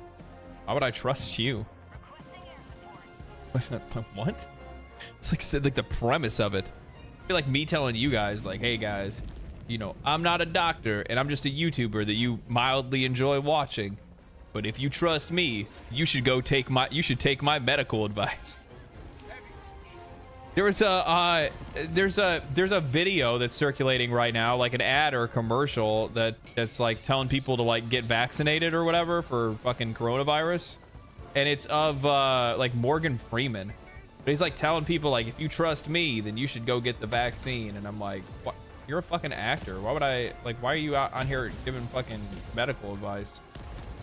It's such a weird fucking dynamic. I'm like, I don't even understand this.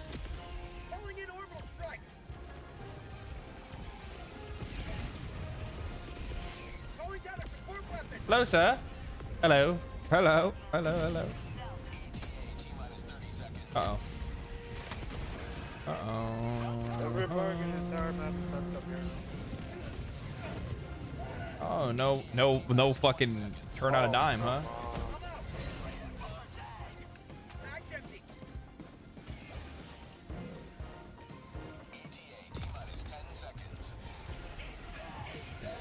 Stay away from the evac area.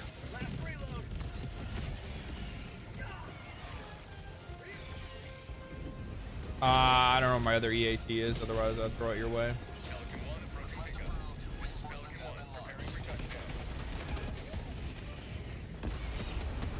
Oh god, that was close. That was on top of my head. Morgan Freeman played God once. That's actually true. Maybe we should trust him. I don't know. It's basically like the common flu more than anything else now. Tagging map. East. On my position. I don't think I had any samples or anything like that. I guess it did. Pelican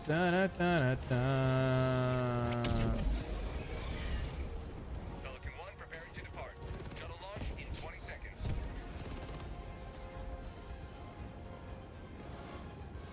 Extraction complete. Pelican 1 beginning ascent. I went so long without getting it too. Like I went like forever. It was like last year that I finally ended up catching it, and it kicked my ass. And I was already vaccinated, and I was pissed.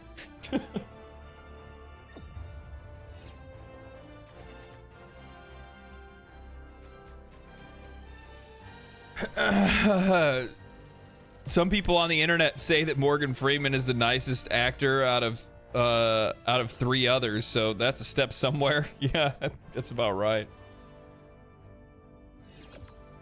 The most that I will ever do to tell the most I will ever like tell people like, oh hey, you know, this is you know, my opinion on something or advice that I would give, like maybe like personal advice or something like that, just conversations on stream. If somebody asked a question about something, you know, and felt like I would have good insight, sure, you know, I would, you know, I would give my insight or my my perspective on something, but when it comes to like anything medical or legal, I'd stay so far away from that. That's not even funny. Even if it was like a paid promotion, I'd be like, nah, dog. A victory for democracy. Not when it comes to things like that. You know what I mean? Not when it comes to things like that. Some people listen to actors nowadays. Dude, people have been listening to actors for a long time. For a long time. Why do you think like every single time, whether it's like some type of like social or political message or something like that, like all of a sudden there's an actor that goes on stage, well, Sydney Sweeney condemns it, and it's like, oh, well, if that's the case, what am I doing? Hungry? You want some food? I'm gonna feed the cat. Be right back.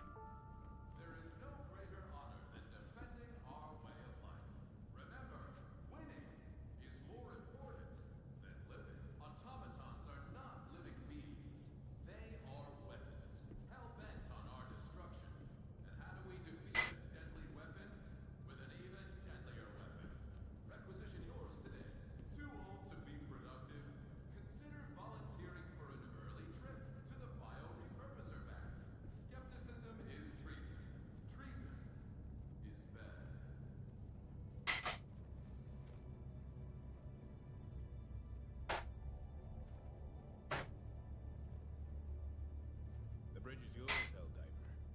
Take us to the fight.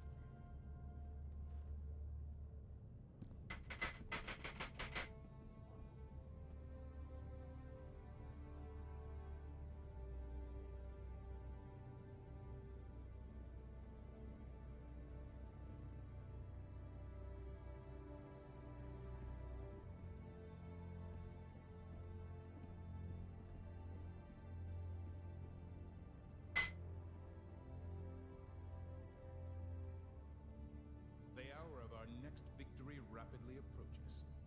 Let us cleanse the galaxy of alien scum.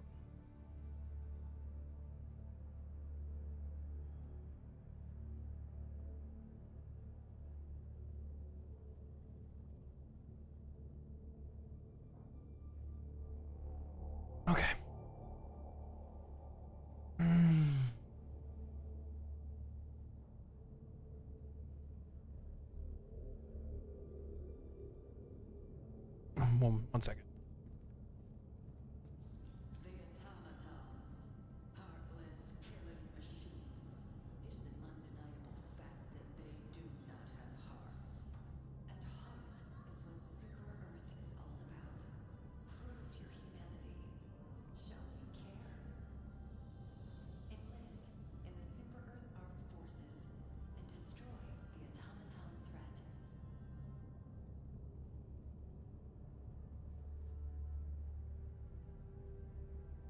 Helldiver, the Super Destroyer is ready for your next mission. All right, we're good. We're good. We're good. I mean, have you seen Sydney Sweeney though? True. True.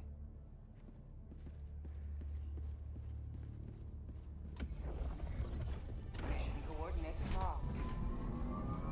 Hellpods prime. Engaging orbital thrusters.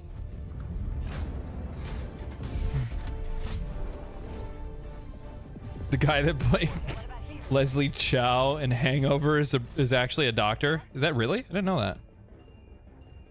What about here?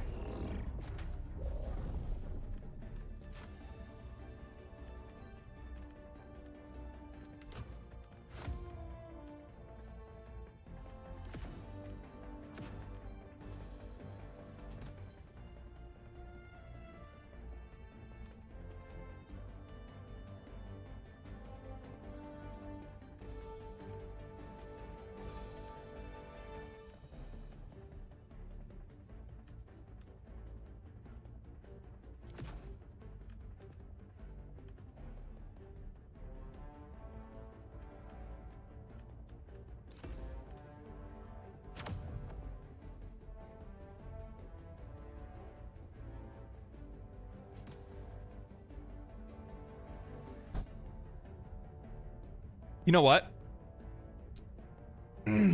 I do wish, like, one thing that I would like to see them do in the future for Helldivers 2 is especially with these defense missions, I would be really sick if they like push deeper into it. Like made it more like make it more like Gears of War Horde mode. You know what I mean?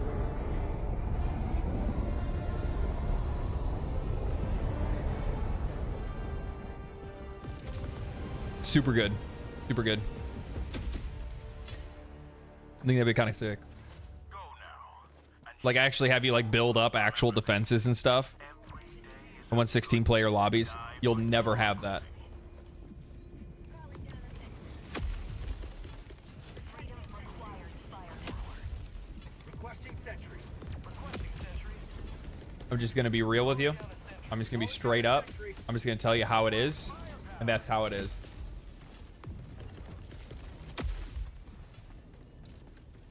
That is how it is. We will never have that. They don't even like the game doesn't have the infrastructure for it. Requesting sentry. Freedom requires firepower. Yeah. No, I've looked at some of the developer interviews because people have talked about it a little bit. They're like, man, I really want, what about more bigger multiplayer, having more people at once? And they're like, yeah, the game's not built for it. They're like, we just don't have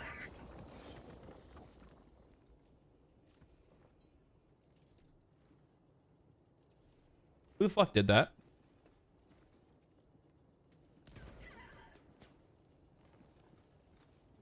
The fuck?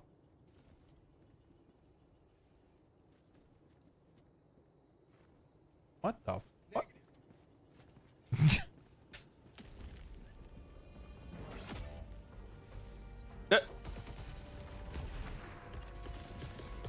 Calling in reinforcements. Log tunnel breach.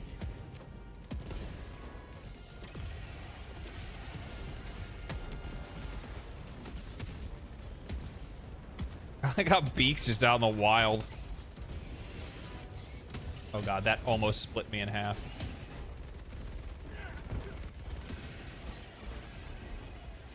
Have a taste of democracy. Tagging location. Southeast.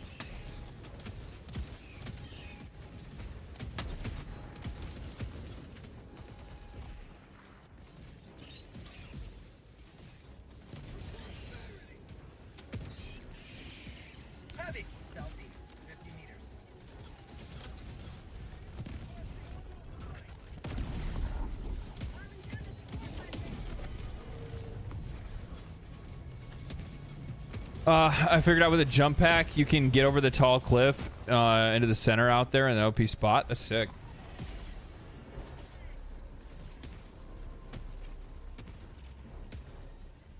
Deep fried bug.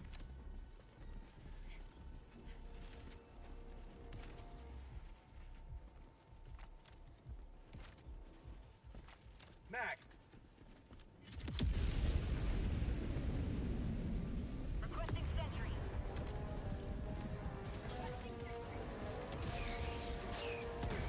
Uh-oh. That almost turned into a problem.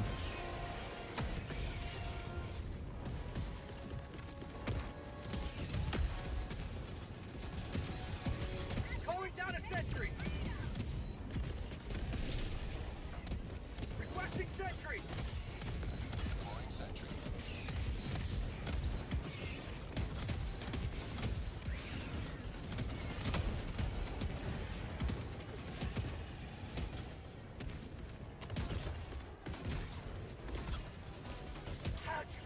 down a sentry.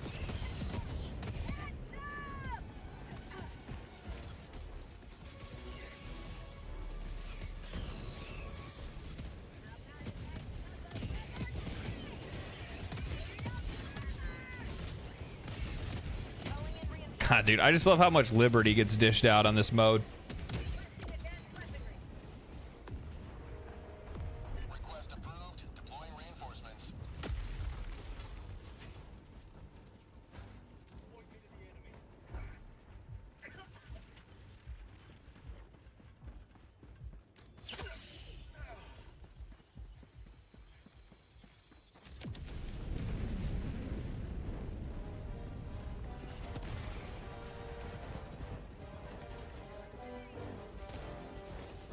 Helldiver, you are moving outside the mission area.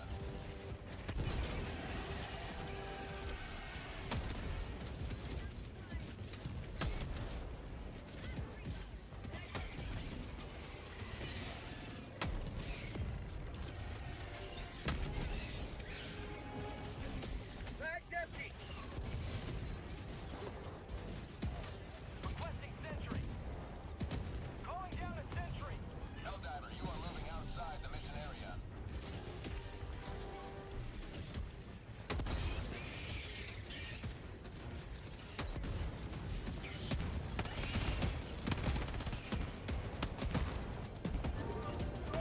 Uh-oh.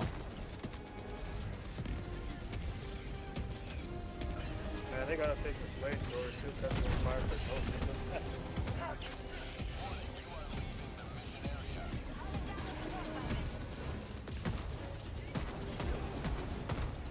Oh man, I gotta get the fuck away from here. You are leaving the mission area.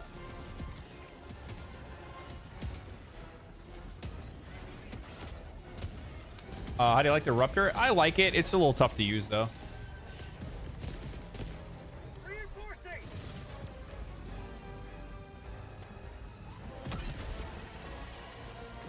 Mostly because of its because of its like re-rack. Its re-rack is very slow.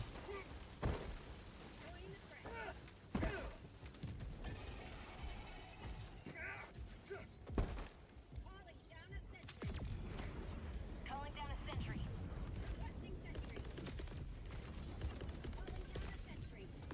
Requesting sentry.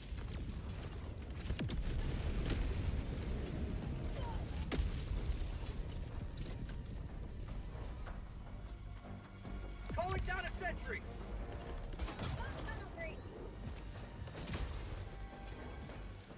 Requesting sentry. Look at that layup. Oh, fucking bounced. The dead ass turret.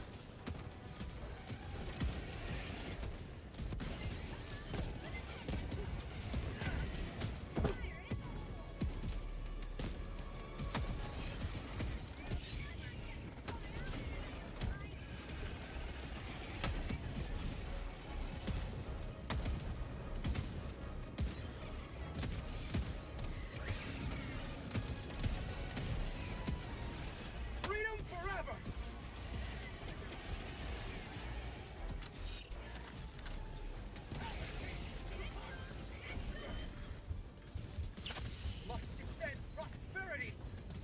It's a sniper. Yeah, I know. How'd you like to say all three? But the re-rack still is it's very long. So it's like it's not very good to use.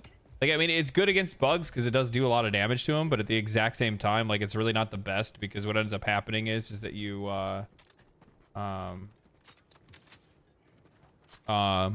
you know, if you can't get caught in tight spaces, you have to make sure that, you know, like most of the time you're going to be using your secondary, which is fine. I don't think there's anything wrong with that.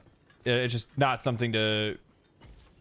Personally, I think using something like a Dominator is really only good when you're playing with a group of people that you've played a lot with or you're familiar with playing with. Like that is one of the biggest benefits that I have is that like most of the people that I play with are people that have been playing with me since I started covering Helldivers 2, which is great.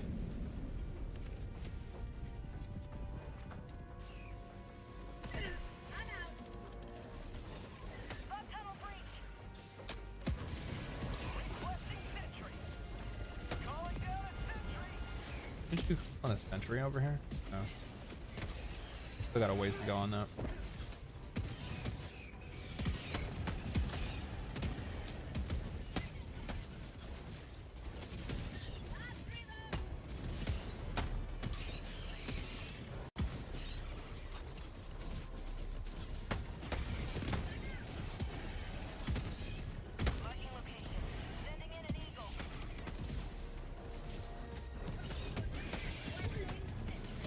Does kind of make me miss actually like I do kind of miss horde mode a little bit from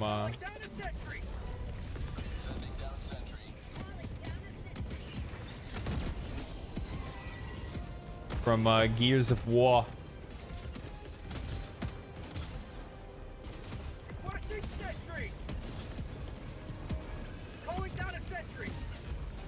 Gears of War. Horde mode in Gears of War is a lot of fun, especially like the latest version of it now, like from Gears 5. Upgradable stuff, like actually like building out a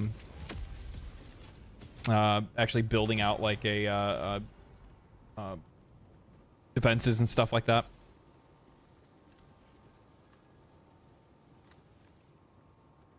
Gears of War 2 will always have a place in my heart. Are you kidding me? Like Gears of War 1, 2, and 3 all have a place in my heart.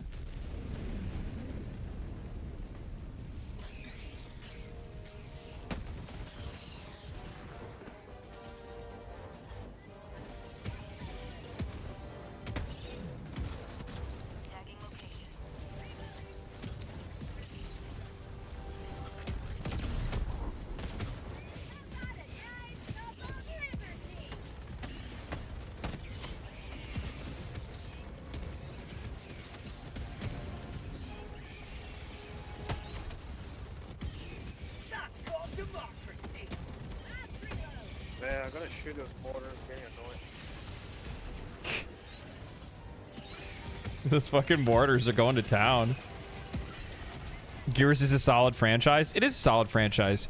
I don't really think any of the mainline Gears of War games didn't deliver, to be honest with you. I think that like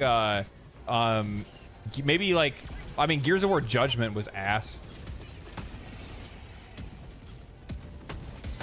I don't even know what was the point of Gears of War Judgment.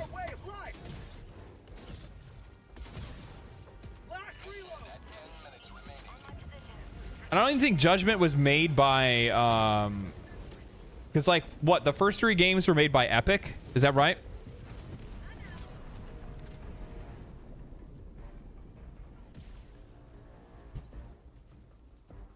If I remember, the first 3 games were made by Epic, and then I'm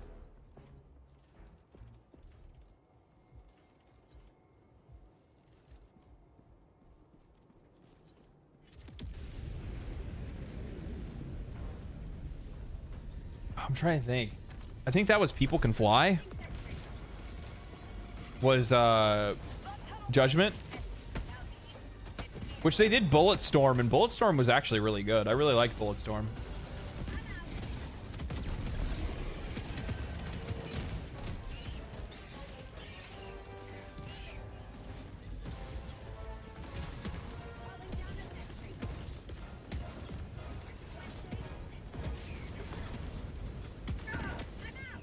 Ow.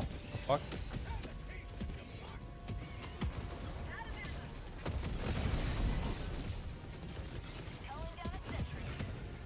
Requesting sentry. Calling down a sentry.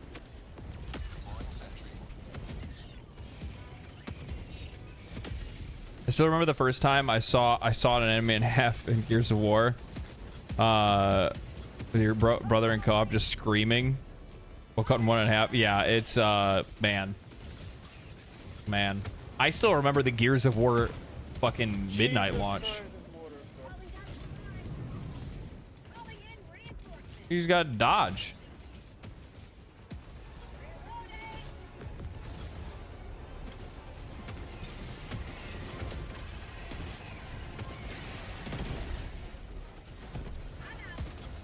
Well, good luck with it. Oh.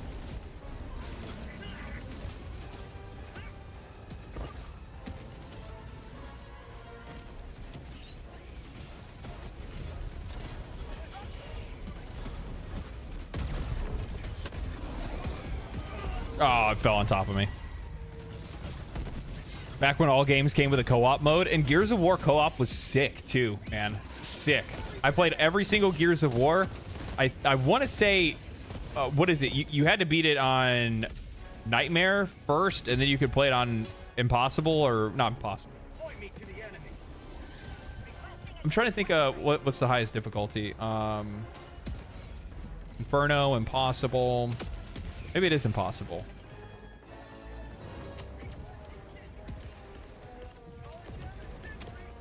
Requesting advanced weaponry. Forgot about that.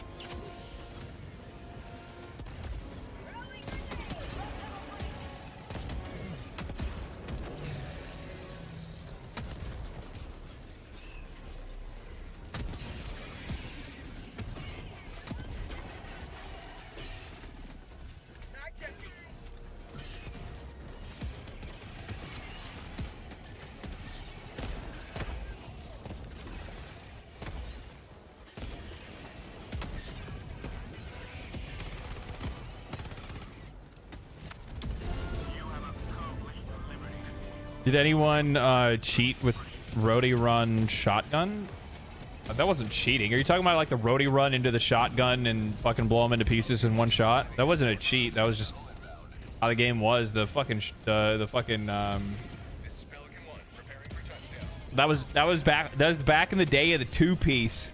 That was back in the day of the two-piece, when you two-piece everybody. You run up, give them a melee, pop them in the head. Done.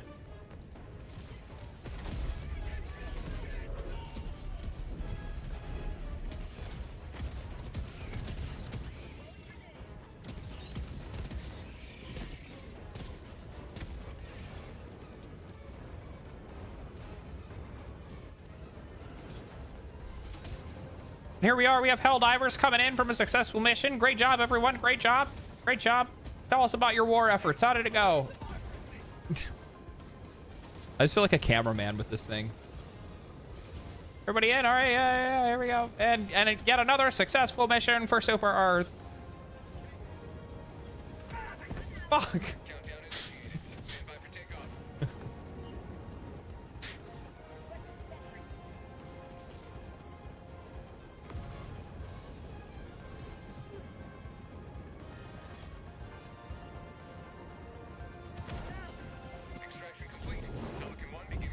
Yeah, I kind of realized that towards the end there. I just started using it. Oh, the host shoddy. Yeah, I forgot about that because you're, oh, man. Man. I was actually, I'm not gonna lie. I wish back then I was smart enough to like start a YouTube channel or something like that. I was a Gears of War sweat. I sweat that game so hard. It's not even funny. But I don't even think I've even watched YouTube back then. Is it even a thing? I don't even know.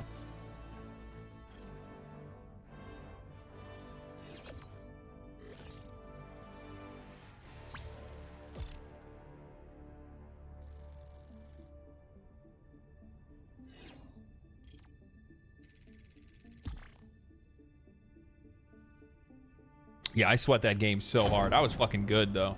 I was good. We were talking about it, I think on the podcast the other night or the other day or whatever it was, and one of the things that we were talking about was just like back when because like my two favorite maps on Gears of War were Canals and Mansion.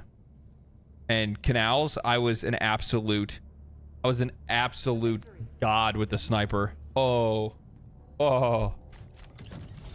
We had played so much, it literally got to the point where my buddy Matt, me, and Mark, and our other buddy Cody would be playing, and they could quite literally just say, you know, left side off the stairs, and I'd just be able to snap my camera and just pop.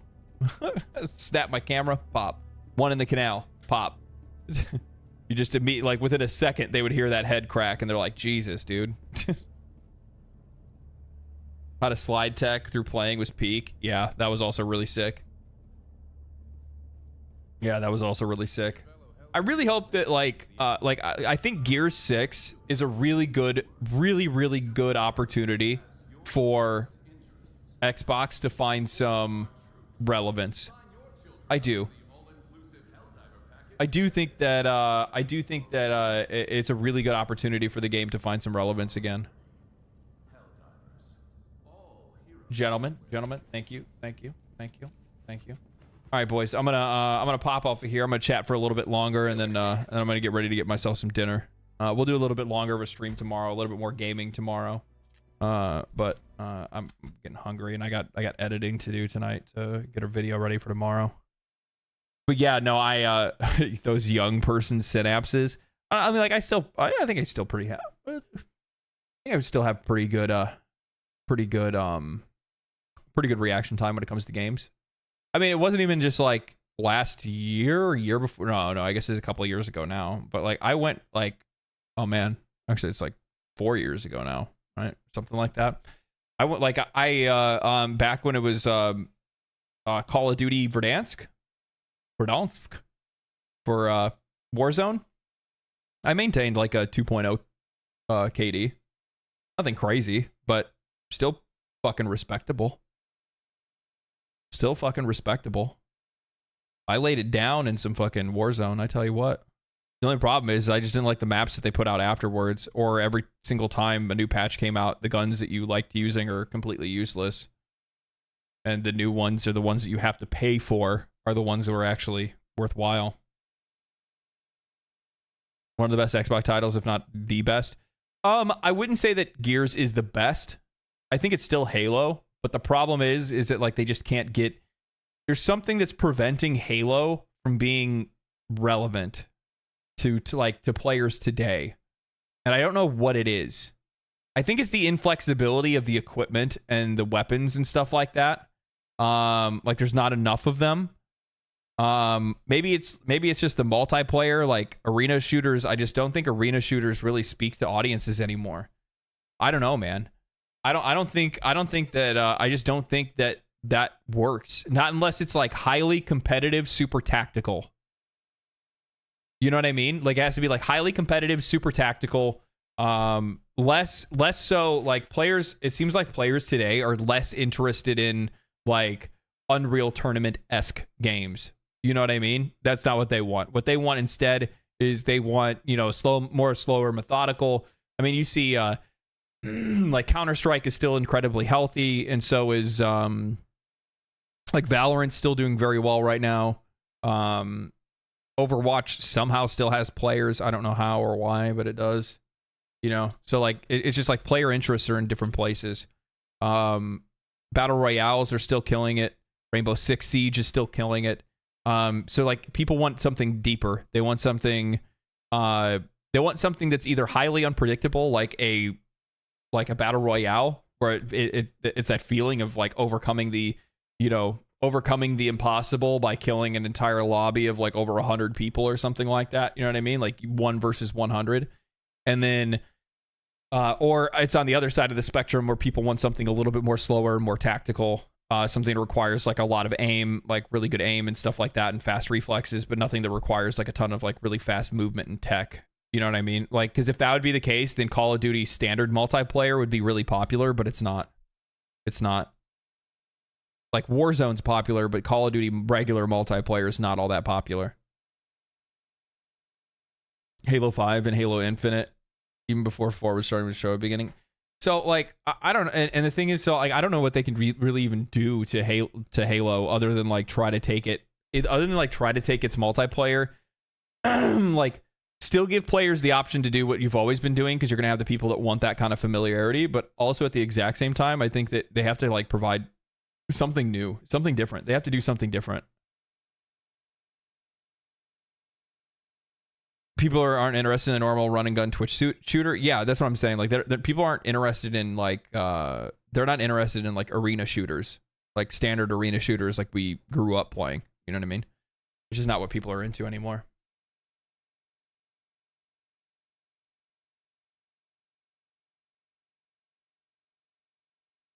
I think it needs to have a great career mode rather than focusing on PvP. Yeah, I miss career modes too. That's true. Yeah, you got a good point.